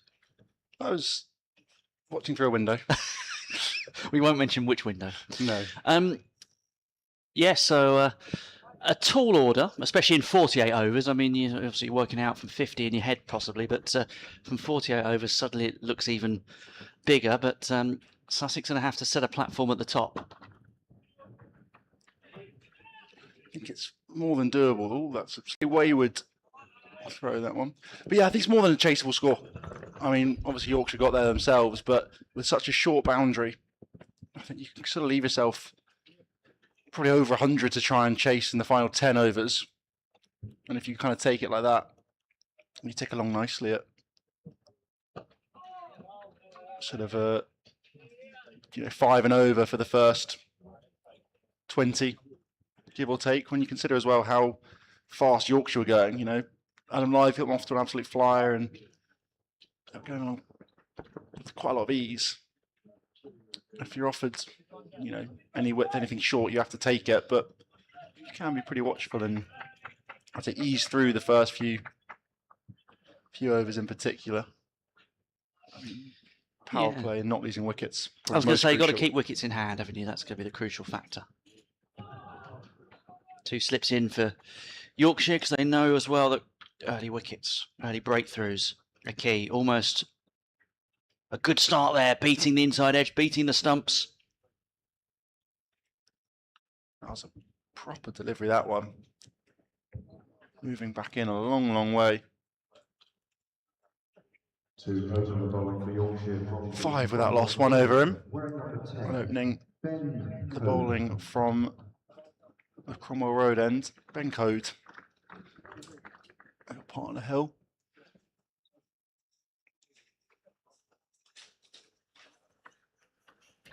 Code a pretty good record last year, albeit didn't play a huge amount. 6 wickets at an average of 11. Economy down in the 3s.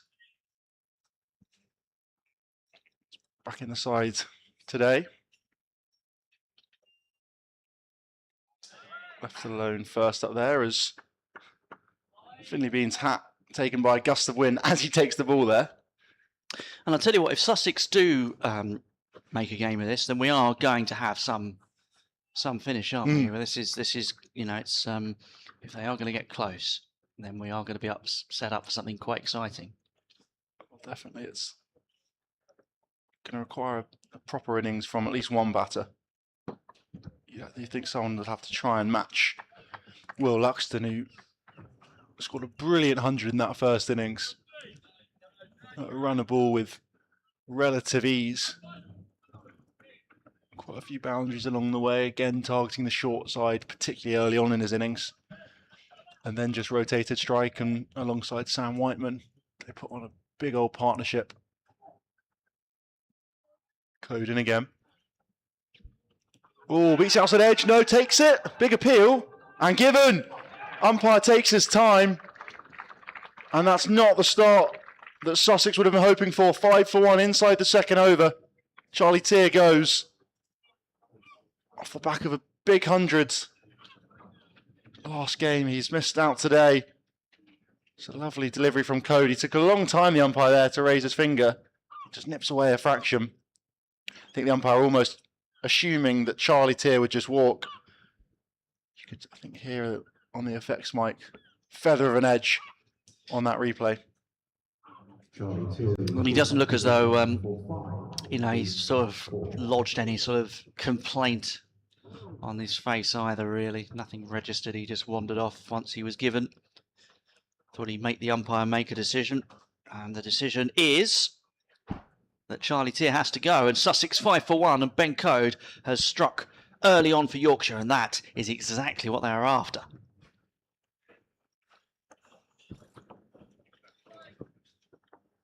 $118 against Durham on Friday. Yeah, very good innings there. Couldn't quite get the side over the line, but again, sort of laid that platform for what is quite a young Sussex team to try and chase what was a pretty imposing total, set by a pretty impressive Durham lineup. Tom Price walking out now. Got 55 against Glamorgan, but just 2 against Durham. 55 was his best list A score. Yeah, didn't play at all last year in the One Day Cup, I don't think. Injuries plagued a lot of 2025. Obviously playing at Gloucestershire at that time, alongside his brother Ollie Price. Tom's now made the move down to Sussex. Couple slips in, 3 in the ring, fine leg, third man. Strikes him on the pad. I think that was a bit of bat on the way through, though. Code likes it. A little bit half-hearted from everyone else. Yeah, 3 inside the ring on the offsides. In front of, well, back point, cover and mid-off. Mid-on and mid-wicket on the leg sides.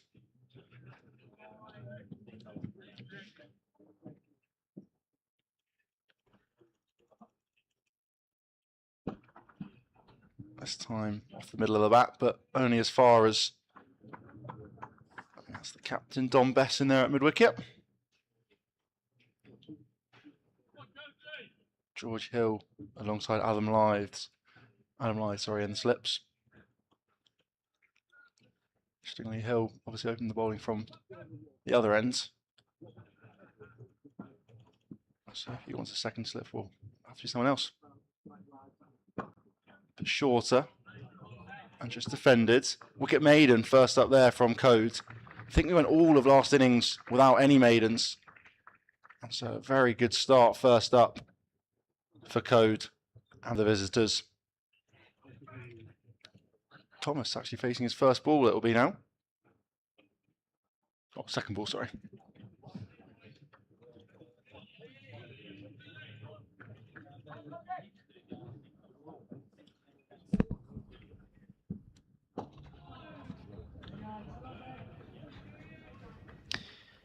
I think if Yorkshire could have written this start, they'd have had a wicket maiden and picking up Charlie Tier as part of it in their script.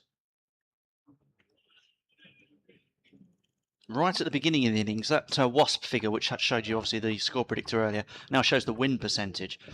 And right at the beginning, it was 30% for Sussex. It's dropped to 11% already. And Yorkshire are turning the screw with these dot balls as well.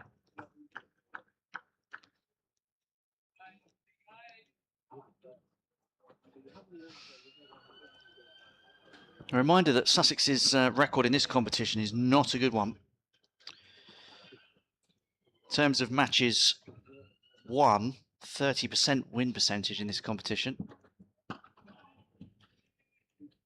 Some of that is helped out by the semi-final appearance a few years ago.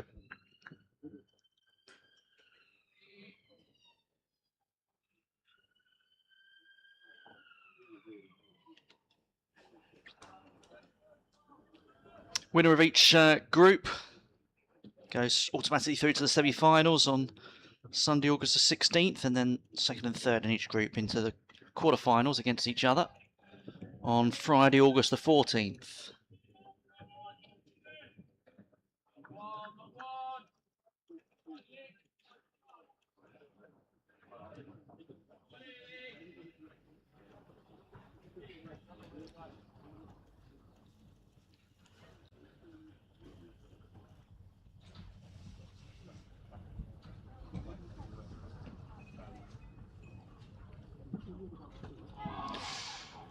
It's going to squirm down towards fine leg.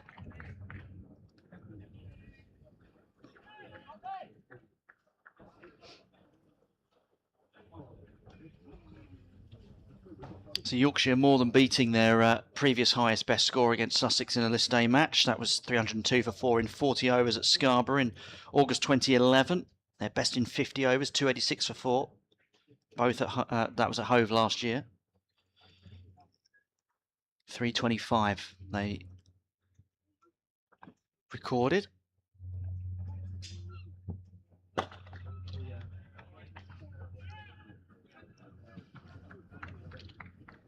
Very tight from George Hill and Ben Code. End of the third, with that seagull still there. Sussex 6 for 1. The Sharks against Yorkshire. It's the lone survivor, that seagull. It's been there the whole time. I think other seagulls have come and gone, but that one's found its spot. Well, we talked about minutes on a cricket field earlier. Yes. Maybe he's decided that he wants to try and break the record. He's going for Simpson. He's going full Sibley on us.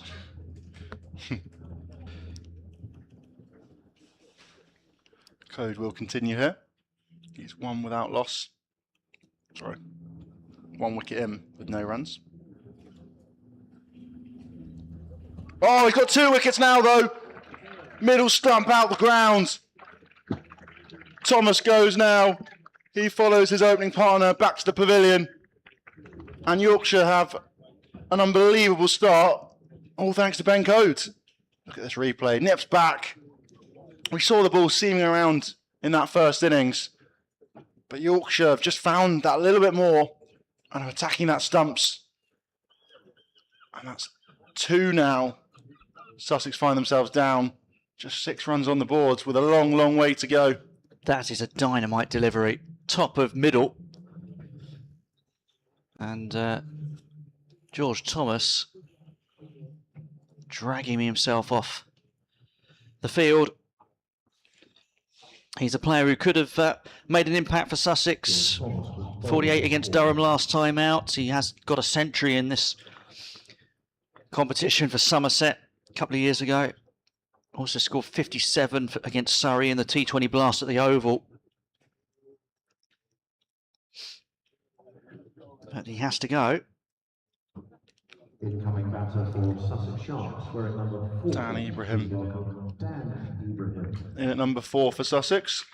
But once again, you know, it's excuse me, it's no excuse, but you know, you've got 2 22-year-olds opening the batting. You know, you've got a teenage attack. Dan Ibrahim coming in, he's 21. They've all got experience, these cricketers, because they've played since they were teenagers. But you know, they're up against teams who have got, you know, just that bit more, you know, they've seen it more and done it more, if you like, in cricket. Yeah, it's sort of often been the way for Sussex. They've got a lot of youngsters. From a couple of years ago, Tom Haynes captaining the side in his early 20s. And was already by then one of the more experienced players. And Sussex added Jack Leaning because they wanted some more experience in that top order. Use of feet first up, comes towards Code, does Ibrahim. I was a little bit surprised to see him as low down as he does bat. You've got very experienced middle order for Sussex, or very maybe older one with him at 5, 32, Finn Hudson-Prentice who's 30 at 6, and then the skipper at 7, Jack Carson, with a bunch of teenagers basically either side of them. Virtually, yes. I mean, yeah. Dan Ibrahim, 45 against Durham. 350s in one-day cricket. His best is 56, which he made against Warwickshire a few years ago. Average is 16, so they're going to need a bit more out of him than that. I was going to say, he's not quite lived up to necessarily the expectations yet, you know, coming through as one of the youngest debutants ever in the county championship, youngest one to make 50. He made his List A debut against the county of his birth, Lancashire. Oh, looks to withdraw his hands, but runs it down through third man, past now 3 slips in for Yorkshire. Off the mark though, he's 1 off 3. Tom Price yet to trouble the scorers. Looks like a very different pitch so far.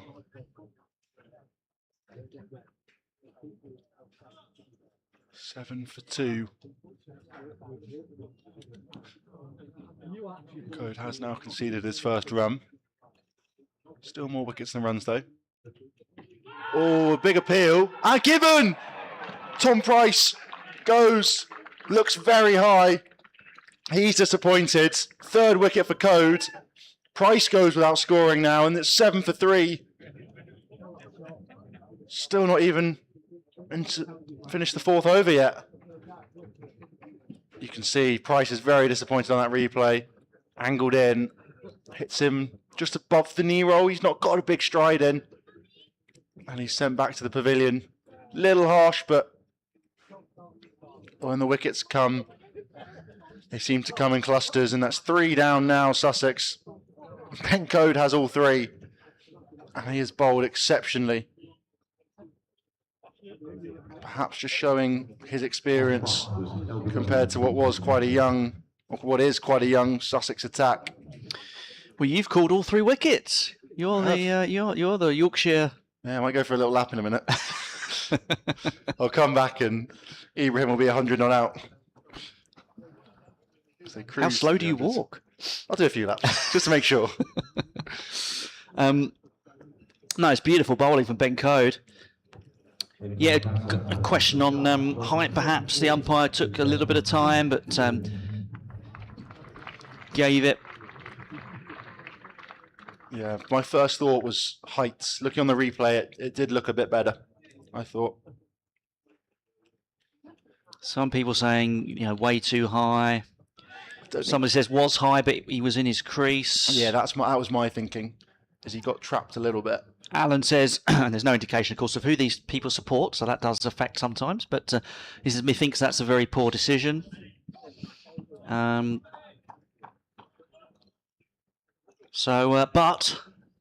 it doesn't matter. It's in the book. It's a Reddit. It's in there, in the papers. Use of feet straight away from Leaning, who's come to join Ibrahim. 7 for 3, 4 overs in. Sussex needing 326 to win. They found themselves in a very tough position now. Just 4 overs in. Run rate well down. Required run rate's already gone up to well above 7s. We should have probably have read some of these out before the interval break so you could have to think about them. But we've been given, as we often are at Sussex, questions from the Sussex Cricket Museum relating to Sussex's opponents. So if you're a Yorkshire fan, these are difficult. But if you're a Yorkshire fan, listen up.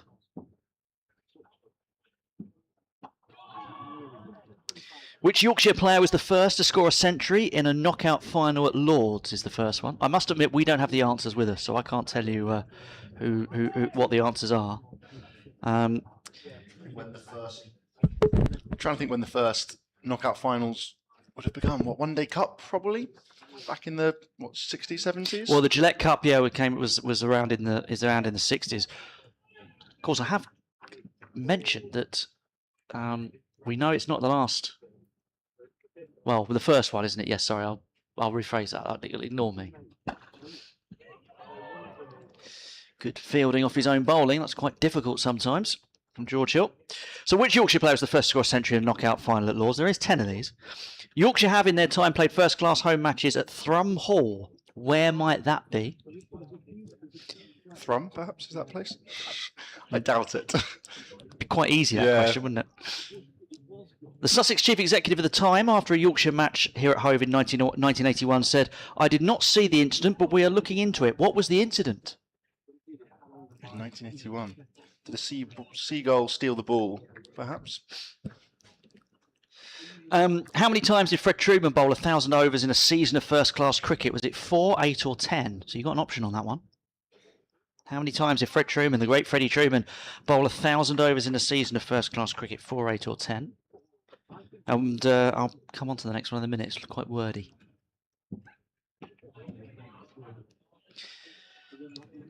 And which of the following teams have Yorkshire not played in first-class cricket? Which of the following teams have Yorkshire not played in first-class cricket? Liverpool and District, Ezingari, United South of England, Royal Navy or Philadelphians?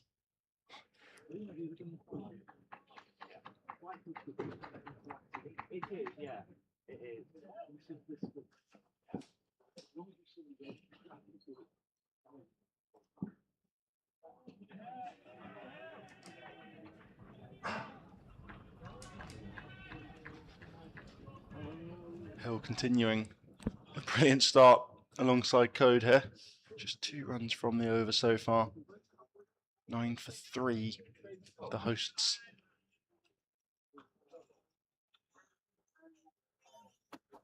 Just managed to lock in on a line and length much quicker in the innings than Sussex's attack. A bit of pace that time. Shorter, flies over the head of Ibrahim, who advances again. He's looked to use his feet, as is Leaning as well. Perhaps not a bad thing if the ball is just nipping around a bit. Ben Code has found a lot of that movement early on. 3 wickets, just 1 run he's conceded. He's going down the hill from the Cromwell Road end. Still 3 slips in. Don Bess has joined George Hill and Adam Lythe. Third man, fine leg out on the ropes. Everyone else inside the ring. Backward point. Extra cover. Mid-on, mid-wicket. That one's just dabbed out to that mid-wicket fielder. Watchful from Leaning. You've got to love 3 slips in a white ball game, haven't you? I wonder if they get another if a fourth comes in. Not that they necessarily challenged the outside edge as much as the inside so far, though. Obviously, Tear, Feather, but the others all angled back in, attacking the stumps, nipping back in as well. As Leaning rocks forwards, solid in defence. I'm going to say 9 for 3 after 5.2 overs is not the start Sussex would have wanted.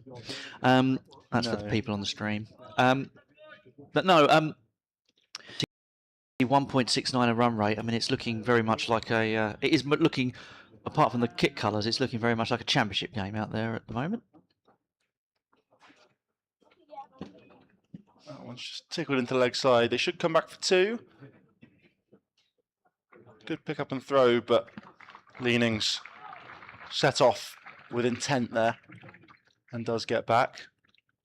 Round of applause from the crowd, enjoying that too as Sussex get into double figures.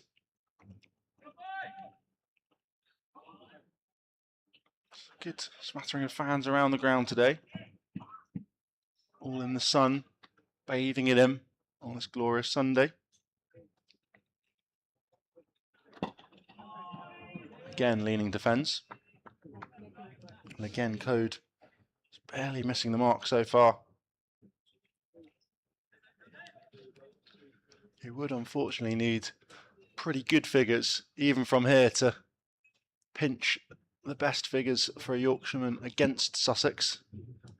That came from Matt Milnes last year, and he took 7 for, including a hat-trick.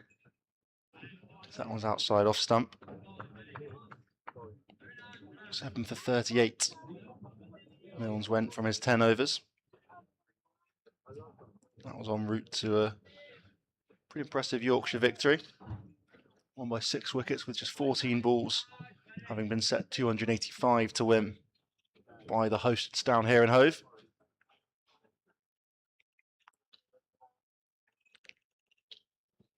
Last ball of Code's over. Again, just challenging the top of the bails. He's found that perfect length to just not allow Sussex to score freely as we're 6 overs in of the 48, 11 for 3. Yes, and Yorkshire tightening the screw. And while we're on the subject of Yorkshire, the other half of the questions. Who said, and I should say that this is not my words, obviously, but who said, ladies playing cricket absurd, just like men trying to knit? This season, how many limited overs matches had Joe Root played for Yorkshire in his career? 23, 47 or 65? There's a good question. How many limited overs matches had Joe Root played for Yorkshire in his career at the start of this season? 23, 47 or 65? Should just say all of this is just for fun, and I don't have the answers. So, the answers are in the Sussex, available at the Sussex Cricket Museum by the Spenkarma Pavilion. Lord Hawke was the appointed Yorkshire captain from 1883 to 1910. His side's winning the championship 8 times. It's a lovely shot. Ibrahim will get 4 for that one, full value. First boundary since the very first ball, I think.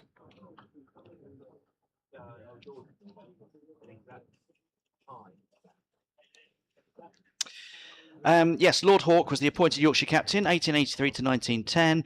How many Lord Hawkes have there now been?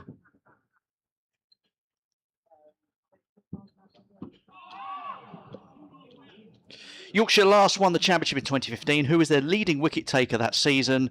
And a further clue, he later played for Sussex.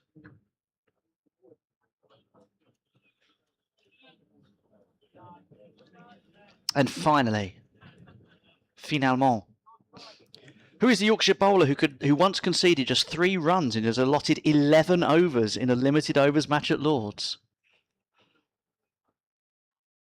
Who was the Yorkshire bowler who once conceded just 3 runs in his allotted 11 overs in a limited overs match at Lord's? And I do remember the days of, might be NatWest Trophy as well, 55 over matches. So that will date it. Some interesting ones there. Question number 9 intrigues me a bit. I want to say, should we hazard some guesses? Perhaps. We'll maybe give you guys in the comments, if you want to get in touch, just chuck us a message in the YouTube comments. Any guesses for any of the questions in particular? We can have a look. Maybe discuss them all. As Hill just again comes in to defend. Comes in, sorry, and Ibrahim defends.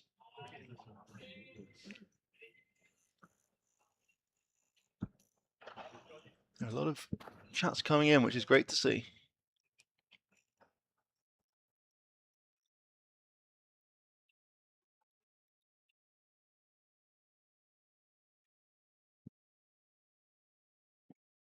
Last ball.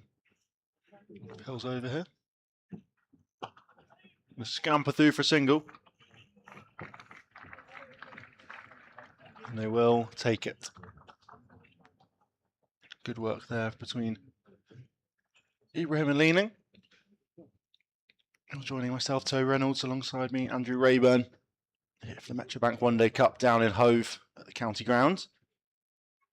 In case you missed the first innings, Yorkshire piled on 325 in 48 overs, lost a couple of overs due to rain, despite it being glorious sunshine right now. A very impressive 100 along the way from Will Luxton, ably aided by Sam Whiteman. I think there's a guess of Chris Old, which I think might be for the Yorkshire bowler who once conceded just 3 runs in his allotted 11 overs in a limited overs match at Lords. Although we did have, oh no, we haven't done anything about other bowlers, have we? So there was the Yorkshire player who was the first to score a century in knockout final. That might be Chris Old. Because if you are leaving, I can guess it from the timings of your comments. But Yes. if you are just leaving names, you've got to try and work, give us a number of the question. Yes, Kevin Thurlow points out that Gillette was 60, although at first it was 65. Eric says Arnie Sidebottom hit the winning runs in the B&H final. Don't know how relevant that is, but thank you. I guess that would be in reference to who's the first person to hit the winning runs in the knockout game. Was it? Oh, My guess. do we have that? Which one was it? Who was the first player to score a century in knockout final? So okay, it could be. Yeah, I have a guess for number 9. Any thoughts, Andrew, on any ones in particular? God, They're all quite tricky, aren't they? Oh, leg slip going in now. Best just coming around. Not a bad shout, I'd say. Codes are bowling pretty straight so far. Oh, and that's edge though, straight to where Best would have been at third slip. Good piece of fielding down here from Coldeep. He will come back for a couple. That's very unlucky. Best trying to be a bit innovative. And instead, that flies just to the right hand, past the right hand of second slip. You could just about see on this replay here. Would have probably gone straight into the hands of Best had he remained at third slip. Yeah, you lose on the swings, you gain on the roundabouts, whatever. He tried to sort of, gamble, just didn't come off. Oh, that one's past the outside edge again as well. I think as well what people perhaps wouldn't take into account with that is if you bring a leg slip in, batters are much more inclined to stay leg side of the ball because they don't want to risk anything around the corner. It's just in the mind. And I think that in itself, could possibly mean Ibrahim's more like to push outside off stump. So unless you have both in there, which in itself would be would be very crazy in a white ball game, I think you've got to take it sometimes. Good drop and run there from Ibrahim. Yeah, often you hear about people say, "Oh, they've just conceded a boundary through that area. Why have they? Why did they bring that person out?" It's like, well, actually, if that person had been in there, the shot wouldn't have been played in the first place. Exactly. Yeah. That's the way. You'd have probably just conceded 4 somewhere else. Yes. Yeah. That's the thing. These batters are quite good, and they can probably manipulate the ball where they fancy. Defended from Leaning. been a very expensive code over by his standards. 4 runs from it, but more than his previous 3 combined. Bess has reverted back to regulation slip for leaning. Maybe that will play into it as well.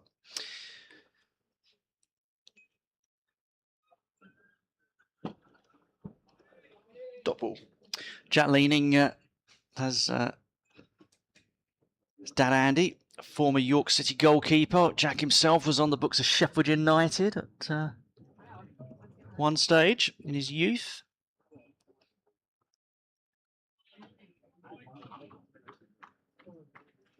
Should just say as well, while we like our stats, I didn't mention it beforehand, but Jack Leaning's first run today has taken list A runs.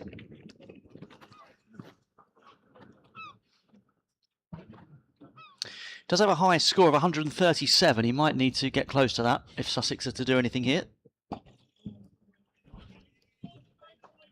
That was for Kent against Essex a couple of years ago, or 3 years ago now. He also once took, sorry, I'm really through all the stats now because, well, I've done the work, I might as well. You don't know how long this game is going to detain us for, so he once took 5 for 22. He's only got 19 list A wickets and 5 of them came in the same match. That was in a Yorkshire Bank 40 game against the Unicorns, if you remember them. Unicorns were the best uncontracted yes, players? Yes, from sort of the minor counties and people without county contracts and things. And you'd occasionally see sort of people you've forgotten pitch up at playing for them. Yeah. I guess you have a few sort of teams somewhat similar to that. You know, MCC-esque ones, but also Saka are probably the most notable major minor team, I guess. They play a lot of 2s, and often teams will pick quite strong 2s when they play Saka now. I think there's probably about 20 Saka players who have now received contracts or played professionally in the last few years. It's a really strong breeding ground, if you like, and good to see that pipeline coming in, really, and a lot of good work is being done with Saka, for sure.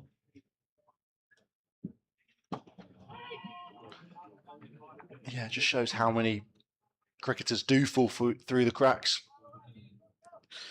A good friend of mine is in charge of their... What's that good friend? A guy I knew for many years is in charge of their media there.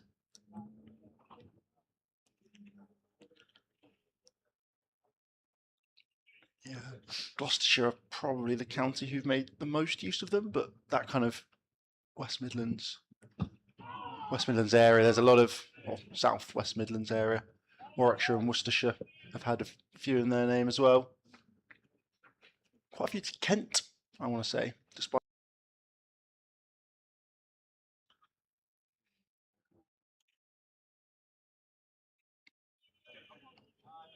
But as well, I think cricket is just one of those sports where, because it's so technical, you know, people don't hit their straps until much later in life often. No run there. You know, look the likes of Jack Leach, for example. Nathan Lyon was a groundsman for a while. There's, you know, lots of routes through cricket, and having more teams like Saka are always going to help that progression and make sure that as few people do slip through the cracks as possible. 21 for 3, 9 overs in, just 1 over left in the power play now. Although I can't see there being much of a change after the 10th over in field placements in attacking bowling. Don Bess is surely not just going to suddenly spread the field because he can. Code in again, use of feet again, and defended again. 10 off 19, Ibrahim. So I've pretty much left you to commentate almost entirely on your own now, but... doing both ends. Yeah. No, that's good. It's all right. The listeners will be glad of that. I mean, we both had to scramble for food during that break, didn't we? I think the it's trending. I think hashtag bring back Toby. That's that's what they were saying. Use of feet again, this time hands well above the ball, out the way. Another dot. Coldeep is warming up by the looks of it. I'm not sure whether that's been, a suggestion from his skipper or a suggestion to his skipper. Whether he might just fancy it. I'm sure when he's throwing the ball, he'll be licking his lips to try and rip through the Sussex middle order. A few things coming through on the chat with those questions. Leading wicket taker in 2015. There's another possible suggestion here, which is, I think, almost certainly right. So I don't know whether you want me to say that or not. Yeah, I think if people have any guess, might as well. Jack Brooks, yes, is the suggestion there. Matthew Elliott scored a century in the 2002 one-day final at Lords. And there was something else I saw somewhere. Oh, Thrumhall, a couple of people saying this. Thrumhall is in Halifax. Halifax Rugby League Club used to play there.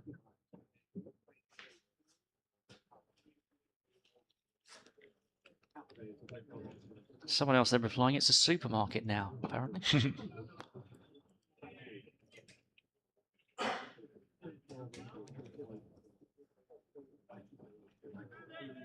Fourth dot in a row there for Code. He has been exceptional. You'd assume he's just going to plug away and keep plugging away from one end. I mean, Hill's been pretty impressive from the other end too. Well, would you just how long would you? I mean, obviously physically they'll have to, but how long would you leave them on for? The pair of them. Sort of indefinitely, I feel like. I reckon you've got to obviously judge how they're feeling, and Bess will know them better than anyone else probably, and so he'll be able to work that one out. But I wouldn't be surprised if at least one of them bowls maybe a 7-over spell, perhaps Code, just because he's got the rewards and he has been so economical, so you're not losing anything either. Oh, no, line it is! Code has his fourth for 7 now. The end of the 5th. He's been tearing through. It's another wicket maiden. Ibrahim goes this time. 21 for 4 now. Sussex find themselves in chase of 326. They are really, really struggling. Code has been exceptional. It's another feather of an edge. Another take for Bean behind the stumps. Yeah, he walked into that, Ibrahim, and managed to nick it. And, well, you said that Code would have to go some to match the heroics of last year. I mean, he's well on course. Not far away, is he? Matt Milnes. Yeah. Will be, where are you now, Matt Milnes? That's the question. And there is a tale of two very different stories. 325 for 7 Yorkshire, 117 for Luxton, 74 for Whiteman. And Sussex 21 for 4. And a fairly sorry but consistent looking scorecard. Codes as far as the eye can see. Incoming batter for the Sussex Sharks, wearing number 33. Please welcome Finn Hudson-Prentice. Finn Hudson-Prentice coming out to a round of applause. Fans almost willing him to just stay at the crease and pile on at least a few runs to avoid embarrassment as much as anything else. That was a very interesting worm there. If you managed to catch that one when it was up on screen, you could see that. Oh, it's back up now, yeah. Difference in run rates is crazy. You can also see that worm there. The difference in that sort of partnership that built through the middle after 3 wickets was absolutely crucial for Yorkshire to get them up to 300 plus when they were 70 odd for 3 at one stage. That was bad a position as Sussex, but they'll need a partnership better than that now. There's another. This time Hill's got one. Well, I was just about to come back onto comms, and suddenly it was chipped straight to mid-wicket. And Clifford struck with his first ball.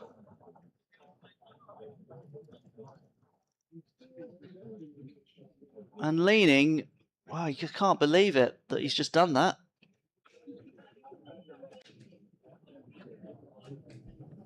It's just going from bad to worse. for Sussex now. Straight to Whiteman, was it in there? Yeah, couldn't have picked him out much better, could he? Whiteman Whiteman it was. 3 off 16, Lealing. That was probably his first real shot as well. He'd been pretty watchful for the first 15 balls, and then half volley on leg stump, and he unfortunately picks out Whiteman perfectly mid-wicket. Well, in amongst all my stats are, I think, lowest totals in this fixture. Sussex's lowest, I didn't bother necessarily with. Lowest total for Sussex against Yorkshire is 85 at Bradford in June 1972, which they made, by the way. They were bowled out for 85 and they made it in 51 overs. It's a different game. Different game these Yeah, but days. I think it was a different game then. Yeah. 21 for 5. We might have to look at what the lowest score in Metro Bank history is at this rate too.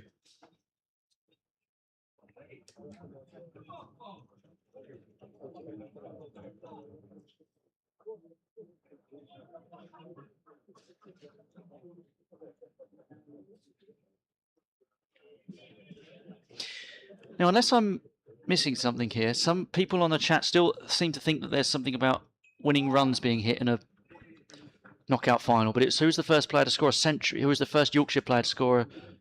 Nope, I'll rephrase it. Which Yorkshire player was the first to score a century, so I presume by anybody, in a knockout final at Lord's? Not about the winning runs. I don't think I can see the winning runs on any of these questions. No.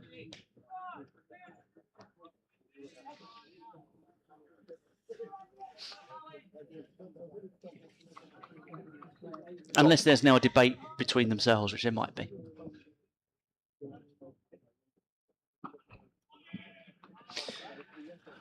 Well, I think it's fair to say it's a good one for Sussex to win from here.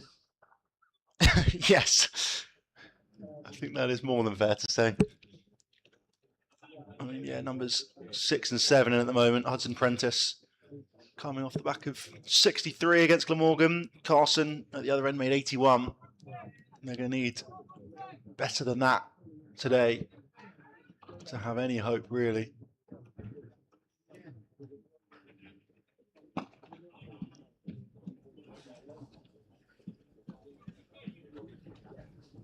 Both are capable batters, more than just, and showed it in those games last year.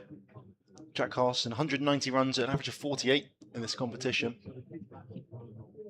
Hudson Prentice, not quite as impressive, but equally, almost equally as good. 160 runs at 27. Carson's also came at a strike rate of 115. I think he'll be a bit more watchful this innings. Yeah, so just been having a little quick look, and I'll continue to do so about totals here.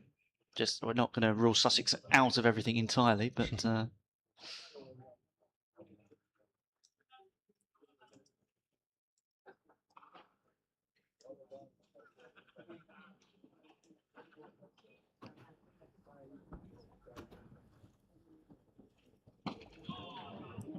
good again from Cliff. He's challenging the stumps well there. so 49 is the lowest total that Sussex have made in a List A match, and that was against Derbyshire at Chesterfield in 1969. They also bowled out for 89 against Leicestershire in 1973 and went on to win. They bowled Leicestershire out for 36. Where was that one being played? That was at Leicester, Grace Road. Yeah, flat track, I've heard. In the John Player League. In the John Player League. Back in the day. Okay, we're now seeing 3 slips and a leg slip for Ben Code, who's continuing to charge down the hill here. He's got 4 so far. Use of feet straight away. There's so many players now in the circle around the batsman that I reckon he might appeal against the light Yeah.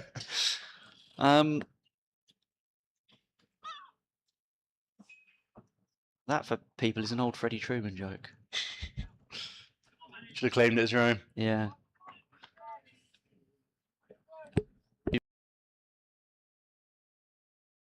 Bad now. I mean, 21 off 7 could be 21 4 7. Sussex. Don Bess's shot doesn't look so bad now. That was cut away. Should reach the boundary. Does. And a huge cheer you can probably hear through the effects mic. I think the word irony should be used at this point. 25 for 5. Hudson Prentice off the mark. Didn't fully time it, but sort of muscled it for 4 through vacant covers. The lowest total here in a this day game for Sussex is 61 against Middlesex.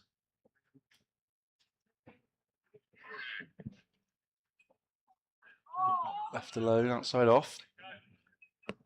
I do quite like how 2 of their 3 lowest list day scores are in the same season. Yes, in 1969. Both against Derbyshire, home and away. Wow.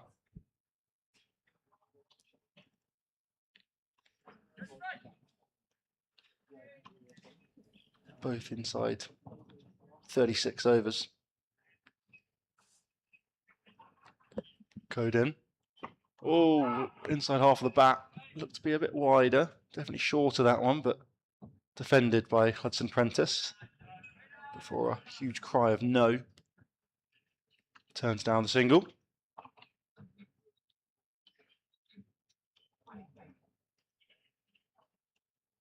Sun seems to have just dipped behind a cloud briefly. But there's bright blue skies up above. Almost matching the Yorkshire shirt.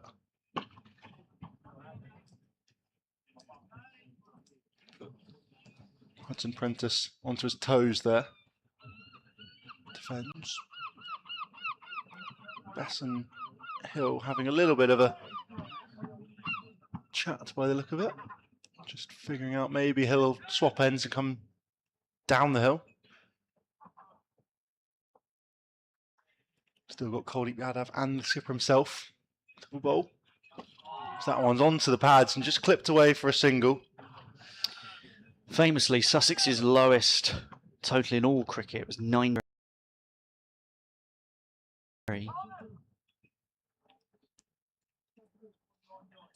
And that was at Hove. It's quite a lot of scores under 40 there. It's a long history, I guess. That'd be a good question. Which county has the most sub 50 or sub 40 scores? Most of those scores we're looking at on our screens are well before the Second World War. In fact, most of the Victorian era, apart from one in 1939 against Yorkshire, which was 33. Well, before covers were invented, I guess, then. Yeah, so we are looking at that 1969 match as the only one since 49. Glorious shot there onto the front foot and drives imperiously through the covers. Does Hudson Prentice. Boundaries in back-to-back overs now for the all-rounder. Yes, they're just trying to prove us wrong. We're mentioning low totals. They're just trying to make sure that they're not on that board. It's good. Up to 30 now. 12.1 overs in. Run rate still down under 2.5s. Quad run rate up over 8s now. So that one's cut away. Just evades the man at backward point. Do come back for a second. Again, doesn't fully time it.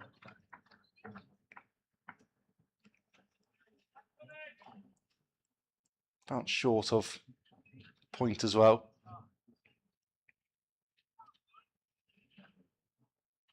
So Cliff took a wicket with his first ball of this spell. Maiden over, wicket maiden. Now gone for 6 for 2 balls. Make that 10 off 3. That's a cracking shot. And it just shows how different cricket can be, the space of 2 overs that you bowl. Wicket maiden and then go for 10 off the first 3 balls of the next.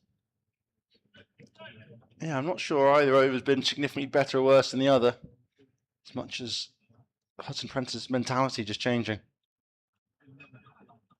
Yeah, I mean, that one was a little short and quite wide.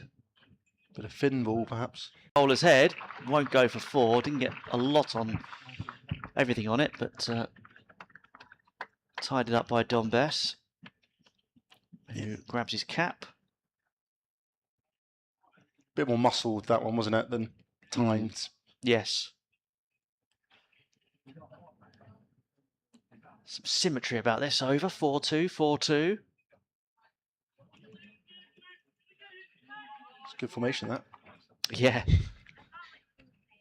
Particularly if you have 13 on the field. Yeah. And that is launched. That's come down with snow on it. It's out in the car park. Over the hospitality.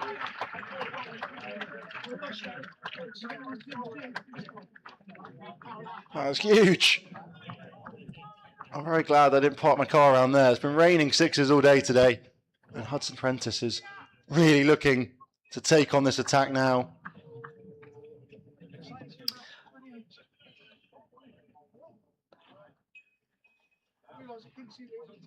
Cliff perhaps just losing his line, sorry, his length a little bit. Couple short, couple too full. Somebody pointing out that it's appropriate that Cliff is bowling from the C end. Yes. This is where we're at now. 4-2, 4-2, 6. This over from Cliff. 18 off it after a wicket maiden. How cruel cricket can be sometimes. And we've got yet another change of ball because we've either lost or damaged the last one. I do quite like how they've kept the bag of balls over by the short boundary. Just handily placed, don't they? They know they might need a few.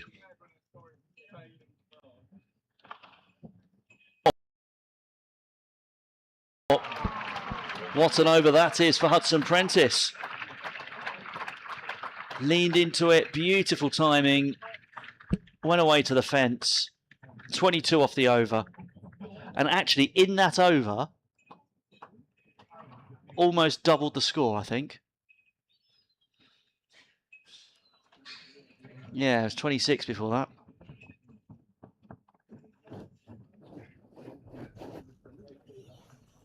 It's not often that happens.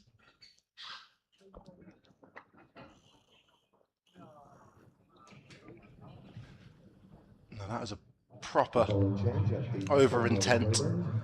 Sussex only need another 10 of those. And they're almost there. They're almost there. Sounds easy when you play like that, doesn't it? We will see a change of bowling.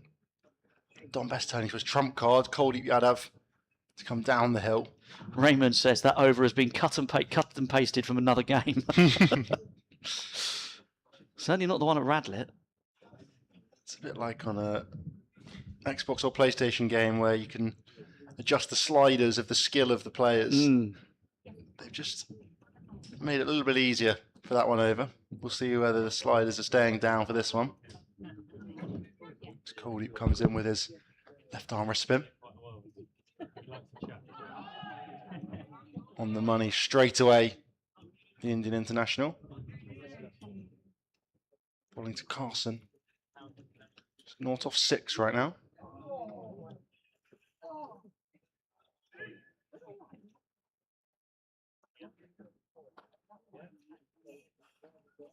Short, drag down, launch into the leg side. One bounce, 4. Kuldeep and Carson cashes in.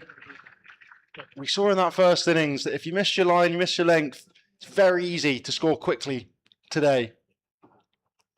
Yorkshire, credit to them, didn't miss it at all in the power play.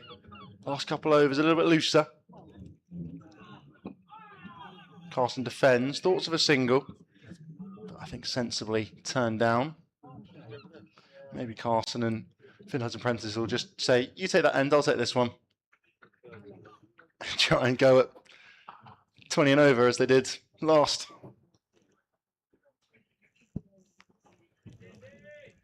There's just 4 fielders on Three fielders in the ring on the offside. Slip still in there as well.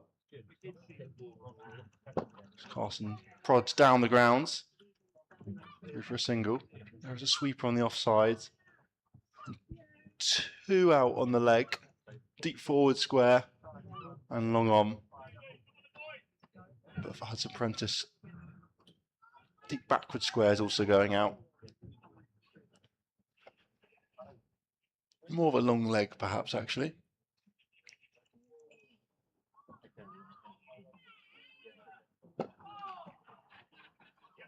Gonna get through for a single. Slight misfield from Coldeep.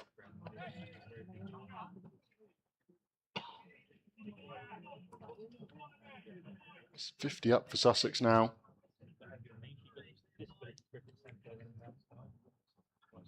Even the last couple of overs have looked pretty different. And defended. Ends Coldeep's first over. 6 from it. Pretty solid one, other than a little drag down with the second ball that Carson dispatched to the boundary for 4.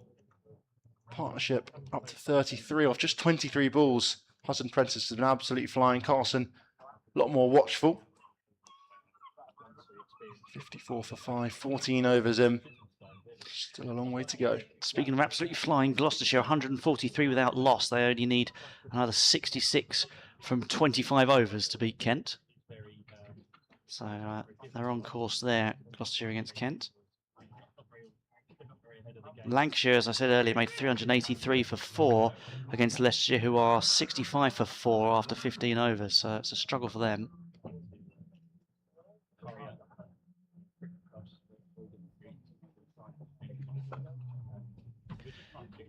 Northamptonshire 254 for 8. This is at Guildford. Surrey 164 for 2 after 26 overs. So they are crunching along there quite nicely. I was down in Guildford for the first game a couple of days ago now, and very quick outfields. Very dry, very bouncy. And the ball pretty small, pretty short boundary as well. At least at one stage, maybe a couple of times, ball was hit out the ground onto the road where traffic was flowing. It's quite a busy road. It's one of the roads that leads into the town. It's a very busy one. At one point, 6 landed on a car that was driving by. So you hear a big thump and it bounced out over into someone else's front garden. And you could see 12th men of Surrey just sort of inviting themselves into someone's home by the looks of it to try and fetch the ball. Worcestershire 307 for 8, Hampshire 98 for 2 in the 24th over in reply, so a bit of work for them to do.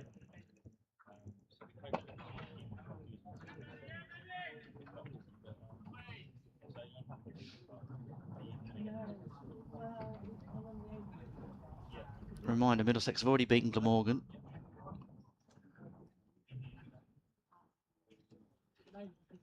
Essex 257 for 7, Derbyshire 132 for 3. They need another 128 from 27 overs. So they're going well, Derbyshire there. Well, half appeal, half let's try and get the catch. In the end, nothing doing. As Toby finishes the remnants of his chips from lunch. Are they cold? Yeah, pretty cold. Yeah. But tasty nonetheless. My professional advice is probably to put the headset mic down before you turn it on. It's a killer. I was just very keen to give my opinion on the chips. Good chips, though. They were. Good chips. From the Sausage Man. Mm.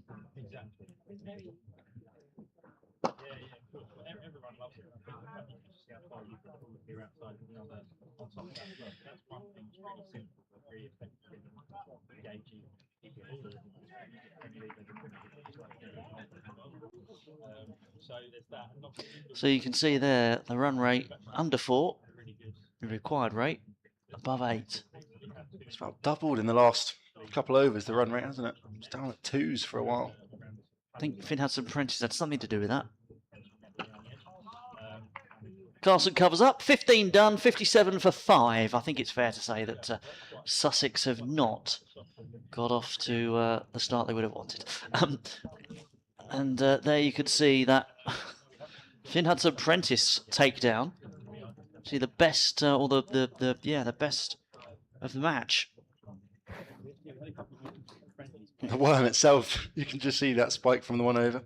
It helped the worm a bit. Still a long way behind. And that is the tail of the tape there, graphically set out.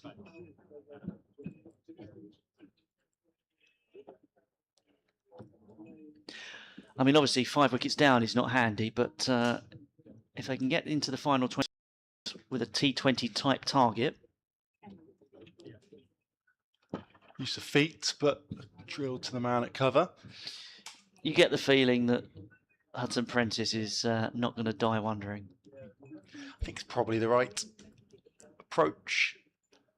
At least to start, it definitely was. Maybe he could try and settle now, but I think he's just going to play his way, isn't he? Sweeps, struck in front, big appeal, turned down. Not perhaps as big an appeal as... Oh, quite a long way outside off, isn't it? Yeah. Impact well outside. Wickets missing. You could stay with the original decision. You're on screen now. Yeah, a lot of greens there. Quicker, that one.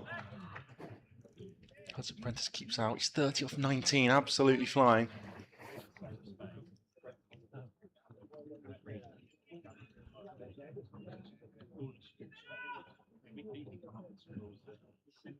Still 3 out on the leg side for him. He's going to pick out one of those 3. I want 2 though. Should get 2. Yeah, quick enough coming back.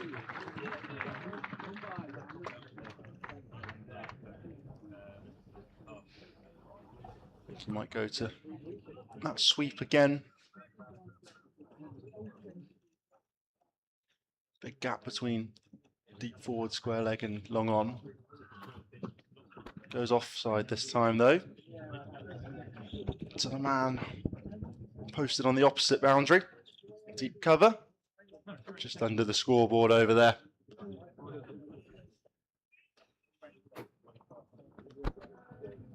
$265 runs still required for Sussex.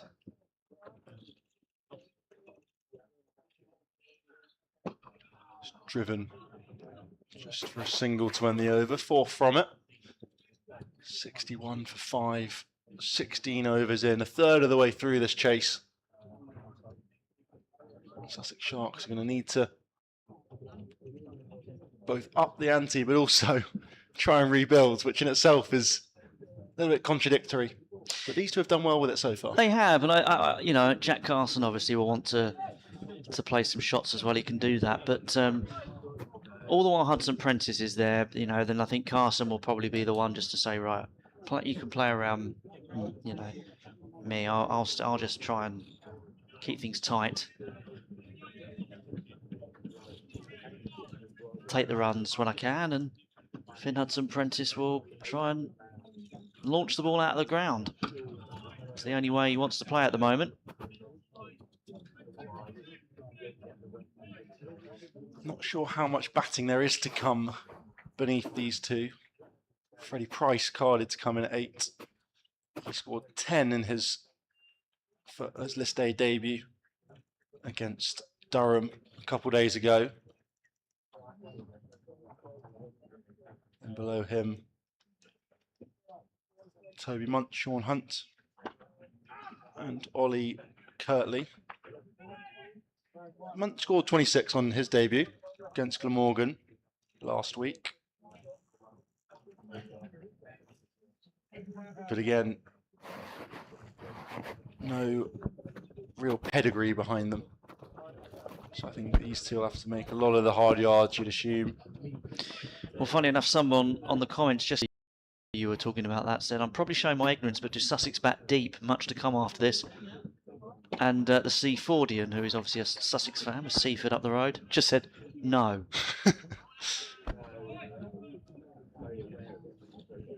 Slightly blunter terms than I was putting it, perhaps. Not any less true.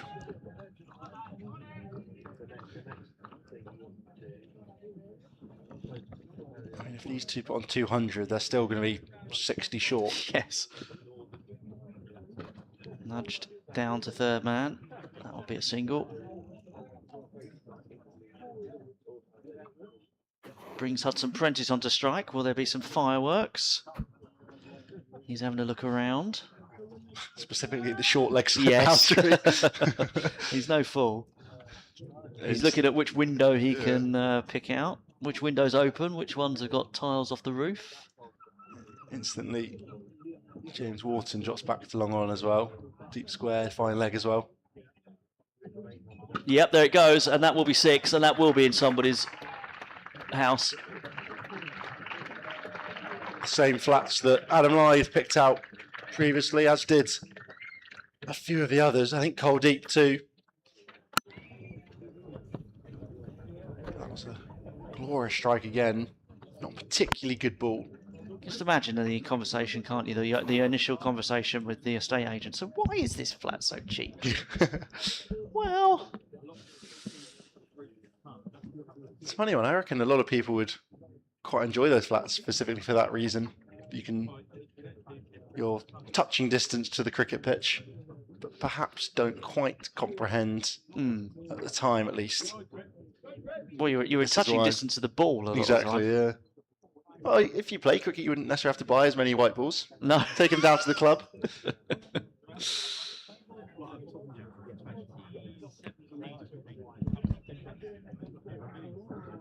Deep mid wicket's out now.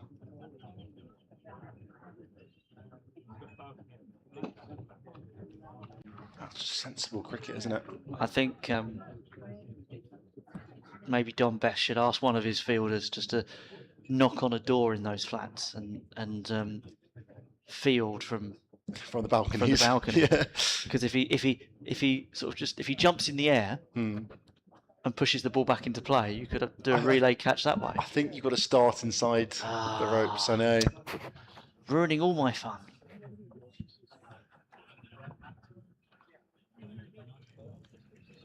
Otherwise, I think you'd probably find people climbing on advertising hoardings. And Yeah, no, that would be. to add like a parkour element to, to cricket. Well, you never know. They could introduce that in 100. There are some crazy rules in various forms.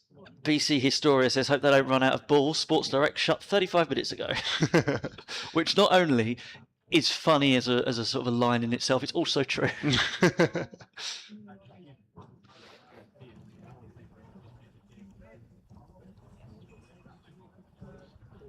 Cole Deep continues.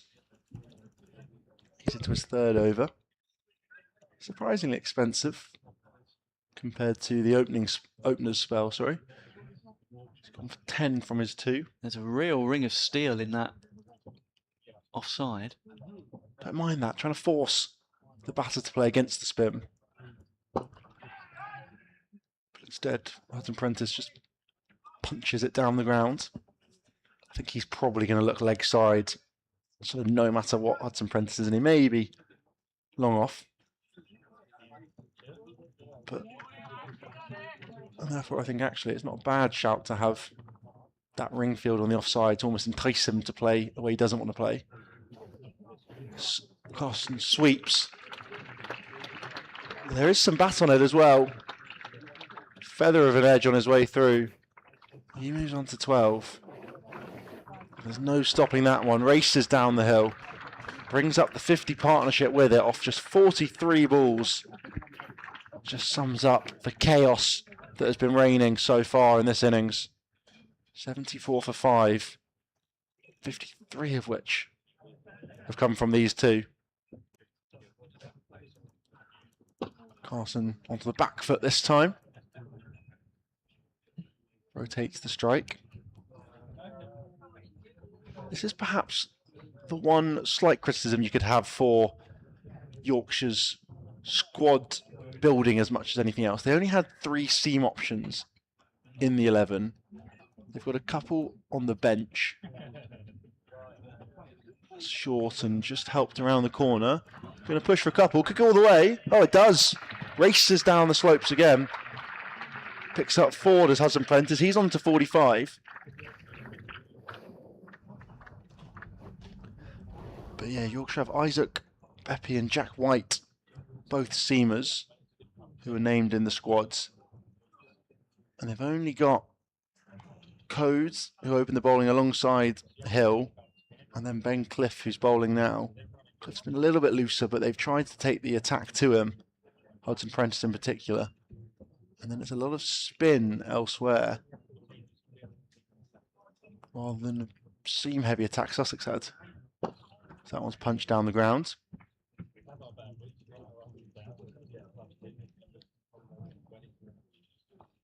It's a tricky one, I guess, though. This competition comes so thick and fast. You have to have, as much depth in your particularly seam bowling attack as possible to just try and rest people where you can.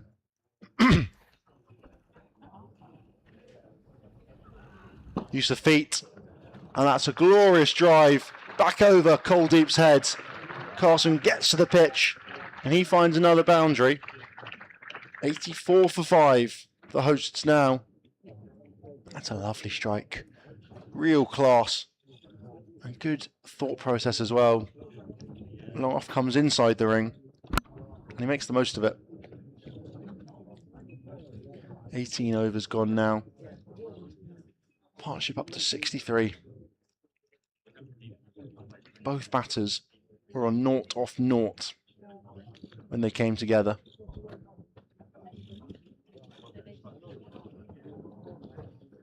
They keep going. We will see another change in bowling. The skipper, Dom Best, to come in from the sea end.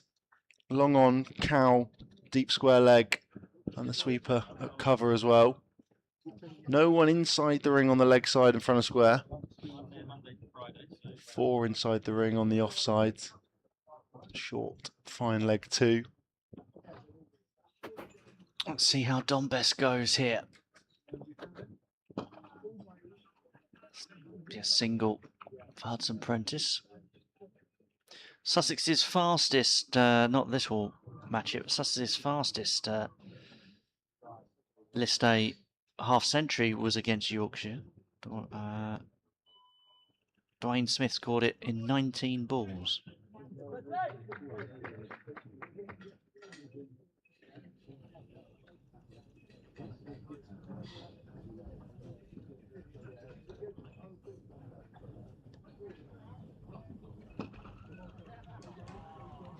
Basically that first over, or first 2 overs that Prentice just sort of blocked out and nudged around, that's let him down then, really, isn't it?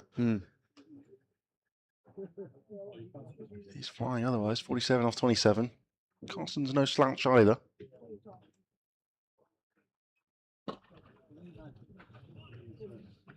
Gonna run the first one hard. Gotta run the second one harder. Got home in the end. But applause all round for the fielding and also for the running. See here.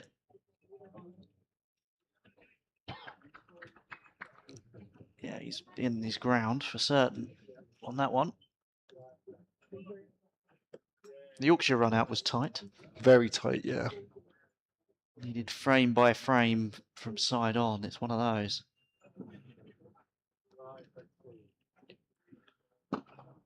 Light up stumps always help as well. Yes.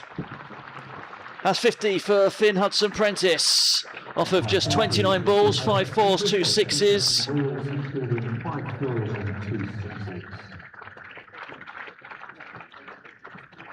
It's his 9th half century in white ball cricket. What's interesting about Finn Hudson Prentice is his half centuries. He hasn't got 100 in any form of cricket. He has made 99 in first class. So, and that one's good stop on the boundary. 93 in List A as well. Mm. Both out. And 49 not out in T20 cricket. He's not a man for a milestone, is he? Well, he's certainly got one here off of just 29 balls.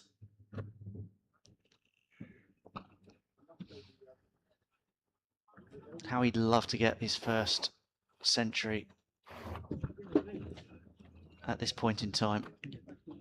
It's quite remarkable, really, when you think about it, because he's a good cricketer. Finn Hudson-Prentice has been playing for a little while.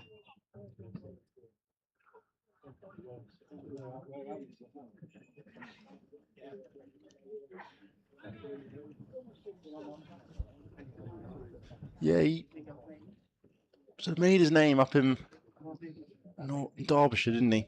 Yeah, well, he was at Sussex first, yeah, then went back, then went to Derbyshire, then came back to Sussex.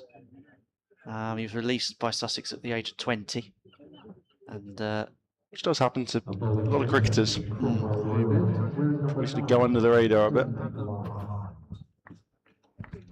Had a stint with the MCC Young Cricketers, and it was via that route that Derbyshire offered him a deal. Oh, this is interesting. No Kuldeep. Adam Lyth being favoured instead. I mean, he's pretty expensive, wasn't he? First couple overs, Kuldeep. 25 without a wicket. I think perhaps they're thinking save him for the tail, which he would absolutely be feasting over, I'm sure. Lyth is no mug with the ball, though. Floated up the first one and down the genuinely grounds. thought he was just going to offer a juicy full toss to 6 then. No mug with the ball. Here, have this. I mean, I think there's every chance it might have been chipped straight up in the air anyway. And wait a minute. That one's launched down the ground. Could be taken. And is. That's a really good take. Down there, charging round at long on. Hudson-Prentice just makes it to 50. But pulls it slightly left, going up and over the top. And that's a brilliant take. Charging round at long on. Can't quite see who that was. Right at the other end of the ground from us. James Wharton, I want to say, perhaps. Adam Lyth, a wicket. 2 balls in. Oh, he's only taken 9 now in this day cricket. Bencliffe, that was. Apologies. Really good take. You can see on the replay there. A lot of ground to make up. Charging around. Takes it diving. On the move. Hudson-Prentice goes and they're into Sussex's tail now. 93 for 6. Not even 20 overs in.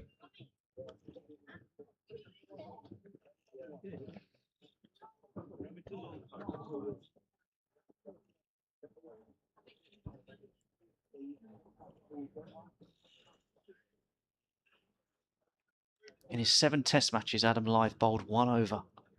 And that was in the second Ashes test at Lords in 2015. I was going to say, Freddie Price coming in now. Well, I think you probably always favour Root rather than Lyth. Maybe not always, but Root's probably the better bowler than Lyth. And if well, on this account, with Moeen Ali as the front line, and Joe Root took 2 for 55, Joe Root, and Adam Lyth chipped in with 1 over, presumably before an interval, and it was a maiden or something. It was a maiden, so he that's pretty good. He has never conceded a run for England. Nor have I. No, that's true. We all share something in common with Adam Lyth. That's probably about the one thing we might share. He's taken a wicket here, though, and with Finn Hudson-Prentice now back in the sheds, this is looking like it could, well, be a bit unfair maybe on the tail, but it could end fairly quickly. We'll see. Lyth will continue with his off spin. Floated up and almost drawing a false shot first up. Price looks to defend on the front foot.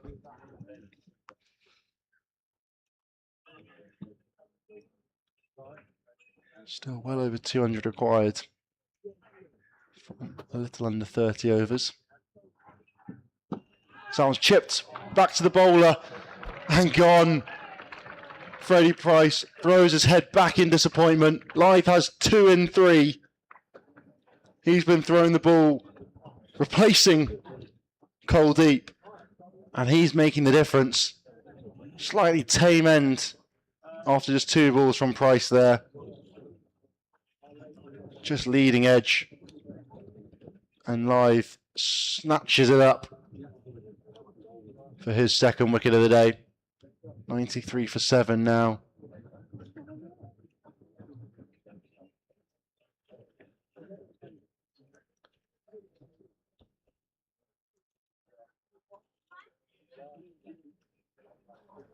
This is all looking too easy for Yorkshire, who are looking to win. A couple on the bounce now. Sussex still yet to get on the scoreboard in the One Day Cup. -2 points due to their points deduction.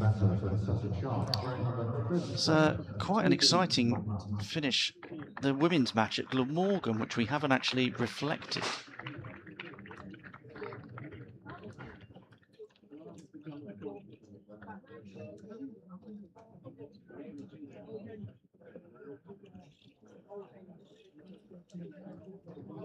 Sussex needs 13 from 3.5 overs with just 2 wickets remaining. Wow. Glamorgan 239 in their innings. Yeah, So I'm leaning over my colleague's shoulder. I should try and get it up in front of me, really. Lauren He Parfitt. got there first before me, so. Yeah, Lauren Parfitt, Megan Sturge with the runs for the Welsh side. Couple wickets for Anna Buckle. Anna Buckle and Bella Johnson. Pretty star-studded lineups for either side. A lot of tier one cricketers. As that one's just driven into the offside and off the mark goes Munt. There's just been a boundary hit as well. Yeah, Phoebe Wilkinson and Kiara Green doing a lot of the hard yards after the openers chipped in with some 20s. But yeah, at the moment, Poppy Tulloch. And Anna Buckle in. Anna Buckle, yeah, of Hampshire and Surrey, respectively. Well, Tulloch's just hit a boundary, so that's means they need 7. The balls faced isn't the problem. Balls remaining, sorry, isn't a problem. 19, 7 from 19, but it's the 2 wickets in the Metrobank One Day Cup League 2 against Glamorgan. Change of sides for Cole Deep here. I have a feeling that might be a reason why. Munt, however, though, has the long leg side boundary, being a lefty. Around the bat.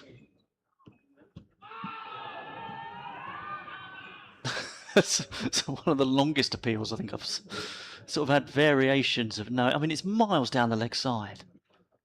That's an interesting one. It's sort of like started off as a bit of a almost jokey, half-hearted appeal.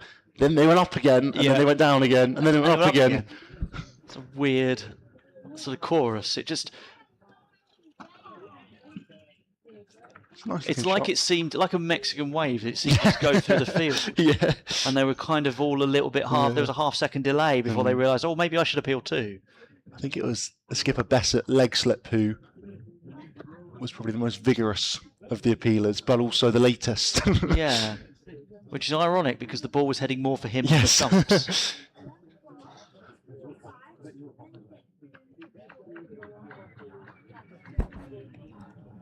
Yeah, 3 out on the leg side for Carson, who probably is going to have a bit of a dip here. Just as much to put pressure back on Yorkshire and spread the field, and I think they'll probably be happy to bowl 2 months, so not really much Carson can do other than blasting a few over the short boundary.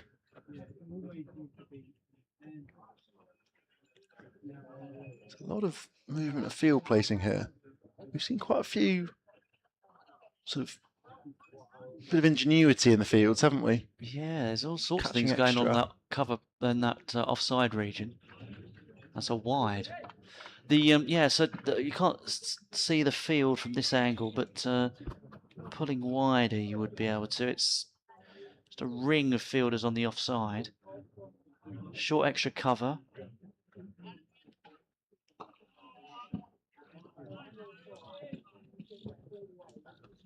Backward point. Extra cover point, yeah. Plus, no, there's nobody apart from the boundary riders on the leg side. Yeah, 3 of them, aren't there?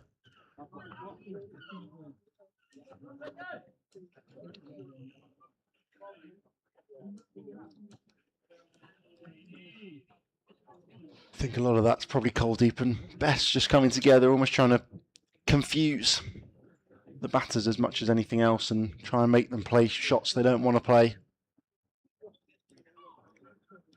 And also try and get Munt on strike to bowl at the lefty.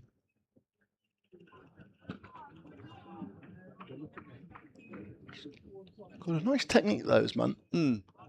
Looks like a proper bat. I guess it's a tricky one with a lot of teenage bowlers coming through. You never quite know. He was unbeaten against Glamorgan, 26. It's probably one of those where he bats in the middle order at youth level and takes the new ball, for example. And ends the 21st though, 97 for 7. Sussex still require 228 from the remaining 27 overs in this Metro Bank One Day Cup. You're listening to me, Toby Reynolds, alongside Andrew Rayburn. Live will continue down the slope. Picked up a couple wickets in his first over. He's 2 for 2.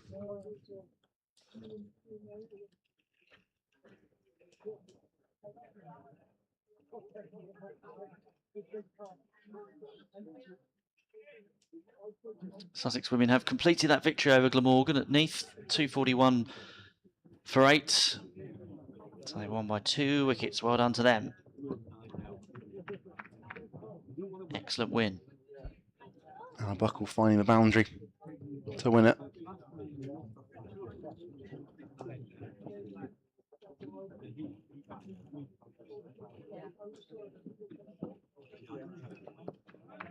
Another dot ball.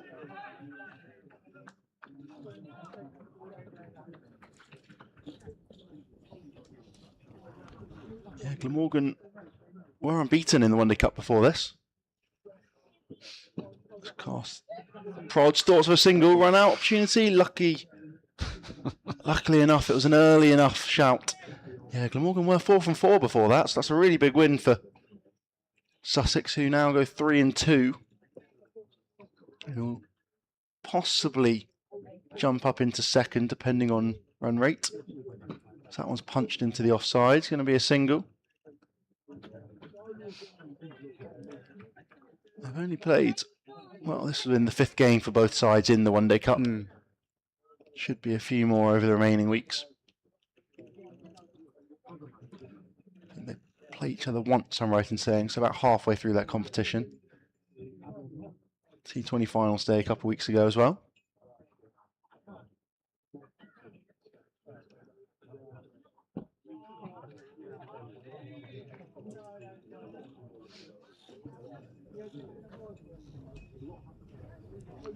As you might expect, Glamorgan top of that table, or did top that table anyway. They're obviously on the way up to Tier 1 next season, as we'll see another shake-up to the women's system. 22 overs done. Sussex nearing the 100 mark now, 98 for 7. Carson still at the crease, 24 from 31. But it's been all Yorkshire in this inning so far. One-way traffic. They've been very, very impressive. Ben Code in particular with the new ball. Yeah, well, they've got to bring him back so he can match. Well, here's the moment for Sussex, I think. Or certainly something from it, yep. I think that's the winning moment. Winning moment for the Sharks at Neath. And a buckle. You beauty. brilliant shot to win it at the end.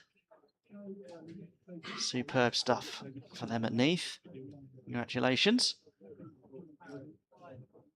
Yeah, I was going to say, they've got to bring Ben Code back on now to try and beat Matt Milnes' figures from last year. Yeah, I'll need to take all the remaining 3 wickets without conceding many. So Kuldeep changing ends.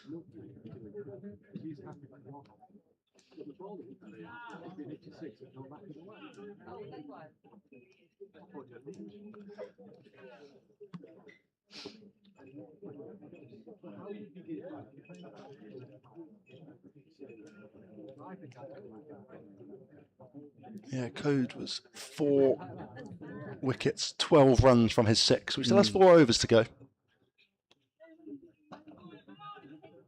But I wouldn't be surprised if they persist with a bit of spin for at least the foreseeable future.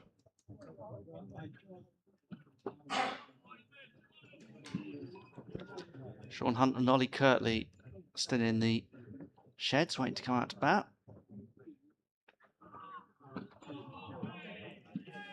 Solid from Munt. It's a tricky one, this position, because obviously only 3 wickets in hand and very much behind the game. But they can't get too bogged down either, because they need to double their run rate at this to try and get the chase going. And I get it's probably easier to catch up the longer you can take this, but they've also not got, you know, many wickets in hand at all. We saw how much wickets really slowed Yorkshire down at the sort of back end of the middle overs. I mean, it's optimistic that at 99 for 7, you still think there's a chase on. 99 for 8 now as that wicket falls.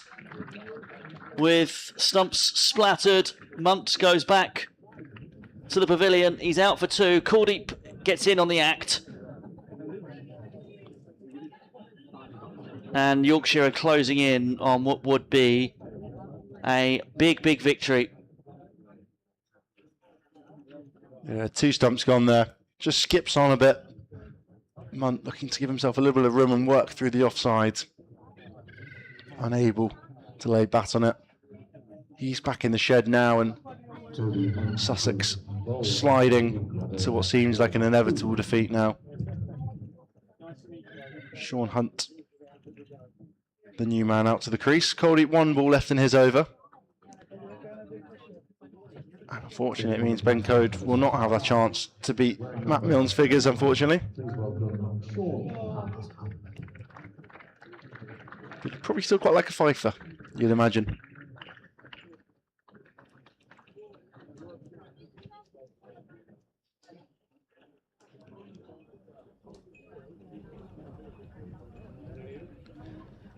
Kuldeep has been contracted by Yorkshire not only for the One Day Cup but also a couple of county championship games at the back end of the season as they look to try and stave off relegation. They find themselves in quite a tricky position down towards the bottom end. They're on 89 points with Hampshire and Leicestershire about a win's worth of points behind them on 72 each. Surrey a couple points ahead of Yorkshire, and then Essex and Sussex above that on 105. So it's reasonably tight in the push for the title, but also if you get on a bit of a losing streak down the bottom, you could easily slip back in and join Hampshire and Leicestershire.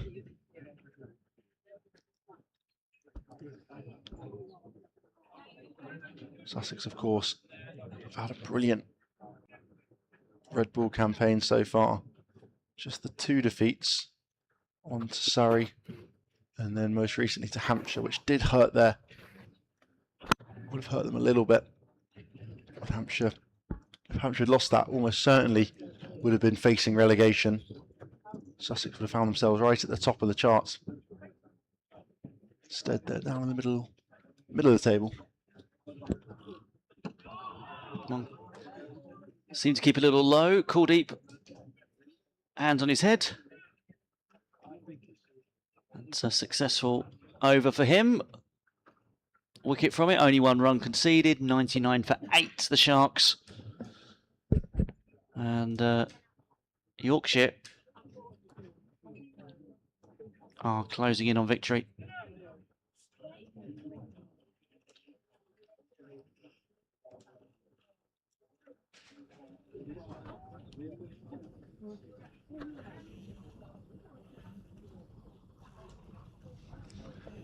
Other games around the country as well. Essex versus Derbyshire. Derbyshire 161 for 5 in chase of 258. Gloucestershire have all but defeated. Big appeal, but he's used his feet to get down the pitch there. Gloucestershire have all but defeated Kent. They're just 8 runs shy with nearly 100 balls remaining. Leicestershire are in chase of a mammoth 384 against Lancashire. They need 246 from just under 25 overs, as that is the 100 up for Sussex, and that's the biggest cheer we've heard in a long while here since that Hudson Prentice demolition over. There's a hint of irony to it all, but Sussex still going.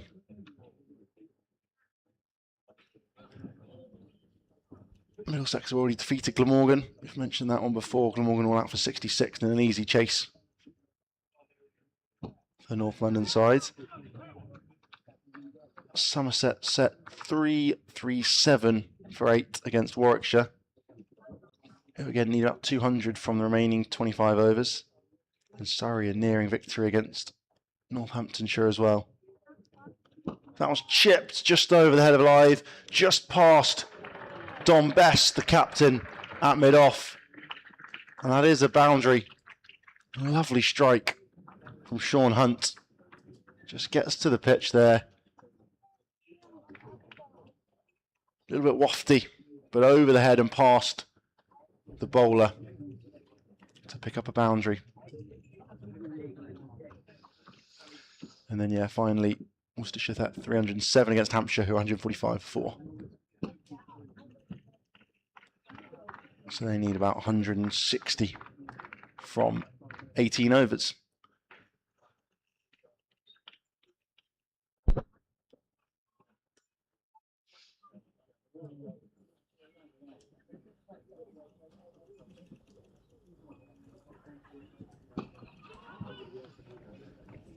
Dot ball to end that 24th over. Should be drinks, or are they just going to keep playing through? Looks like they might just keep playing through.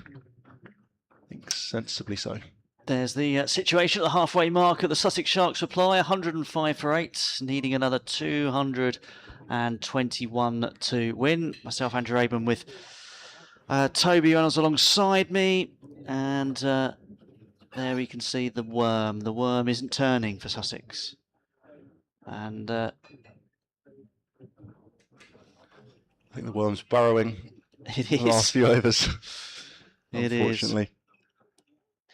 Or fortunately, depending on which way you look at it from a Yorkshire perspective. From a neutral perspective, definitely unfortunately. I feel like at the halfway stage, it felt like this could be a reasonable chase if Sussex could just get off to a good start. And that was anything but what happened. Benko just tore through the top order.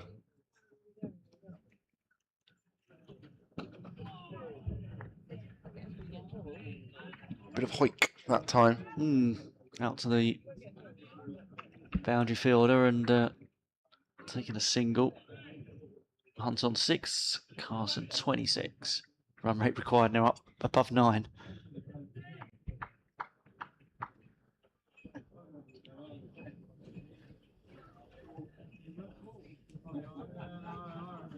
What are you doing in there? Oh.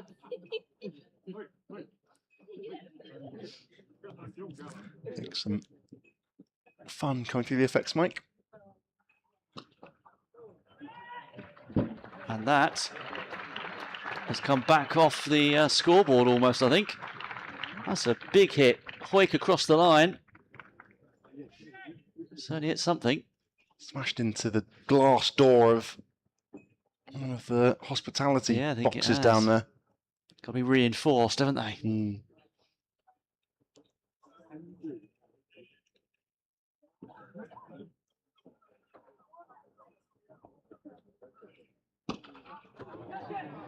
Peek out to catch it, but no. One bounce for. And Jack Carson says if we're going out with a bang, not a whimper.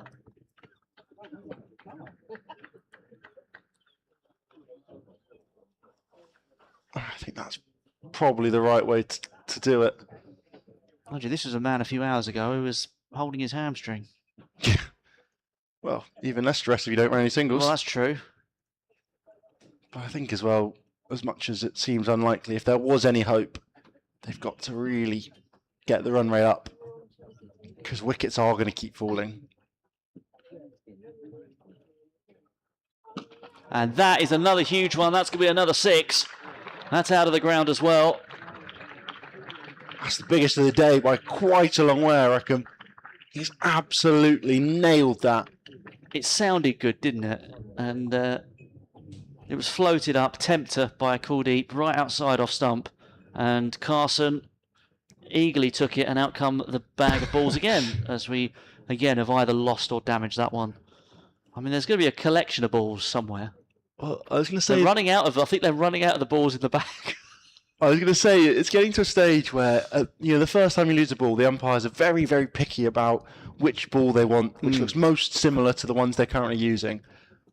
But once you've lost about 6 balls, you can't be so picky, can you? So that'll do. 1, 6, 4, 6 in this over so far from Kuldeep. And that one cut away. But only to a fielder. Extra cover. I was half expecting to hear boos for the dot ball there. Yeah. I mean, you can't argue that this day hasn't been anything but exciting. It's certainly been entertaining, I'll give it that. For what is a one-sided scoreline. And there goes another one, flatter but long, and 6 more for Jack Carson. What an over. That's some hit. A short boundary it may be, but boy. 6 anywhere, that though, isn't it? Again, they get the ball. I'm not sure who that is out there. That's Whiteman, I think. He might as well just stay by the bag, mightn't he? So 23, I'll make it off that over. Yeah, that's... Get that up on the Manhattan. That will look interesting. In amongst all of Sussex's sort of one-story bungalows, there'll be some large penthouses. Yeah. Skyscrapers. Skyscrapers. Yeah. That's very true. It'll be like bookends. So what do you reckon? Hunt here, dab a single, and try and get another 20 from the over?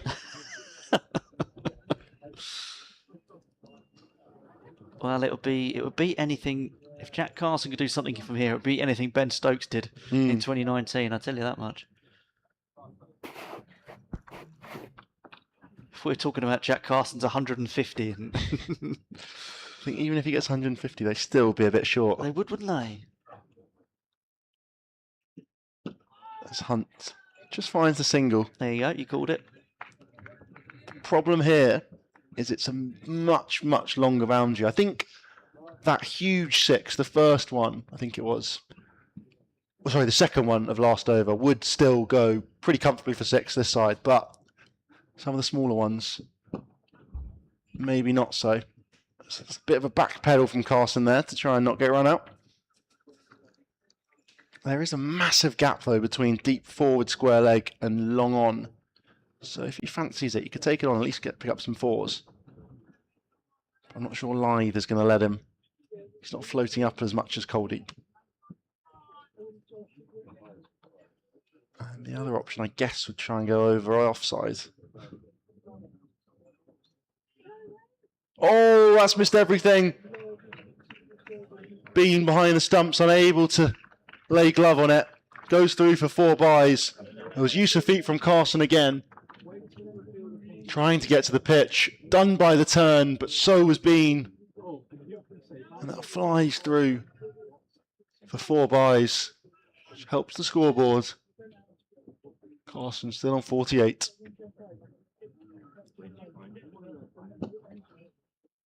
Another dot ball there. 5 from the over so far. Not helping.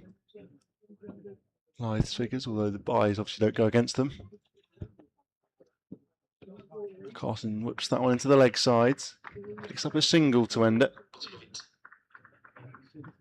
134 for 8. 26 overs gone. Carson on 49 now. Partnership's up to 35. Carson's pretty much done all of the scoring though. Most of it coming off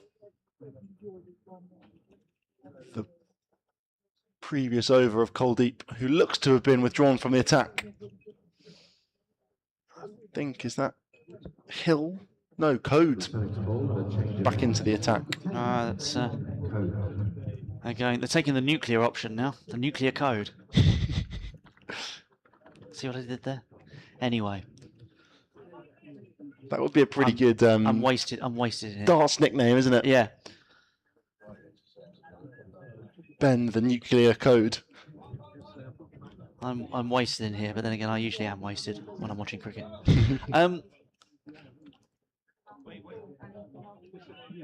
Speaking of darts, did you catch any of the World Match play? I've seen yesterday? bits of it. I didn't see anything yesterday, I have to say. I was doing some work on it yesterday on last night. Luke Littler, unbelievable. Absolutely obliterated. Now that is up in the air and taken. 9 down, Yorkshire closing in on victory. Carson departs for 49. Ben Code back into the attack, strikes again. He picked up 4 wickets at the top, and he's now trying to seal the deal right at the very end. Ben Code with a fifer. First ball, back into it, and gets going. Cars, you can see, disappointed. There wasn't ever going to be much winning from this innings. They were so far behind the game after Code himself tore through the top order. He picked up that impressive 4-for in those first few overs. He was 4 for 12 at one stage. And now he's back into it. And I can give you another stat now. He becomes only the 4th player to take 5 wickets in a List A match between these two teams. All of them have come from Yorkshire. We know Matt Milnes is one of them after his 7 wickets last year. So we got Matt Milnes and Ben Code. The other 2, would you like to have a pop at the other 2? Bit older. Is it, wait, just one day? So List A matches between Sussex and Yorkshire. Ooh. I'm trying to think. What, the sort of 80s kind of era? Yes, one is that sort of era. I will try and call up the dates of the matches, actually. Let's have a... Testing my Yorkshire knowledge now. From before when I was born as well, which doesn't help. Actually, I'm not sure I can give you the dates of the matches, come to think of it, necessarily. I've just got the stats of the number of bowlers, the bowling figures and how many fifers.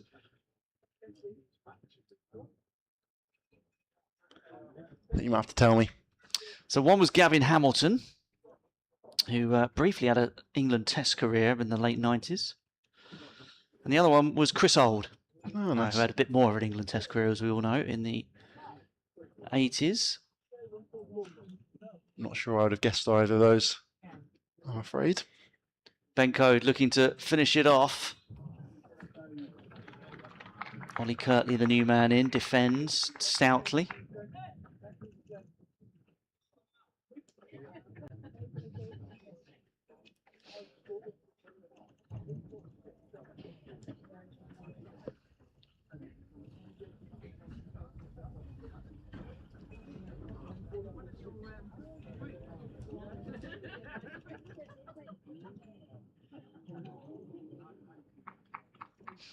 Ben Code has been on a different level today from anyone else, whether that be on his side or Sussex's.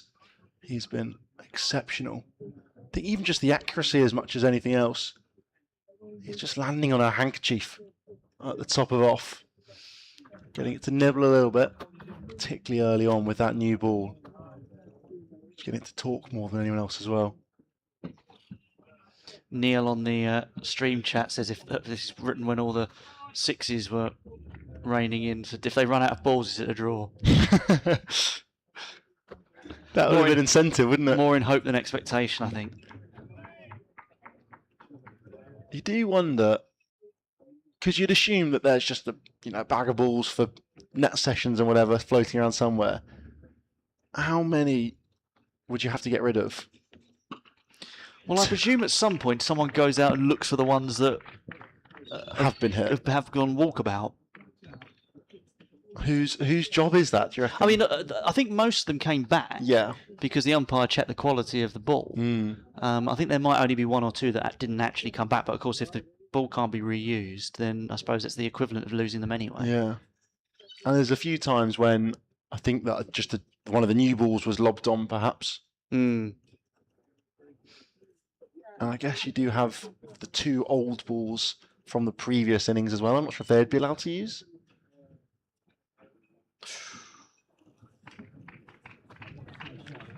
Be a great question to ask some umpires, wouldn't it? Yeah. But I can't imagine you've ever gone through a whole box, because there must be, what, I don't know. 16, yeah. 20 in there, maybe? Wow. I reckon. It's a bit of a guess, but you'd assume at least sort of 4x4. Quite a big box, generally.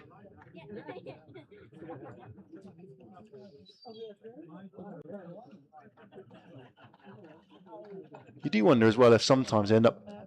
I mean, again, you'd have to lose a lot of them, but would you get to a stage where you get to use the slightly newer balls and start swinging them again? Because hooping round corners. there was a blast game, probably about 10, maybe 15 years ago, where Surrey were playing in it.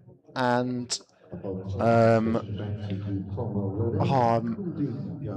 mind blanking on it's the Pakistani all-rounder. I want to call him Abtaha Maksud, but it's not because she's the Essex leggy. And at one stage, I think the ball got damaged or whatever, and umpire handed out a new ball. Scam through for single. Umpire, gave them a new ball. I think Gareth Batty was probably captaining, and they show him the ball, and Batty's like, "No, I don't want this ball. This is way too new." And it's like a rock hard, almost looks shiny. 19 overs into a game ahead of the final over or penultimate over, and he's like fuming about it. And the umpire's like, "No, it's what we've chosen. First ball, Pakistani around. I'll remember his name in a second." Comes in, bowls an absolute peach. It swings about 2 foot, and the batter's like, where's that come from? And somehow Gareth Batty's in love with the ball again. Oh, that was almost chipped on. Goes between the legs of Kirtley there. It was almost like the... Yeah, the wrong one, wasn't it? Almost like a nutmeg. Yes.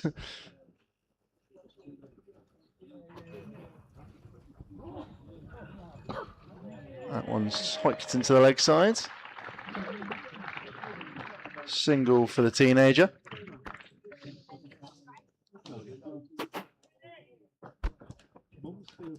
Yeah, I don't think he batted against Glamorgan, so that's his first run in senior cricket. Oh. Very good effort.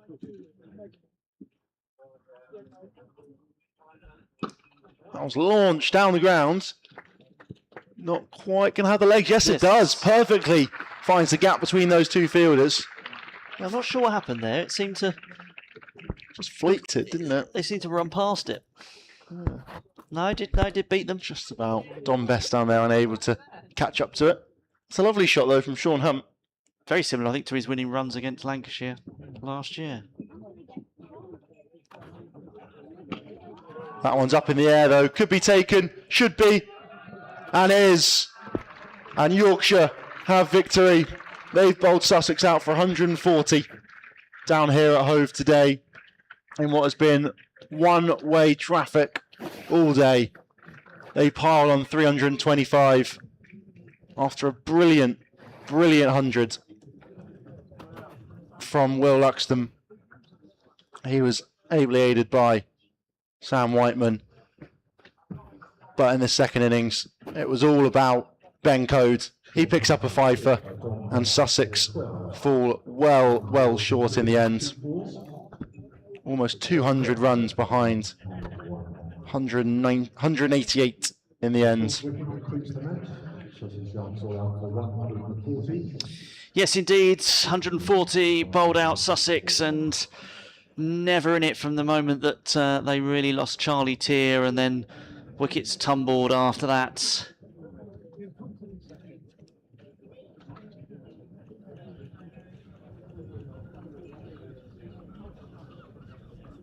Yeah, it's a string of phone numbers at the top of the order for Sussex. Tier went for 5, Thomas for 1, Tom Price didn't trouble the scorers. Ibrahim and Leaning added a few together before Ibrahim then fell. Leaning soon after. There's a little bit of hope in the middle order. Hudson Prentice with a counter-attacking 50, and once he went casting up the ante as well with a few huge sixes to match his teammates into the leg side. But then the skipper sent a catch up in the air, and it was all over soon after. Ben Code 5 for 12, the outstanding bowler from the Yorkshire card there, but a couple of wickets for Adam Lyth, and Kuldeep Yadav as well chipping in with 2 for 58, and Cliff got 1 with his very first ball, and then 1 for 33 for him as Yorkshire have cruised to victory by 184 runs. The match shortened to 48 overs per side after a little bit of rain. So then victory for Yorkshire. They now move to 2-1 in terms of the table. Sussex 0-3, and the next matches for either side. Well, Sussex take on Essex at Arundel on Wednesday, so if you're coming along to that, then I will see you there. Yorkshire, they host Worcestershire Rapids at York on Wednesday as well. Thanks for your company. As I say, if you're going to Essex at Arundel, do enjoy that one. It should be a great game. But for myself, Andrew Aben and Toby alongside me, it's bye for now.